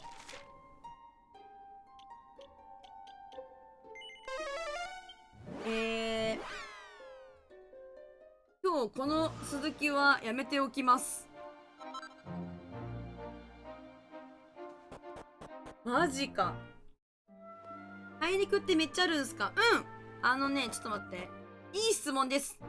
あります。マップ見れないか。お前が。どうやってんだ。待って。マップどうやって見た？これだ。なんかね、こんな感じでどんどん増えていくんですけど、今ね、全然まだないじゃん。この1、2、3、4、5。まあ、6個を、6個じゃないか。これもともとあるから、5個、終わらせてるんだけど、多分まだまだある。さっきのさ、ちょっと待って。謎の神殿。ありがとう、のうさぎさん。遅くまでお疲れちゃんだよ。いつもありがとうね、のうさぎさん。おやつみちゃん。ですね、この台座あるじゃないですか。1、2、3、4、5、6、8、9、10、11、12、13、14、15個あるじゃないですか。多分この15個分は、とりあえず分かる分だけ、大陸は多分出てくるんですよ。で、もっと昔、オリジナルでは、もちろんもっと石板あったわけなんですよ。だからね、どこまでね、なんて言えばいいんだろう。明日のゲームの予定なんでか、それなんだよな。何がいいかな？何がいい？多いな。でももっと昔はあったんよ。何がいいかな？何やってる？なんかね、どうしよっかな。パズルやりたいし、別のゲームやりたいやつあるし、悩んでる。どんな系がいい？ね、何の気分？麺？それともご飯？麺の気分ですか？ご飯の気分ですか？パンの気分ですか？パンですか？そう、こんな感じでね、まだまだまあ、つまりあるってわけ。あ、めっちゃ隠れてる。なんかすっごい隠れてる。いや、本当はドラクエ進めたいんだけどさ、明日って何曜日だっけ？待って、明日何曜日？あ、待って、金か。金曜日か。金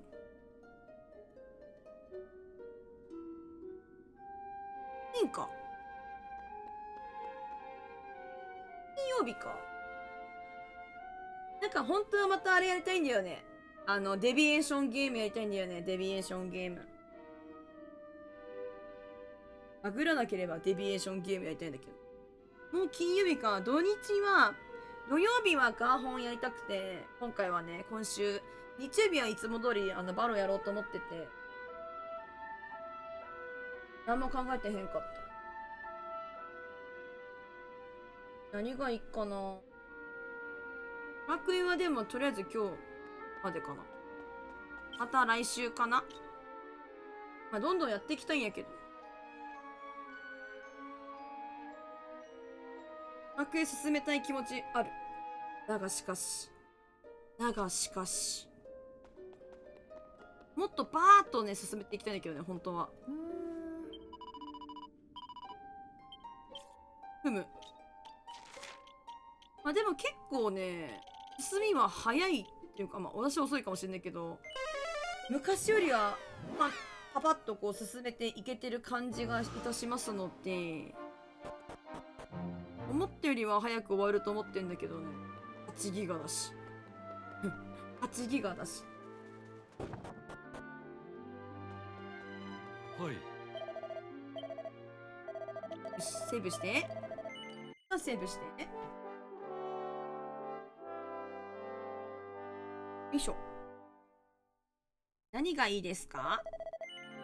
明日、どういう系がいいですか？どういう系がいいですか？一応ね、ちょっと待って。冒険。おいせ。私のゲーム見たい。ちょっと待って。何蹴った？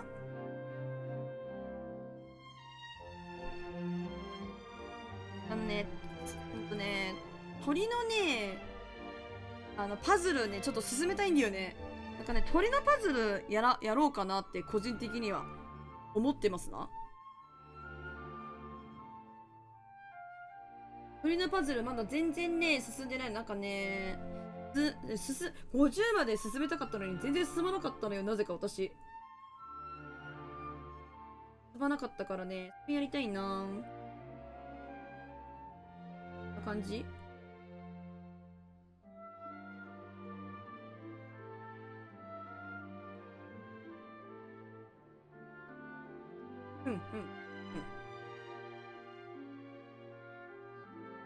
ドラクエもやりたいし、ちょっともう本当に体が足りない。いくつあっても足りないわ、体が。なんか、馬もやりたいし、どうしたらいいの？私が何人いたら終わるんでしょうね、ゲームって。いろんなことって。何人いたらいいんだろう。よいしょ。はい。わしがニョロコなるか。そうだね。カッパ主お姫様になりたいって言ってたから、ぜひ私になっていただければ、はい。お姫様になれるんじゃないかななれるんじゃないかな。うわ、続きやりたいんだけどな。終わっとこうかな、今日は。逆に。カッパラさん、なんか笑ってるけど、笑うとこありました今。笑うとこありました今。あにゃ？何の国のお姫様だ？何の国難しい。そういうなんかね、私ね、ないんだよね。みんなの心に住むお姫様だよっていうとこは。みんなの心に私は住んでいるっていうなんか体なので、みんなの心の中にいるお姫様なのよ。わかったかしら？あんたたち？声が出ない。あんたたち？ひざまずきなさい。あたいがお姫様よ。待って。いや、マジで進めたいんだけどな。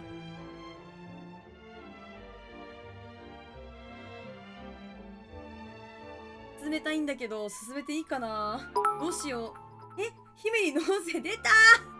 カイパラさん、ありがとう。いちも、ありがとう。ありがとう。ありがとう。ちょっと部活のさ、応援、わかる？応援。ありがとう。ありがとう。いいぞ、カイパラ、ありがとう。私、バスケのさ、やった時のさ、応援のさ、やつさ、こんな感じのやつあったのよ。うちのじゃなくて、他のさ、学校の応援、違うじゃん。それぞれさ、応援のやつ、わかる？掛け声。こういうやつ。リズムのやつ。あったのよ。ありがとう。ありがとう。いいぞ、カイパラ、ありがとう。名前ね、ここ、カイパラのとこ。名前ね。ありがとう。ありがとう。シュートとか、入った時ね。いうやつ。イメージつかんかみんな。あるよな、そういうやつ。なんかあるじゃん、そういうの。野球とかでもさ、なんか打ったとかさ、ヒットった時にさ、応援曲変わったりするじゃん。あれの、掛け声バージョンと思っていただければいいんだけど。あったよね。懐かしいよね。懐かしいよね。これ。そうなんよ。それをありがとうという気持ちを込めて、歌わせていただきました。ありがとうございました。ありがとう、本当に。こんなありがとうはなかったけど、ほんまうっそ、あったよ。飛べ、飛べ、飛べ、リーバンジャンプ、ジャンプ、ジャンプってこうリバウンドしろみたいな時。あった、めっちゃ。もうあんま覚えてないわ、でも。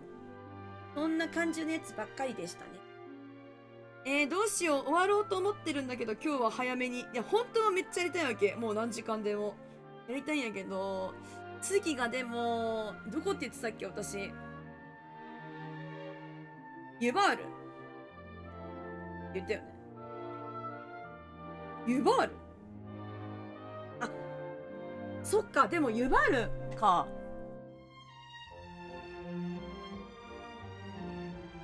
マジか。ユバールなんだよね。そうなんだよな。ユバールなんだよな。どうしよっかな。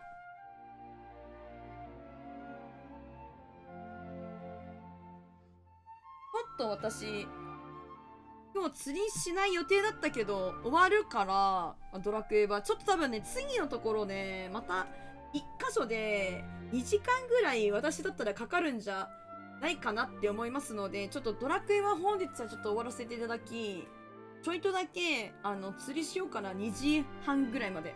やろうかな。1時間半ぐらい。そうします。ちょっとすいません。予定変更でいきましょう。はい。もう一回セーブします。ありがとう、本当にカッパラさん。なんかありますか？私にしてほしいことありますか？みんなありますか？ありまっか？これゲームを終わらせて画面変えるね。ちょっと待ってにゃん。パピパピ。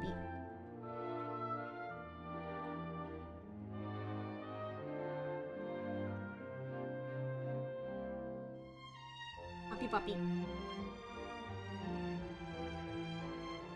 おいしの時間ですか？出た。この私の声が、やっちまってる時に、それを求めるんだね。いいだろう。いいだろう。麦で立とう。いいだろう。いいのか本当にいいのか自分。画面変えるわ、ちょっと。画面隠して、ゲーム一旦落として、ほんでもって音楽流します。ちょっと準備します。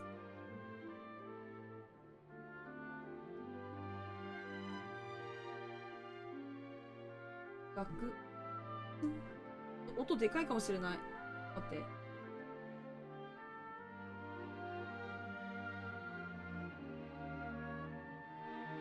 って。なかったら大丈夫でした。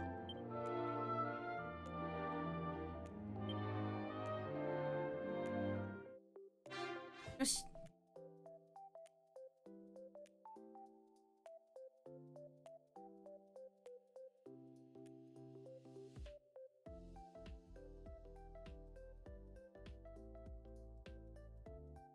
おう。声が万全の時にメロいボス。ね、違う。誰もそういうこと言ってないじゃん。別にメロい声が出せるとは、声が万全であればメロい声が出せるとは言ってないわけだ。てか、メロいボイスってなんだ？オラに教えてくれ。メロいボスってなんだい？これってどういうやつなんだい？私はわからないから教えてくれないか？カイパラさん。あたいはそんな声わからないんだよ。なぜならあたいはベイビーだからね。わからないんだよ。どうだい？今日の声。めっちゃハスキーやん。ハスキーやん。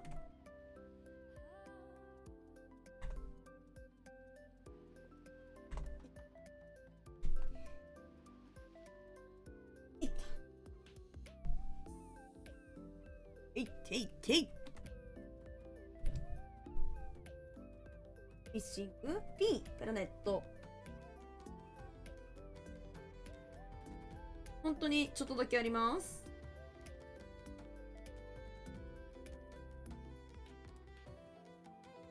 マジでログインしなかったんや。ログインだけでもしようと思ってたのに。こんな暇もなく。メロいボイスって何ですか？私に教えてください。私にはわからないので教えてください。悪くない。声からって時しか出せないからな、逆に言うと。いつも、ね、別にね、高い声出そうと思ったらね、いくらでもね、出せるんだけどね。そう、惜しい。使う分回してくんねえかな？回させてくんねえかな、これ。ほい。いいよ。で、本日ですね、一応なんか、あ、ちょっと待ってくださいね。I see.あ、でもね、ここやることね、もう確かなかったはずだけ。はずだよー。これってどこだっけ？ワンキンはもうない。ですね。あります。そういや、先週、山名湖でワカサギ釣りやってきたぞ。マジで山名湖ってどこだ？山梨か？山中湖か。山中湖だわ。梨って山中湖ね。あたい、本当に地理わからないね。どこ？あ、山梨県。合ってました。合ってました、私。ワカサギ釣り、釣れた？寒かった？お魚美味しかった？釣れた？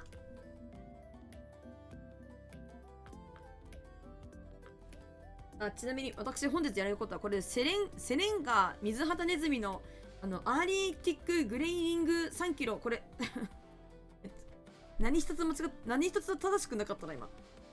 アークティックグレイリングこれを釣りたいと思います。ルアーなのか。強いルアーあるから大丈夫だよな。なんか持ってた方が良さそうやな。あるかでもこれ。あるんだ。このまま行ってみますよ。行ってみます。ワカサギ釣りやったことないんですよね。ワカサギ釣りぐらいだったら魚釣れるんじゃないかなって思うんだけど。なんかね、やっぱりね、わかる人といかんとさ、無理じゃん。でも私、わかる人なんて友達いると思う、私が。この私に。こんな友達いると思う。ちっこいのがぼちぼち釣れて、揚げたの食えて幸せだった。いや、絶対に釣りたての揚げたて絶対美味しいよね。ワカサギ。絶対美味しいよね。なんかの卒業旅行みたいな感じで、なんかホテル泊まった時に友達と行った時に、なんかそのホテルでワカサギ食べたことある気がするんだけど、そのワカサギ美味しかったなっていう記憶が思い出で残ってる。師匠たち連れて行こう。師匠連れて行く？連れてってもらえるかな？師匠、お師匠ね。始まり、お師匠ってまさかお師匠。連れてってくれるかな？オラのこと。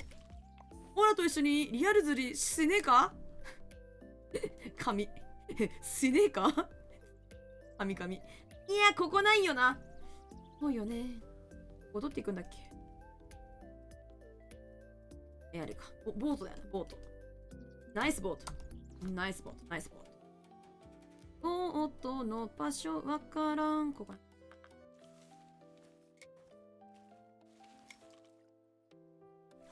いや、マジで。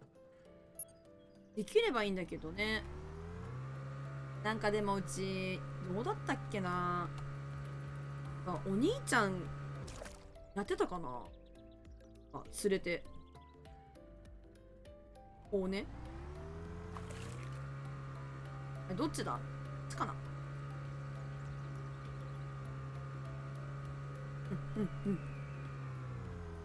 なんかね、すごくね、いい趣味だと思うんだよね。魚釣り。素敵だなとは思うんです。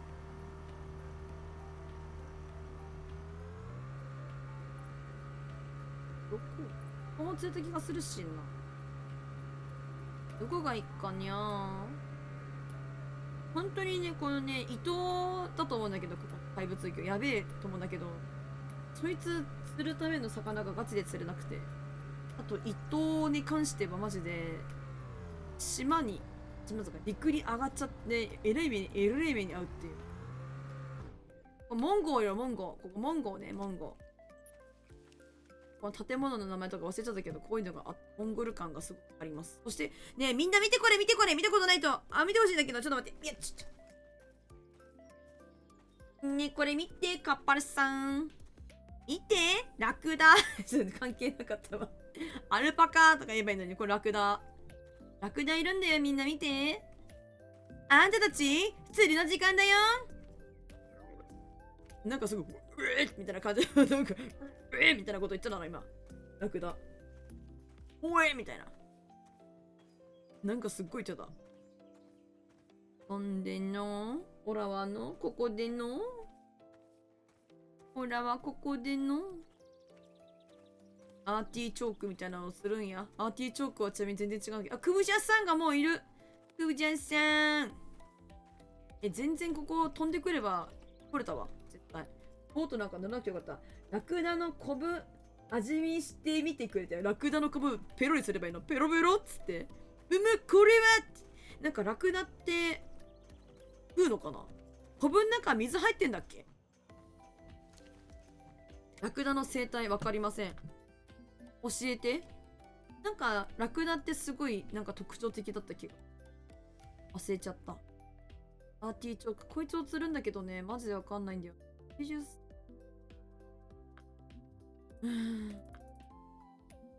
憂鬱なんだよな、こいつを釣るの。マジで釣れねえから。時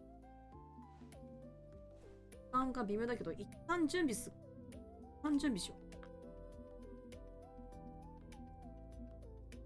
本当に釣れなくてめちゃめちゃ憂鬱。何歩くらいなんだっけ、フック。なんか教えてもらったけど、マジで忘れちゃった、また。やったん、ちょっとの。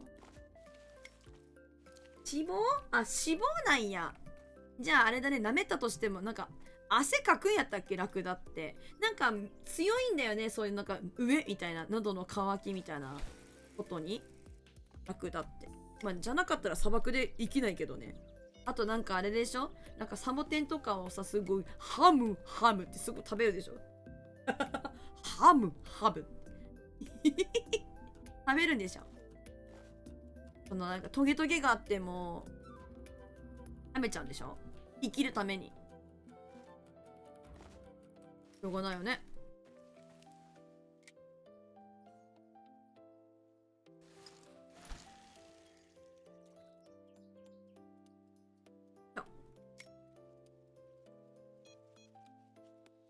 釣れるのかな。1とかだったらちっちゃいかな。わかんねえな。これ4とかでも投げちゃおうか。機能にして。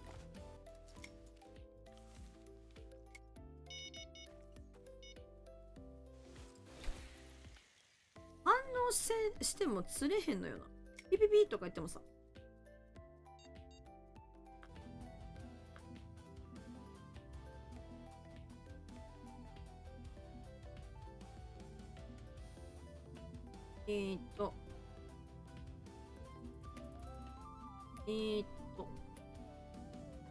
でもバッタとかにしようか。これはなんぼや ?4。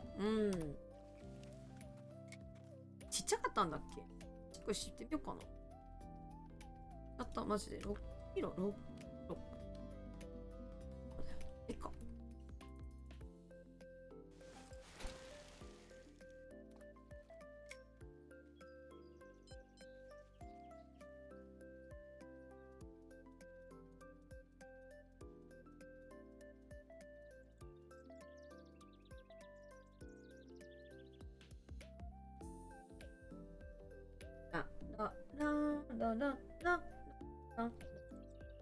ラクダ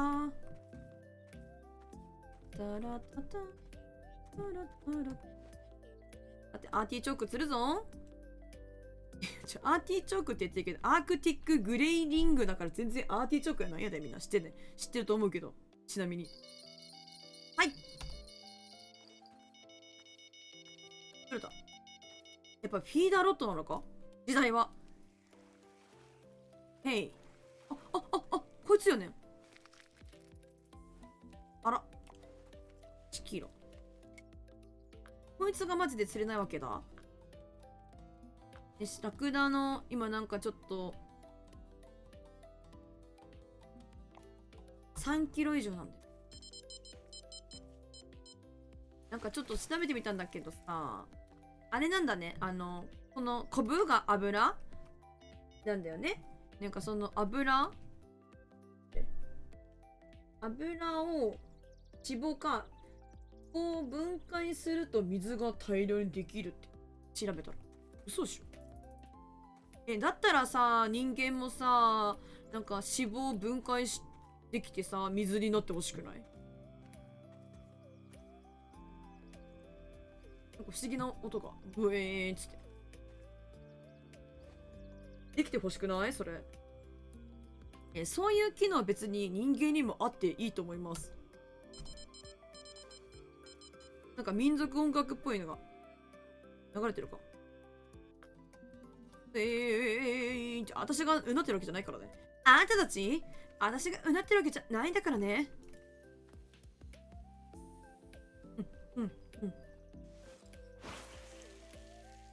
時間が微妙なことはもちろん存じてはいるのだが、あ、ミスった。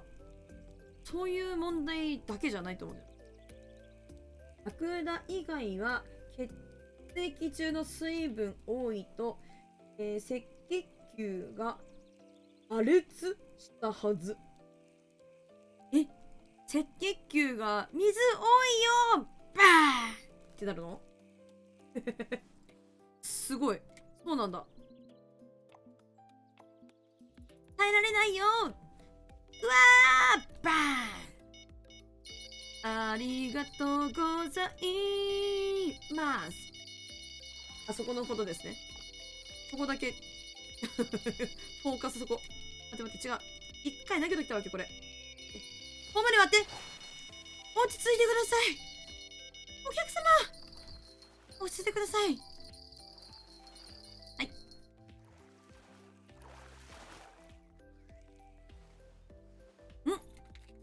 違うわ。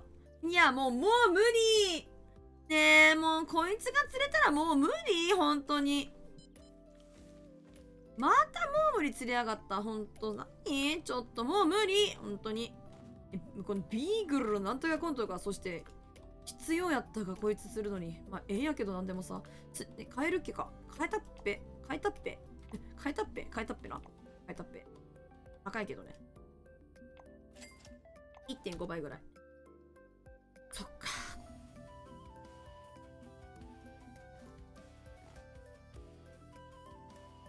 なんかフックも1くらいで良さそうな気もしなくもないが、もうちょっと大きくしてもいいような気もしなくもない。機能は全然かかんないな。あ、そうだよね。なんかニュースになってた。あれだよね。なんだっけ。退職代行会社モームになんか、はい、されたよね。なんかちゃんと記事見てないけど、弁護士さんに斡旋してたみたいな、そういうのなんか相談させるように、そういうグルになってました。グルっつうか、そういうの、グルって言ってたら弁護士さんも悪いことになっちゃうから、それまでわかんないので、まあそういう話だったよね。確か。弁護士さんになんかていうのかわかんないけど、みたいなことしてるみたいな。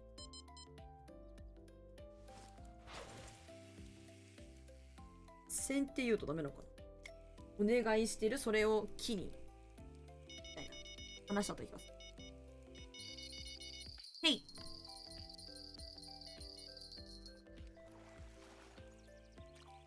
ね、オラが言ってるのはね、もう無理やねん。こいつ見て。バイカルオームリーじゃん。もう無理なの。この魚じゃないからついたいの。もう無理。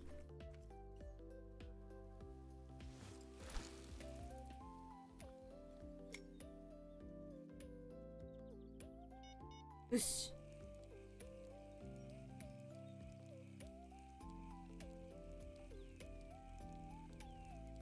で、ルアーは、オードリー春日やん、それは。トゥース。待って待って、本当にさ、すごいじゃん。ボトムハオは全然釣れないのに、リーダー死ぬほど釣れるやん。いや、ええやん。でも、釣れてるのは何だい？この形はもう無理こいつなんよ、本当に。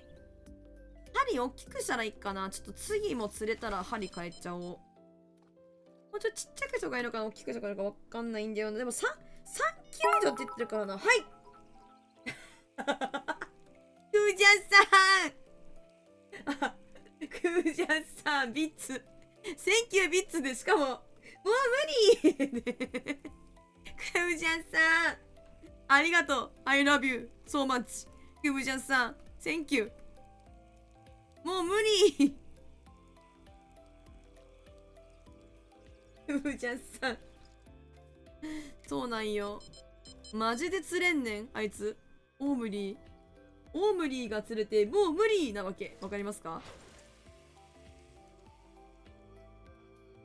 この3キロのアークなんちゃかこんちゃかが釣れないんだ。なんちゃかこんちゃかが釣れなくって、伊藤の怪物魚のミッションが全く進まんっていう。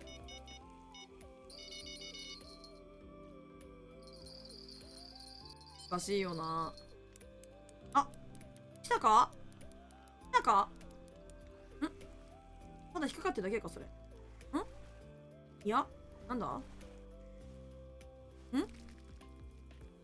お！いや。トロフィーなのに 1.6。オームリーが釣れなくてラッキーだったけども、マジで 1.6 キロぐらいでもう無理。助けてー！助けてー！あ、来た。助けてー！ほい。もう無理。4のフックでモーモリー釣れるんやったら、アーティックなんちゃかこんちゃかも釣れていいと思うんですけど、どう思いますか？どう思います？えい。あ、でも普通のサイズで 1.5 キロ。ってことはトロフィーの 1.6 キロはかなりちっちゃい、かなりちっちゃいトロフィー引いたんってことか。布団潜る、分かったよん。潜っちまいな。許そう。布団に潜ることをね。お、来てる。来てる。オームリーじゃなくて、ちょっとちゃんと取れてるやん。この調子？この調子？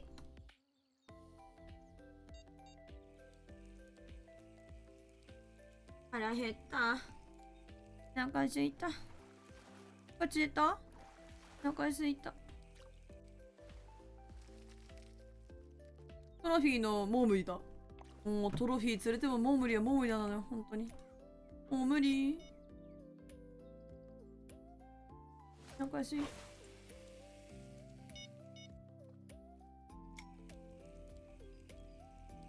お腹ペコペコ。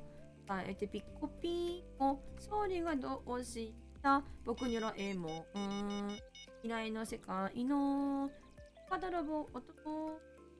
ネズミパーでやるとマスターも進む。ほんまに？ちょっと待って、それいい情報ですわい。そっか、マスターとかもあるんか。忘れてた。ちょっと待って。やばい、ちょっと待って。ちょっと待って。急に私のね、スペック落ちてる、今。急に私のスペック落ちてる。なんか、なんだっけってなってる。ゆっくりになってるんですけど、ネズミルアーをつけます。あと、押し。コクドラミッションがマスターミッションで。あは。しかも、キャッチしてください。キャッチキャッチってことはリリースじゃないよね。捕まえていいんだよね。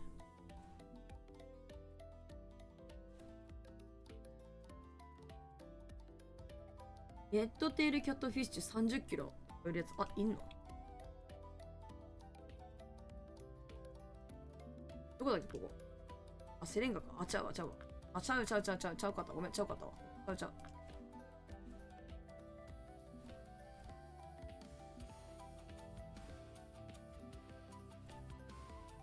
これか。釣るだけ？ありがとうございます。腹減ったんや。そう、腹減ったんや。ほんと。めっちゃお腹すいた。急にお腹すいて、まぶたが重たくなってきた。あったまってあえてパピパどうしたコクドラいのパドラボあとどんなもんない。うわ、なんかでかそうに見えてちっちゃいなこいつ。はあった。くぶちゃんさんありがとうね。本当にすいません、なんか歌ってるんですけど、いつもありがとうくぶちゃんさん。Thank you。 ありがとう。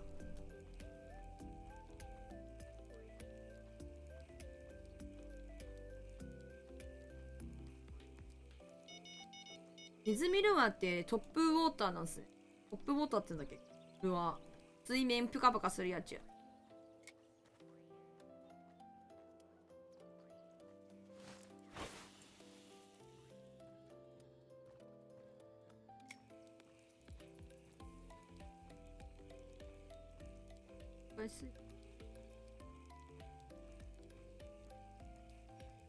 シチュー作ってシチューとパンでご飯食べて、でも私シチューが大好きだからたくさん作ってもマジで速攻でなくなっちゃうんだよね。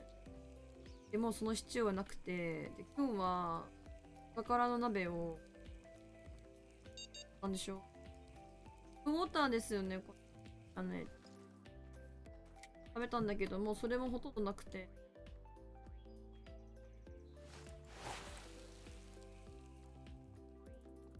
腹減ったにゃ。ダンダンスタ。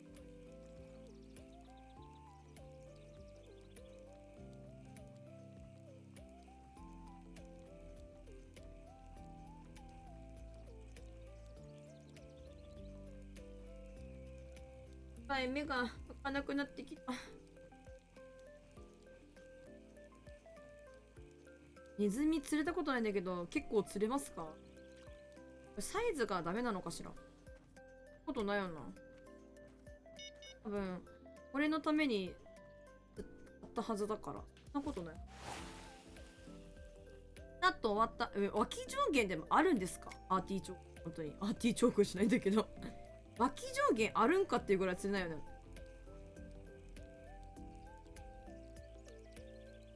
そしてみよう。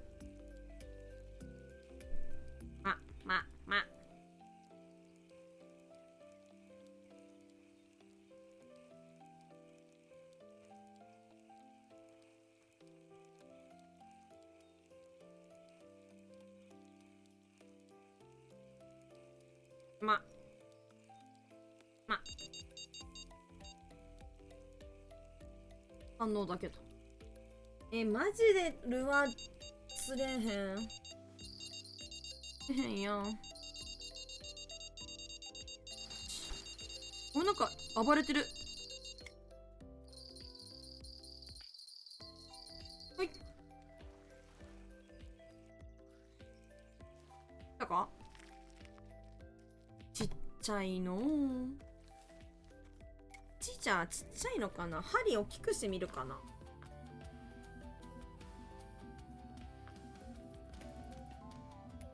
めっちゃ冷たい。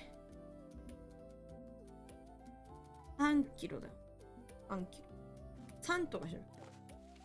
リーダー釣れるし。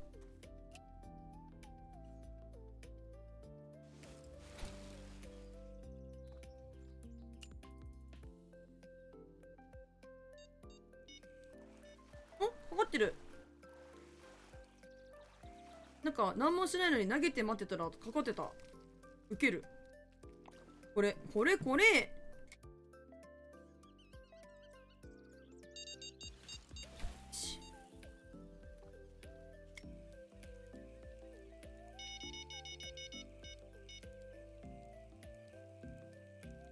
で釣れるんか。待った方がいいってことだ。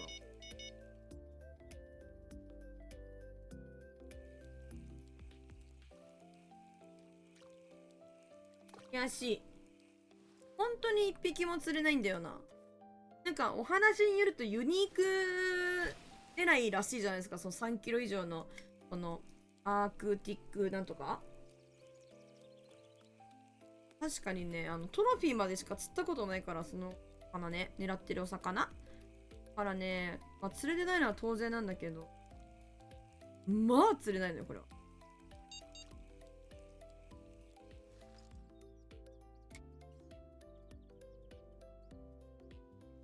よし。でもお魚釣りはね、2体行ったんで、終わりましょう。でもちょっとこれ、長くともマジで2時半までには終わろうかなと思っちょり。あらかじめご了承ください。反応あんだけど。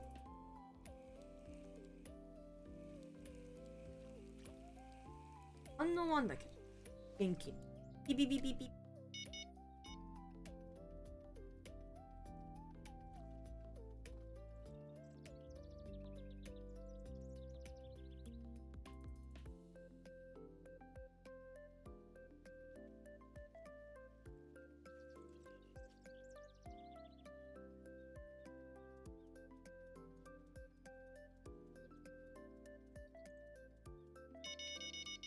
来ないね。来ないですよ。寝てません。寒いだけ寝てません。それにゃいにゃ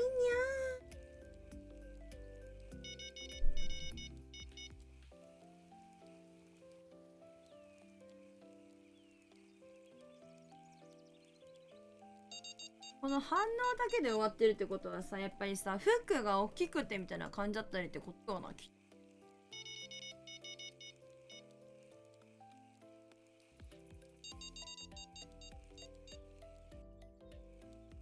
トイと一緒やな。反応だけしか来ない。アタックばっかり。バイト。ピピピピピピピって。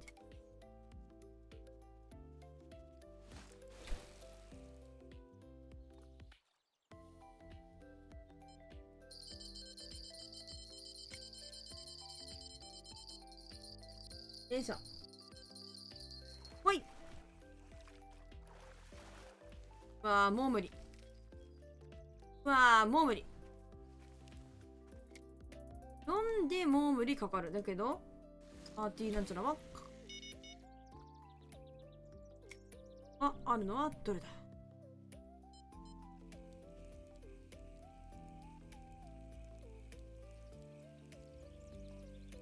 反応がね、ないんだよね。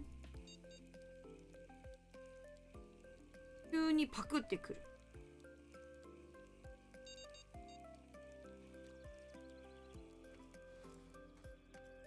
別の方向とかないでみるか。こっちか。なんか飛んでるのをそう狙って魚なんだけどな。アークティックグレーリング。ああ。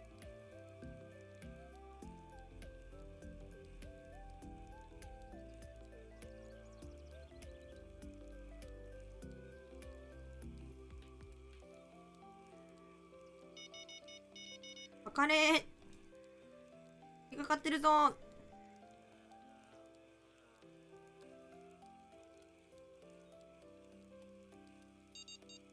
カレー1匹ぐらいは釣りたいよね今日。マジかからんやん。なんかいろいろポイントはね教えてもらってるからね炊いてみてもいいんだけど、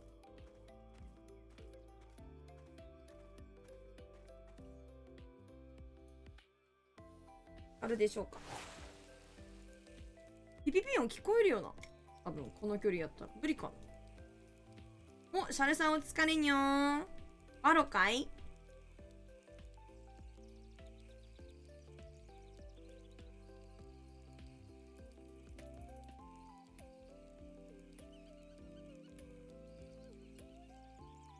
いしょよいしょよいしょ。ふむ合ってる。すげえ。意外と音聞こえないんだな。2本かかってるぞ。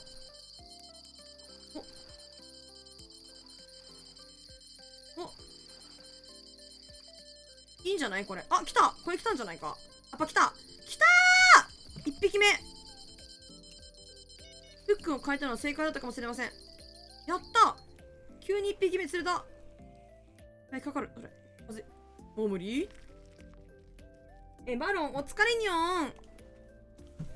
よいしょ、お疲れちゃん。シャルさんが来たっけ。私が狙ってるお魚釣れてよ。ありがとう。ありがとう、みのりさん。アリゲーターさん、くーちゃんさん。ありがとう。マジで一生釣れないかと思ってたから。ちょっと嬉しいです、私。一生釣れないと思ってたから。マジで。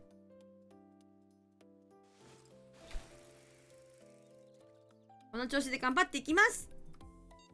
頑張ります。ビートルかやっぱり。いやマジで釣れないと思ってた。一匹釣りたかったからな、とりあえずね。どうだったの今日シャルさん。バロ面白かった？どうでしたか？なんか結構しっかり重い感じするんだな。アーティーチョーク3キロ以上。火が結構ガンってきてたね。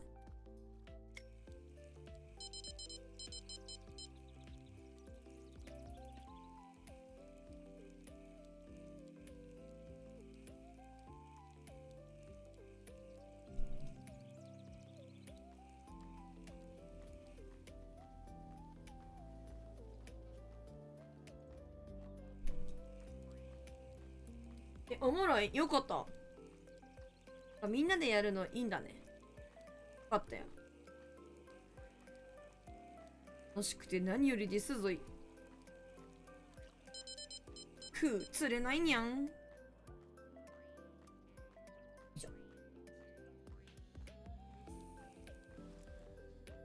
ルアーで釣ることを目標だ。次の目標決定。ルアーで釣るぞい。なんかネズミルアーって私この1個しか持ってなかったっけ。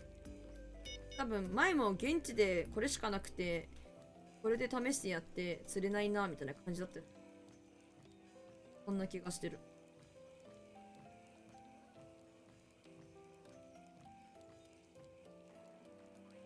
私もなんか最近大会バロラントのねプロの方の大会がありまして、それをなんか時折なんか見てるんですけど、それでバロ熱がほんと高くて、マーカーマスターみのるさん、パイクとレノックのマーカーはありますかって言ってヨイジャーさんや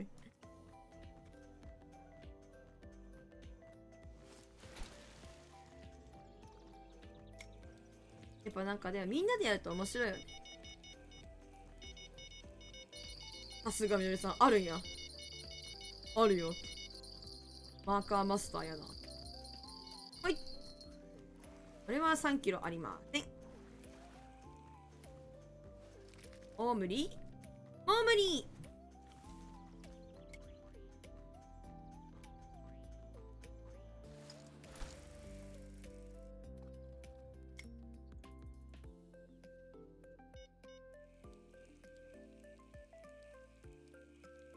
ルアーで釣れる世界線あるかな、私がアークティックグレーリングをルアーで釣れる世界線ありますか？ほい。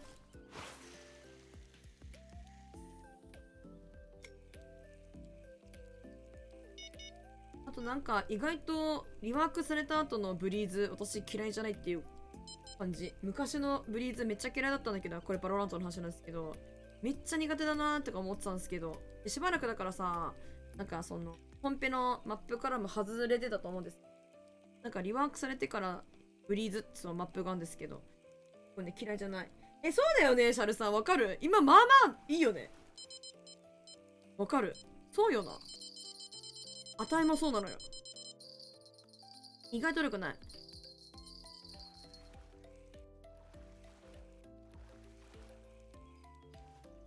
なんかだったらあっちの方が苦手かも。なんか別に嫌いとかじゃないんだけど、スプリットとかの方が苦手かも。今って日本でどこのチームが強いですか？デトネーションフォーカス B、DFM。強いっす。マジで。いい。本当に熱い。熱いっす。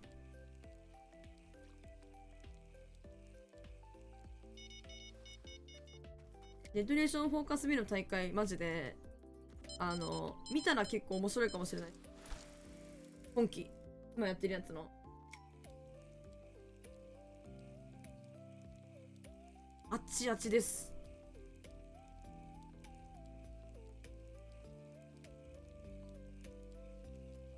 よいしょ、よいしょ。あ？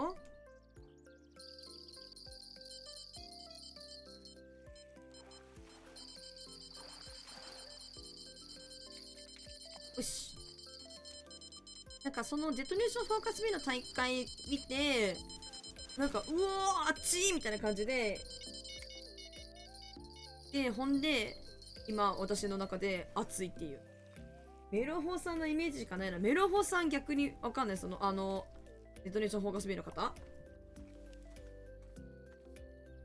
なんか、今、メンツ、もう結構なんか、もう変わってるのかな。私なんか昔の方とか、ごめんなんかそのとか、あんまり覚えられなくてさ、どういうのような選手がいらっしゃるのかとかね、ちょっと。あ、コーチじゃなかったっけ？あ、そういうことか。誰なんだろうな。誰なんでしょうね。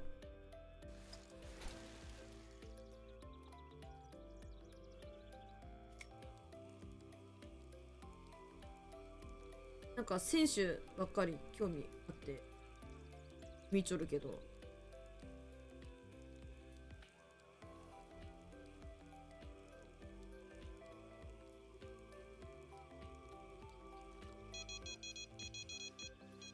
でもとりあえず本当に面白いっすね。とりあえず本当にあっちあっちっす。1個試合見てない試合なんだけど、なんかいい感じのそのあっちあっちな試合は見てる。プロの試合とかまた興味、そうなの。いや、だから私もね、そうなんだけど、たまたまなんか見て。なんかそれで、おもろいやんみたいな感じ。なんかプロとなんかその下々の構成結構違ったりするやん。なんか酒マスターゲットしたわ。ゴンしか好きじゃない。ちょっとなんかゴンさんのなんかそのなんつうの大会の解説みたいよね。めっちゃおもろいマジで。めっちゃおもろいよね。浮きダメだな。流れちゃうし。じゃないやつなかったっけ？ないなぁ。うん。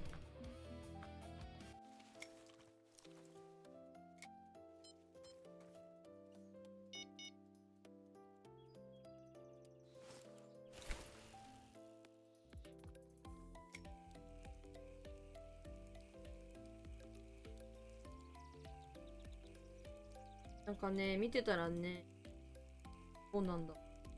なんか参考になってるかどうかは分からんけど、もちろんすごく洗練された皆様動きじゃないですか。プロの方は。ずっと見て、いや、まあ、でもさ、見るもの多いじゃん。興味関心っていうのはさ、興味があったらっていう感じですけど、でもおもろかったんですよ。マジで。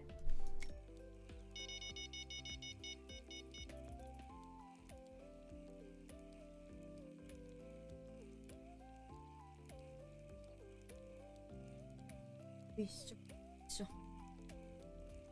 釣れないな、ネズミ。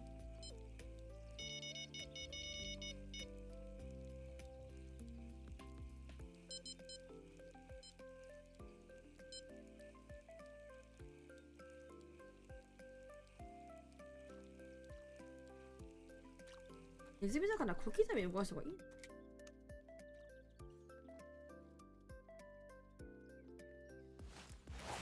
あ、なんで私も別に詳しいわけじゃないの。その本当に海外、その大会、その全く詳しいわけじゃなくて、たまたま見てたまたま面白かったっていう感じなんですよ。大会見るとセットアップ真似したりがある試合とかやつセットアップ真似する結構むずくない？みんなであれは練習してるからセットアップっていうか合わせるものじゃん。フルパでやって毎日集まってやるならまあわかるけどセットアップ練習すごい真似したがる。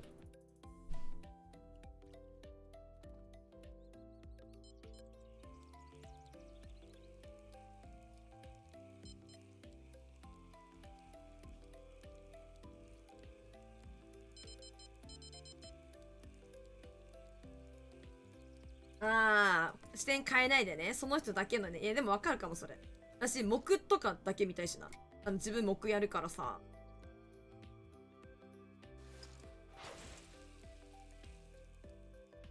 るほどね。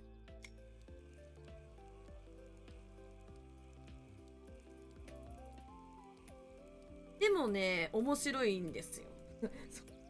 敵味方、まあ、それはある。わかる。今どっちみたいな。なるよね。どっちしてみたいな。あれむずいよな。なんかあれ、全体とかじゃなくてさ、それぞれ視点の配信とかあれば、あ、それだと困るか。配信だから。なんか、DFM だけのとかにすればいいのにね。とか、と、敵側、相手側の方の、チームの視点で、5対5で変えたりするんだったらまだ見やすいんじゃないか。10人で視点変えてるから、誰みたいな感じになるよ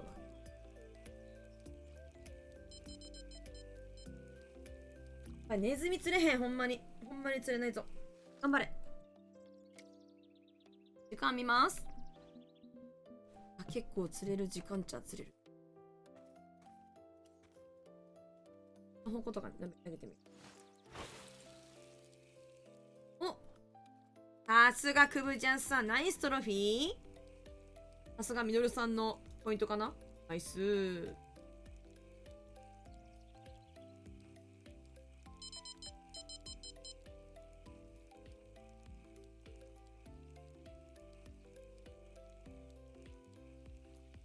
何のゲームか忘れた。決勝で選手一人の視点のカメラっていうか、そうだとさ、おもろいよな。ね、そういうのあるともっとね、なんか分かりやすくて、みんなもなんか、とっつきやすい感はあるんじゃないかなって。いや、別に私もだから、たまたま見て今たまたま語っておりますが、別にそんな詳しいわけじゃないので、ミーハーみたいな感じなんだけど、でもおもろかった、本当に。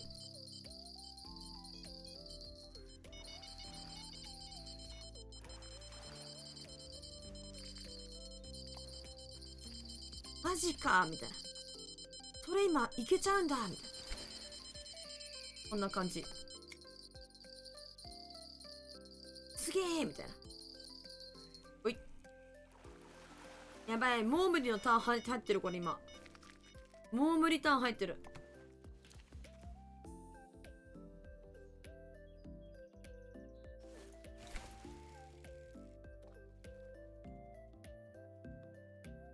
コウモリが何でもかかっちゃうからよくないと思う。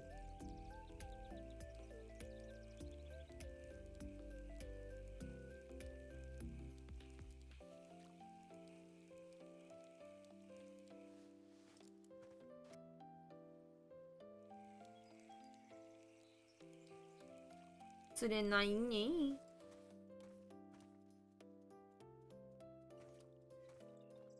別のコロコロ変えられていいし見逃した。そうですよね。今よかったのにみたいな。その次どうなっちゃうのみたいなね。の選手してなとやらかしも映るからあれだけどでもそれも含めてね、見たいじゃん。なんかそれも戒めみたいな。なんかプロでもそういうミスするんだね。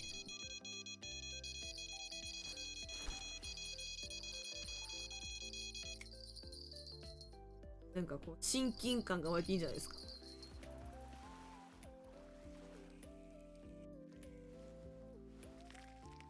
あ、1.4 釣れるだけありがたいと思いたい気持ちもあるが、3キロ以上釣らないとなかなか厳しいぞ。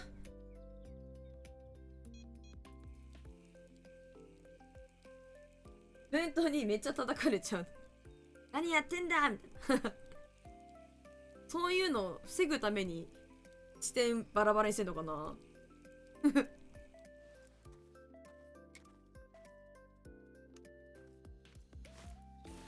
ミスった。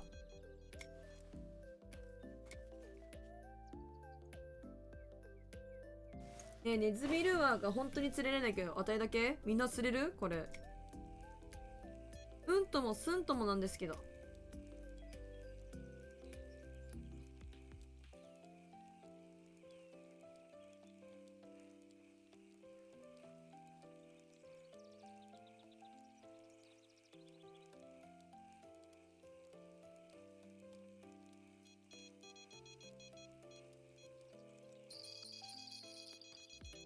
こんな感じ釣れるんだったら別に火でもいいと思うんだけど、流れが強くてな。もしかしたらあるかも。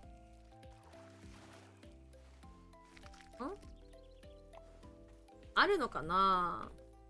やらかし移すとかわいそうなんでみたいな。一生残るし切り抜かれちゃうしねみたいな。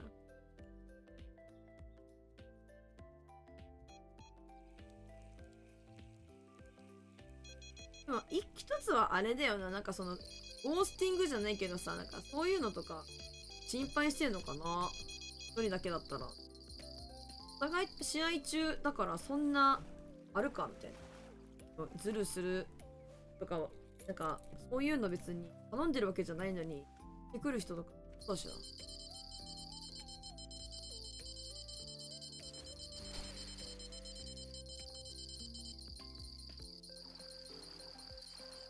いしょ。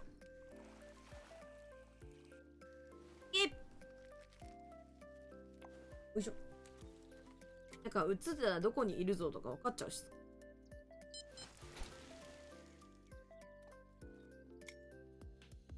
サイナイス。ネズミが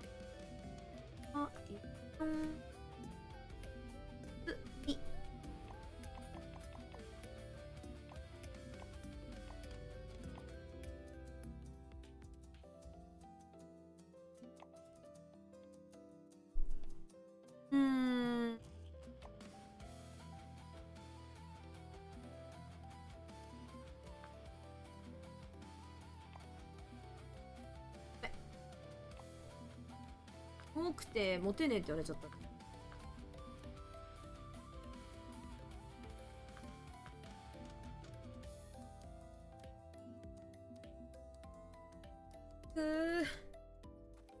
見る余裕ないでしょ。まあ確かにね。でもわかんないよ。例えばなんか敵じゃなかった。観客とかがさ、出るかもよ。無理か。それを選手が見ることは無理か。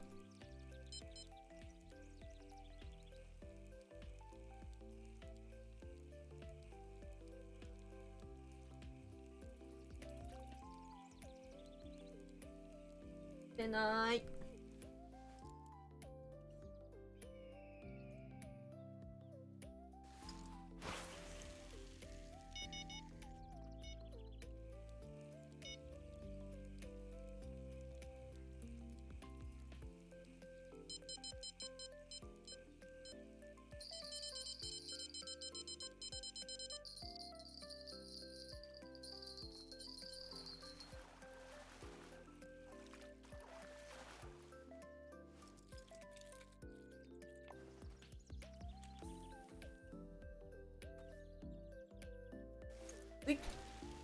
でなくなったら結構場所変えてやってもそうなんだ。じゃあここ変えた方がいいのか。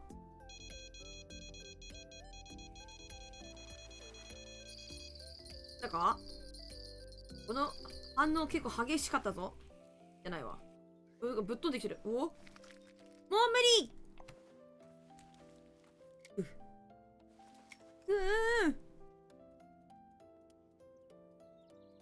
か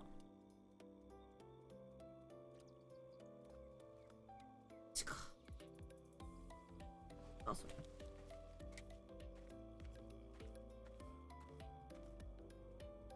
しまーち。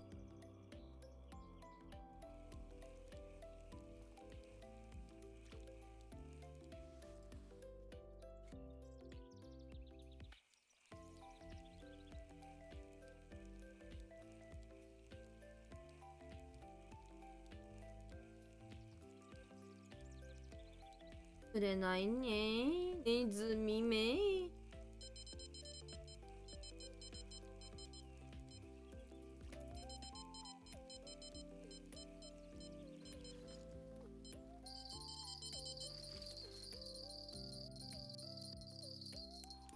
お、来たか？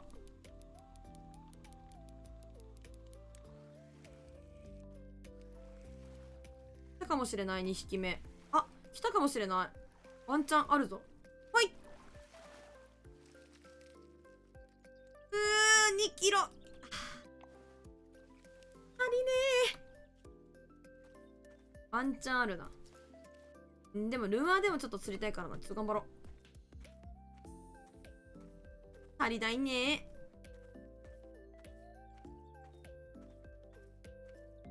どこだっけ？どこだ？マップ見て。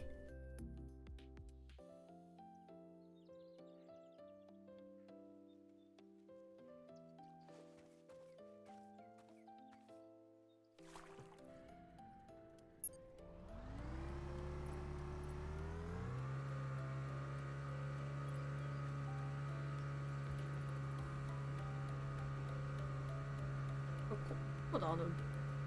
あ。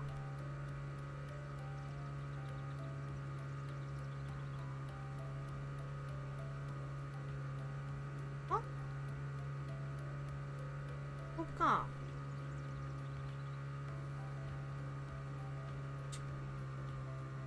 おお。転覆した。こ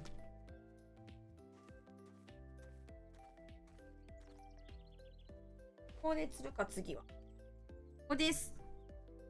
ここもます。釣れる予定です。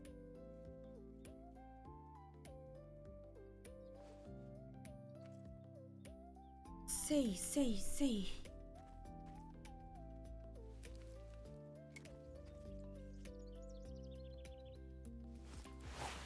早くママにふさわしい入場。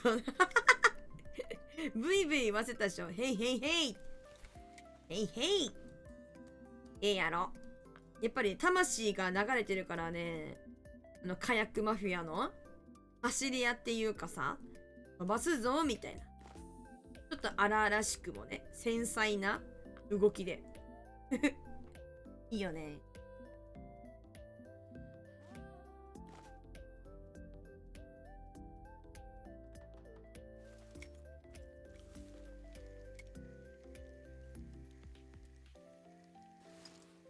いや、とにかく連れてくれ、マジで。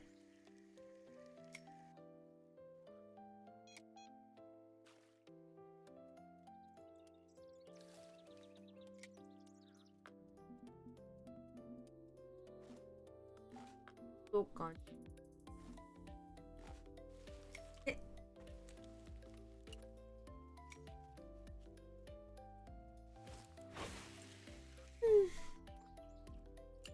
トロフィー釣れるのも結構私としては嬉しいんだけどな。マジでさ、前行った時さ、大麦ばっかり釣れてたからさ、釣れること自体はめっちゃ嬉しいんだけどな。もっとガンガン釣れてええんやで。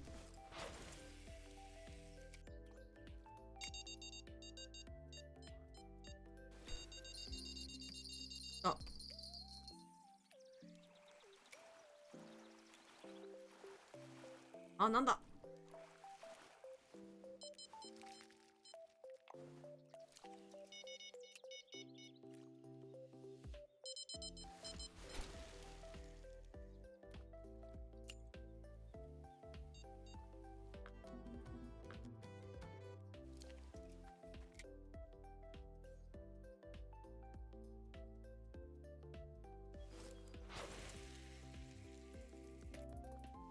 ほい。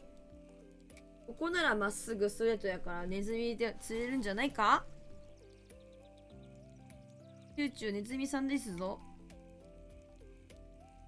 どうですか？美味しそうですか？私のネズミ。ぷかぷか浮いてますぞ。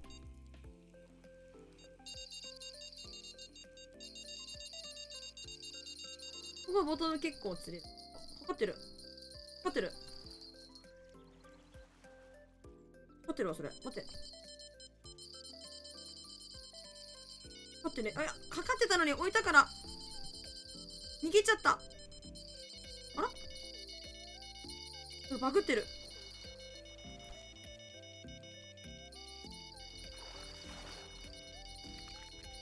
やらかした。欲しい。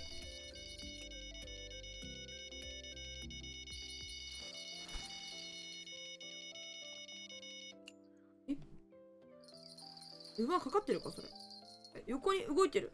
どういうこと？作ったタイミングある。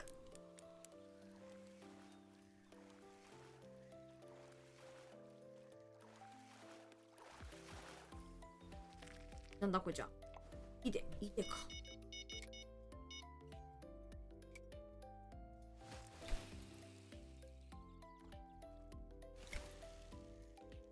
めっちゃ引っかかってたよね今。ワンチャンあったな。出た気がする。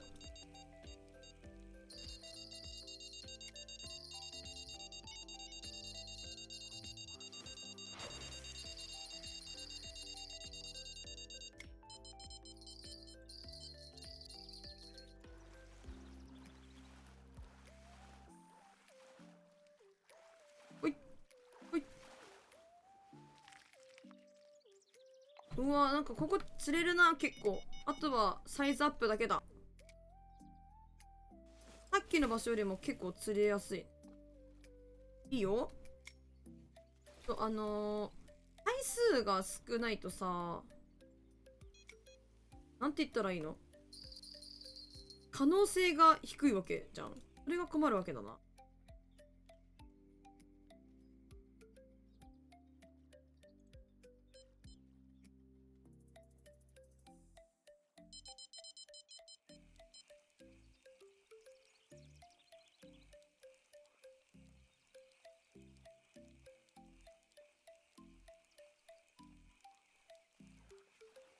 あるんでしょうか。はいど。ネズミルアーで。あ。来てた今。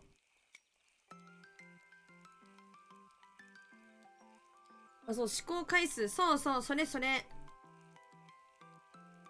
寝たくないって寝たら明日が来ちゃって仕事行かなきゃいけなくなっちゃったりするもんね。寝たくないよ。わかるよ。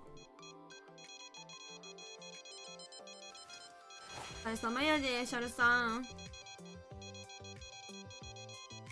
お疲れちゃんちゃんや。日もかかってる。デイズ。日産デイズ。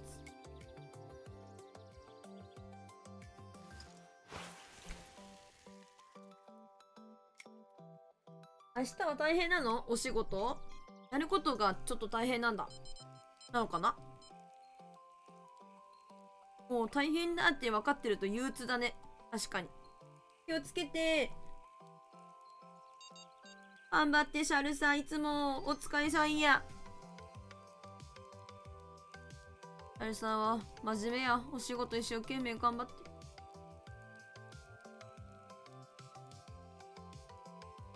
嫌いね。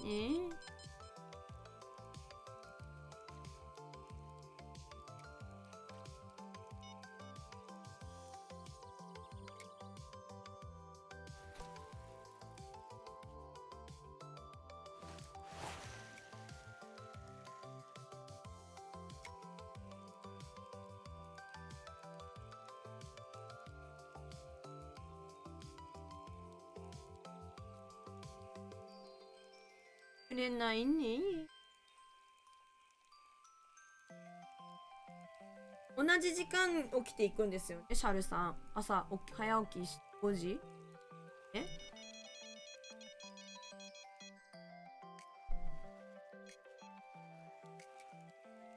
あれ、お、ナイス、ミノルさん。ナイスユニーク。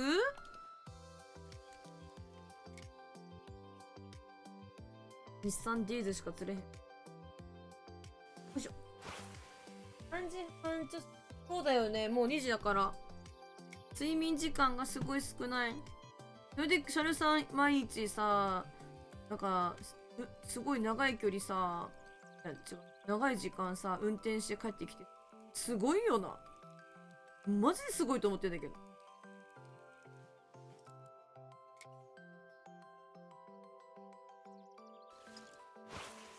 あたいには無理だ。ね、そういうことだよね。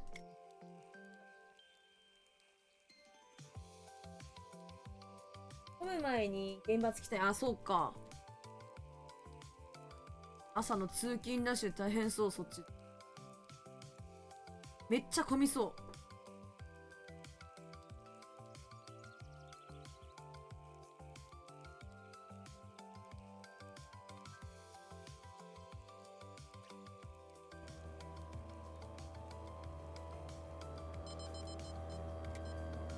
ミノルさんや。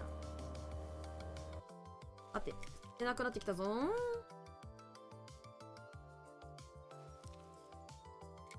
髪を。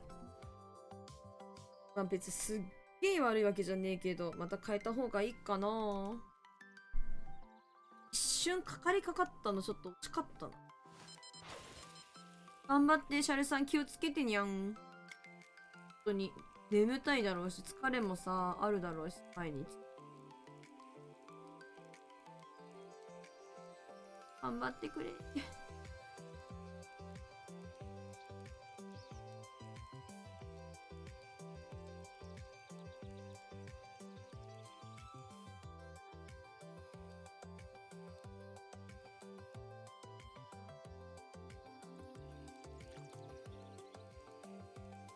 くれないよ。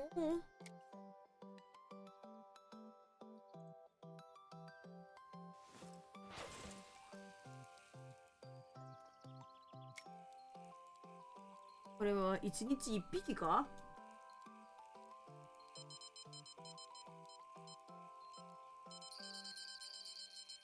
眠たい人です。あら、はるかさんいらっしゃい。私も眠たい人ですわ。今日ちょっと眠たいです、私も。実は。珍しく。お疲れ様ですわ。あれかしら、はるかさん。はるかさんも。よし、寝よう。お疲れ様ですわ。バロかはるかさんも。皆さんお疲れさん。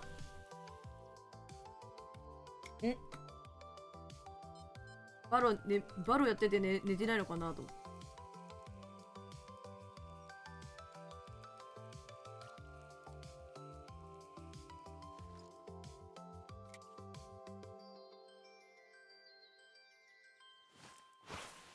大正解。やったー、当たった。シンデレラポイント1ポイントゲット。お疲れ様ですよ、本当に。みんなバロラントや。よいしょ。や、お疲れです。ほんとゆっくり休んでくださいね。はるかさん、無理なさらずに。たくさん寝てください。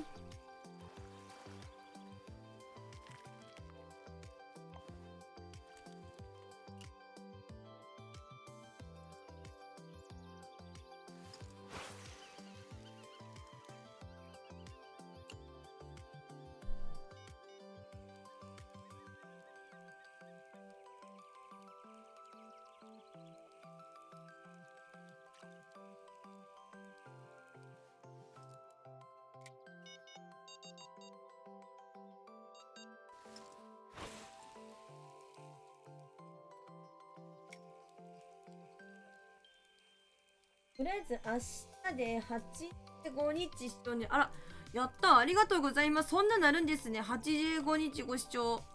明日でか、感慨深い。すごいよな、ほんと。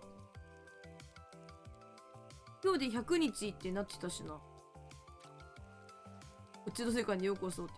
ほんまにな。抹茶さんとかも100日とかすごいみんな。ありがたいですよ。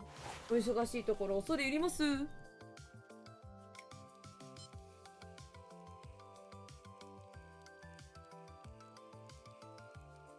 バロやってなかったらみんなに会えてないからやってよかったな。毎日ありがとう、本当に。顔出してくれてありがとうございます。みんなすごいよね。シャルさん110なんのすんごいんじゃん。多分フォローするから毎日いるからフォローして何ちゃったかいじってよか、確かに。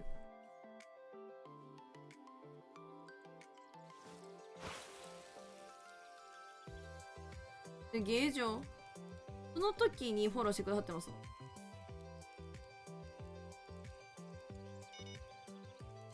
すごい。ありがたい。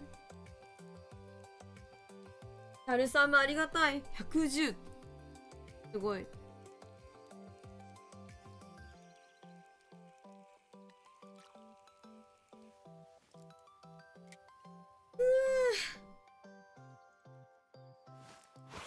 なんか当たり前じゃないと思うからさ、山ほどかわいい子とか面白い子とか皆さんが好きな他の推しの方とかいらっしゃる中でですからね、嬉しいです。本当にその中でも毎日顔出して挨拶してくれて手間暇ありがとうございます。その気持ちプライスレス。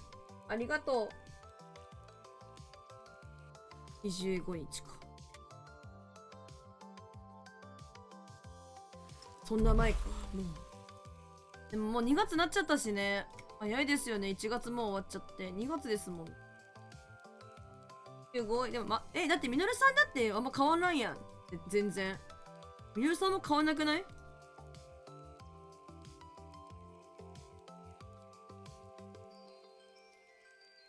？2月の方が短いぞ。確かに2月はあっという間だぞ。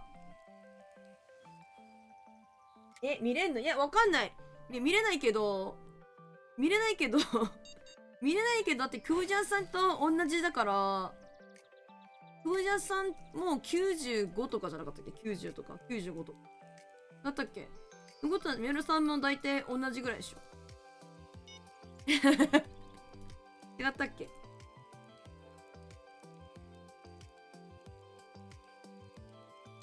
見れんのかもしれないけど、あたいはそういうの疎いぞ。自分プロフィール見れば何年何月何日フォローしましたって確認できます。あ、そっか、そういうこと？あ、フォロー日は見れるよね。私もフォロー日は見れるよ。みんなのやつ見れるはず。目が見えない。ハルさんは何からしてくれてるからフォロー。あれ？あ、でも切れてんの？ここ4月？合ってるか。合ってるな。合ってる。シャレさん前からしてくれてるから結構長いんや。いやん、見ないでって。いやん、見るわ。すごいね。すごい。すごいよ。でもなぜか自分の見えないんだよね。そうなの？みのるさんは言わない。恥ずかしいだろうから言わないけど。そうだよね。いや、長いですよ。待って、赤さんが。あ、はいはいはいはい。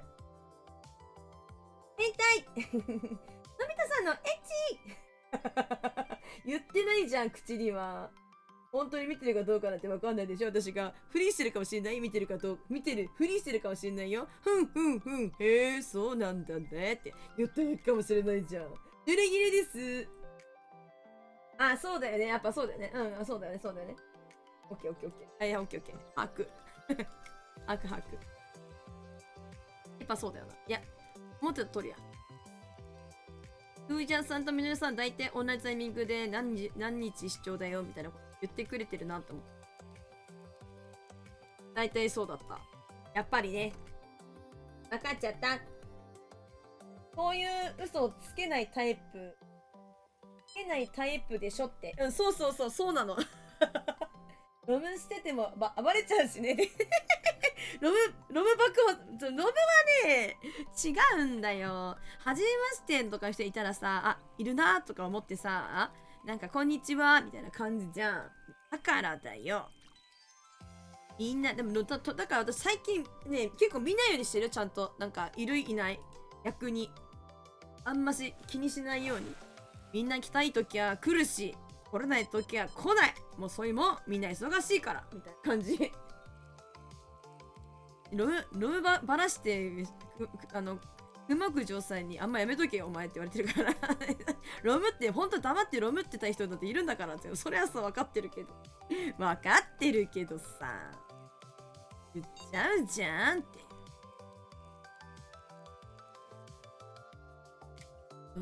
のび太さんのエッチって言われちゃったから。あんま覗かないでおきますね。実は俺もちょろっとロムつってるの気づいてるでしょ。コメントは夜中だけで。あ、そう。あ、そうだよ。いるなみたいなのは。あ怪しいぞ、これ。でもなんか本当に普通にゲームやってる時とかは気づかない。あとなんかその、誰がいらっしゃるかっていうのが、更新がなんかうまくいってない時とかがあって、なんかそれで更新しても、なんか人数合わんなみたいな。わかるその、何名様ってなってるけど、お名前が出てるところの数が違うみたいな感じで、わかんない時も時々あるから、なんかそこはね、なんかいろいろあるんですけど。なんか見方があるのかもしれないけど。なんかみんな途切れずに見に来てくれた、途切れずに何日連続視聴ですみたいなの出してくれるじゃないですか。表示させてしてくれるじゃないですか。だからまあどっかのタイミングでは1日1回は顔を渡してるんだなみたいな。ありがたい。それだけでも手間じゃん。だね。すごいよみんな本当に。すごいよ。みんなすごいよ。場所変えます。ちなみに本日の配信はあと15分程度で終了いたします。この番組はご覧のスポンサーでお送りします。よいしょよいしょ。みんなスポンサ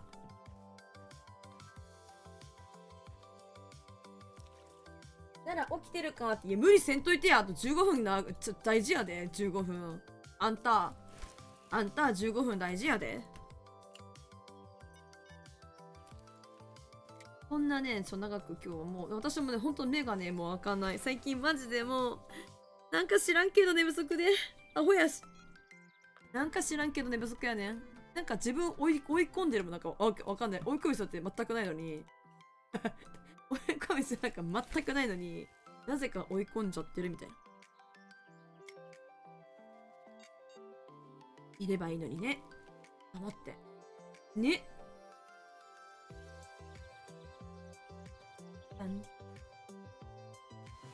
ね、本当に私ね、嘘つくのっていうかなんかね、そういうなんかね、何かをごまかしたりするのすっごい苦手だと思うんですよね、なんか。まあ、そんなごまかすようなことするなって話なんだけど、まあ、そんな知ってるわけじゃないんですけどね。お話で、だからさ、人狼とかさ、アモングアスとかさ、あるじゃないですか、ああいうやつ。なんか苦手なんよな、嘘つけないから。5時までドラッグしてからで、あうん。だってやりたかったんだもん。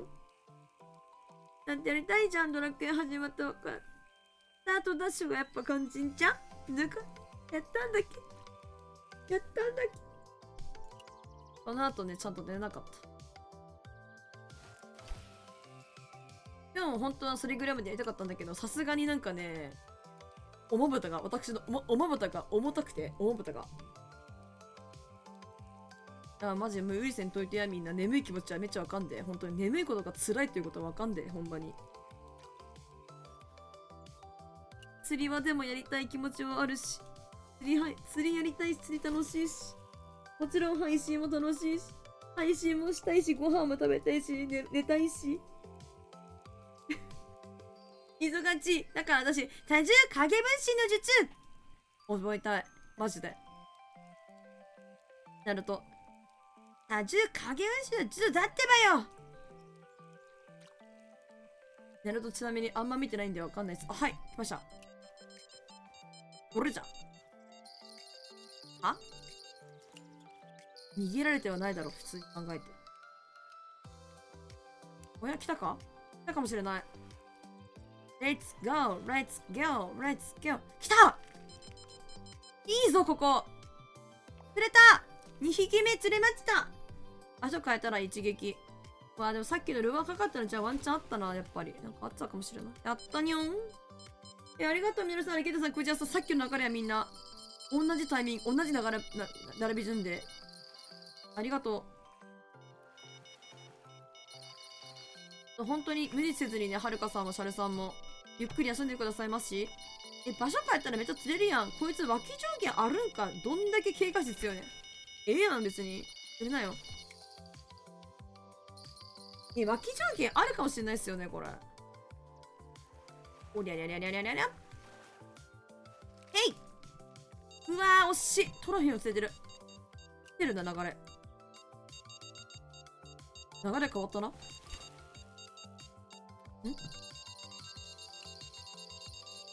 3番おいもう無理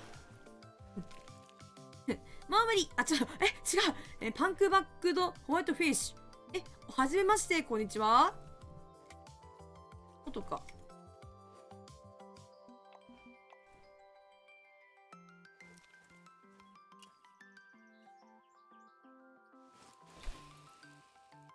よいしょ。いやー、焼肉食べたい、本当に。しばらく焼肉食べてない。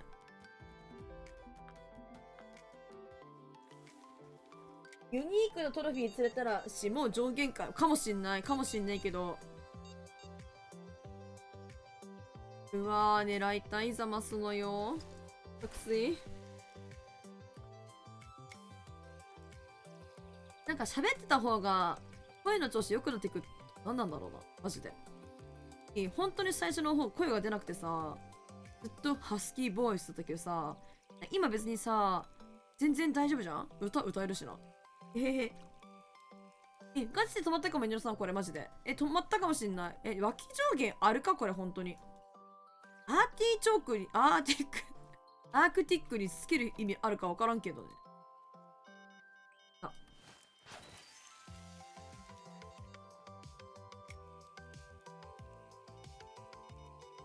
あとはネズミで連れてくれたら嬉しいんだけど。今日はゲーミングチェアで寝ようか。起きれるように。なんか言ってたよね。布団で寝ちゃうと、なんかちょっと眠りが深くすやすやしちゃうから、椅子の方が起きるみたいな。わかる。でもほんと風邪ひかんといてや。皆さんお腹壊しやすいし、気をつけてや。言ってたよね。コイン何分とき他も条件ついたじゃん。あ、なるほどね。いや、あるな、これ。でも急にピタッと止まるもんね、本当に。やばいな、これ。あるわ。マジあり。これあるわ。はいよ、もう場所。皮明太子のとこ割って、あるわ、これ。絶対ある。すごい、不自然にピタッと止まるもんね。あ、はい。そう、なんか私も作業とかするとき、椅子の上で寝てた方がなんか起きるから、このようにしてるときあるよ。ここまで行くのがめんどくさいみたいな、そういうことだけじゃなくてね。2時間ぐらい経てばまた釣れる。ほんと？ここの場所で変える場所でも。2つから場所変えてやる。移動。引っ越し。引っ越し。さっさと引っ越せ。引っ越し。引っ越し。引っ越し。あんちゃちゃん。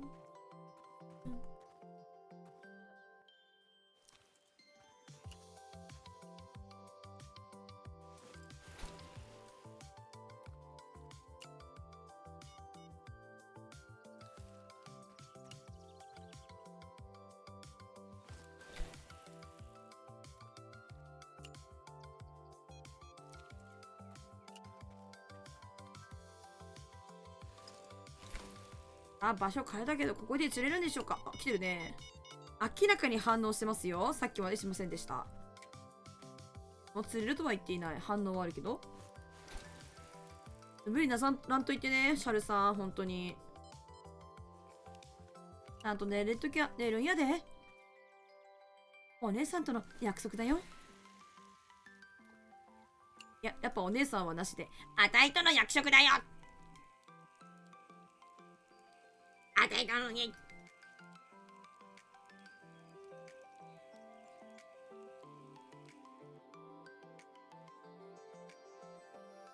マジルは釣れない。どうして？どうしてなんだい君が釣れないのは。ブリンブリンブリン。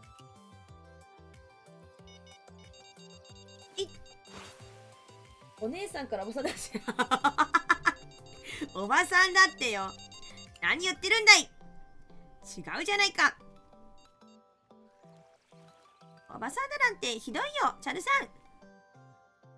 小学生の恋してるじゃないか、シャルさん。あれれ、おかしいぞ。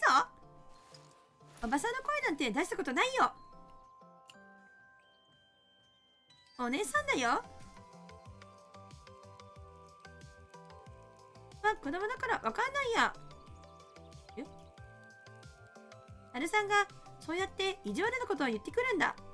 先生に作ってやる。コナン君が言わなさそうなシリーズ。俺だけかな。なんかほんと変わってない。ほんと？なんかちょっと丸くなってるかもしれない。言われてみたら。目が悪いからかもしれない。変わったかな。なんか変わった気もするね。なんかそんな気する？気のせい。反応だけして釣れない。やばいやばい。今すっごいうんちって言っちゃいそうだったところを我慢したんだけど、マジで耐えたわ。マジで釣れなくてうんちって言っちゃいそうなところを我慢したわ。本当に。ああ、我慢できた。大人だな私。なんか文字可愛くなってるかな。丸くなってるような気はしなくもないけどね。何もしてないけどな。何にもちょっしてないけど。ここ大森釣れるな。ほんまに大森スポットや。畜生目が。なんだろうね。急に。何もしてないんだけどな。マジで。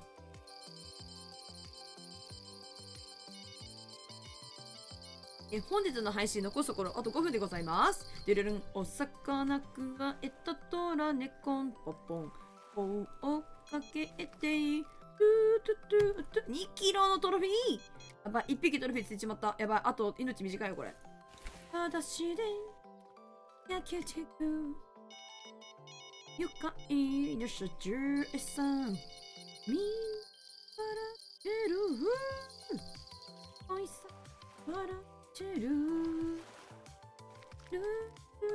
ちょっと無理。マジで本当に無理。やばい、重たくなってきた。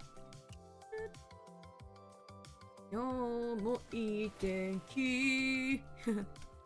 地声地声はなんか違う気はします、シャル様。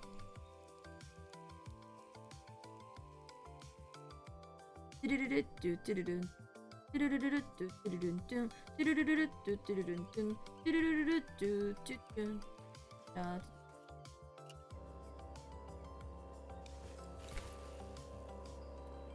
こっそり脇上限やってると思われるのやめてほしいな。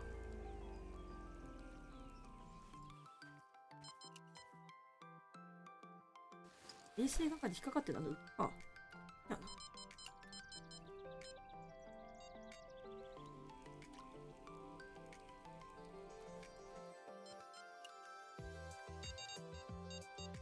パピパパピパピパ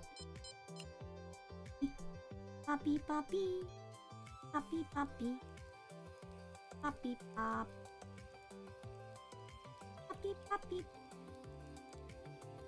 パピパピパピパピパンパピパピパピパピ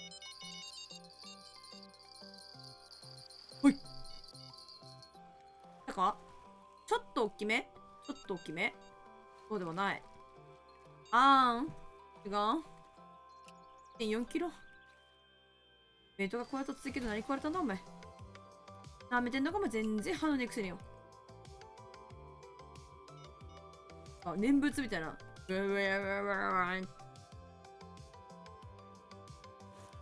や、ネズミルーはちょっとマジで苦行だね、これ。マジで。こんな釣れへん、ほんまに。なんか、コツでもあるんやろか、これ。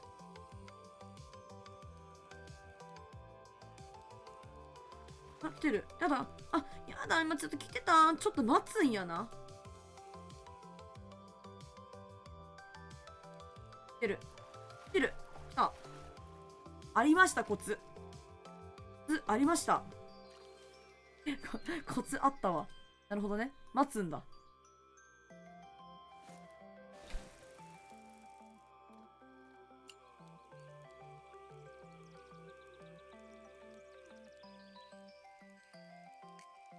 待つ。待つ。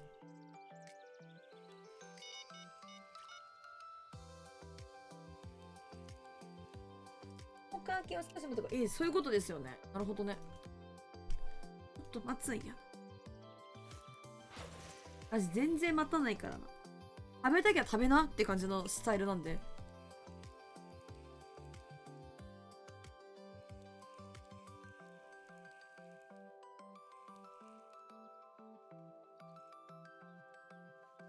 チューチュー。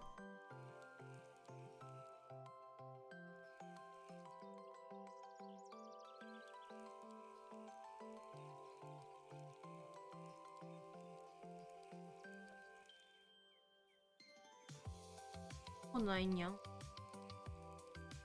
こではまだユニーク釣ってないぞ。ポイントでは。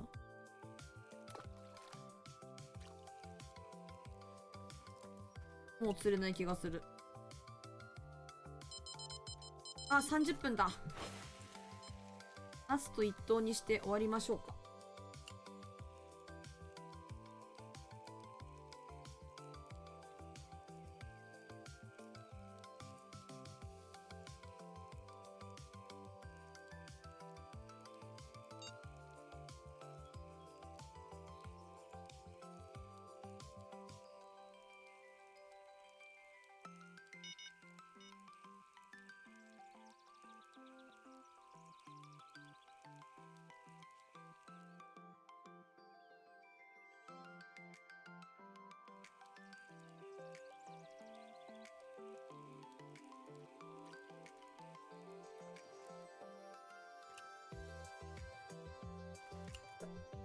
マクマクの怪物釣る下準備でウォーカー使うことになるかもしれない。練習しておこう。はい。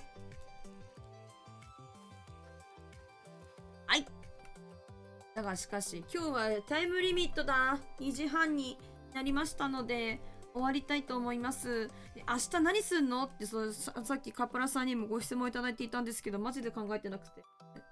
ドラクエやりたい気持ちもするけど、ドラクエやりたい気持ちもするけど、別のゲーム金曜日だからね。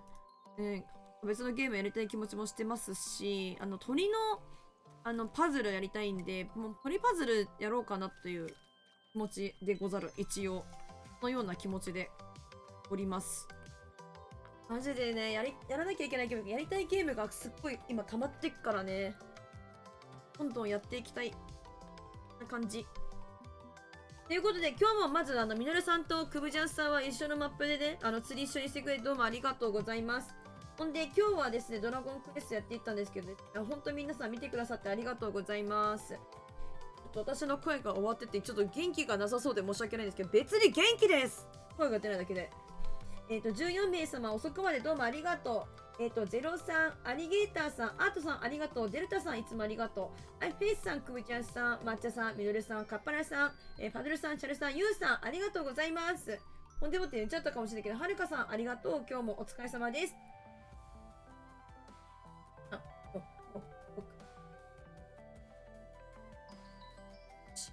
ユウさん、ありがとう。本当にいつも遅くまで。無理しないでね、ユウさんも。シャルさんありがとう。にょにょにょにょにょにょにょにょにょ。ということで、また皆さん、また明日、ゆっくり皆さんも本当無理ならずにお休みください。See you again, see you tomorrow, goodbye, good night, thank you. したっけねバイバイ。みんな、おやすみ。おやすみなさい。ありがとう、みのさん、お疲れ様。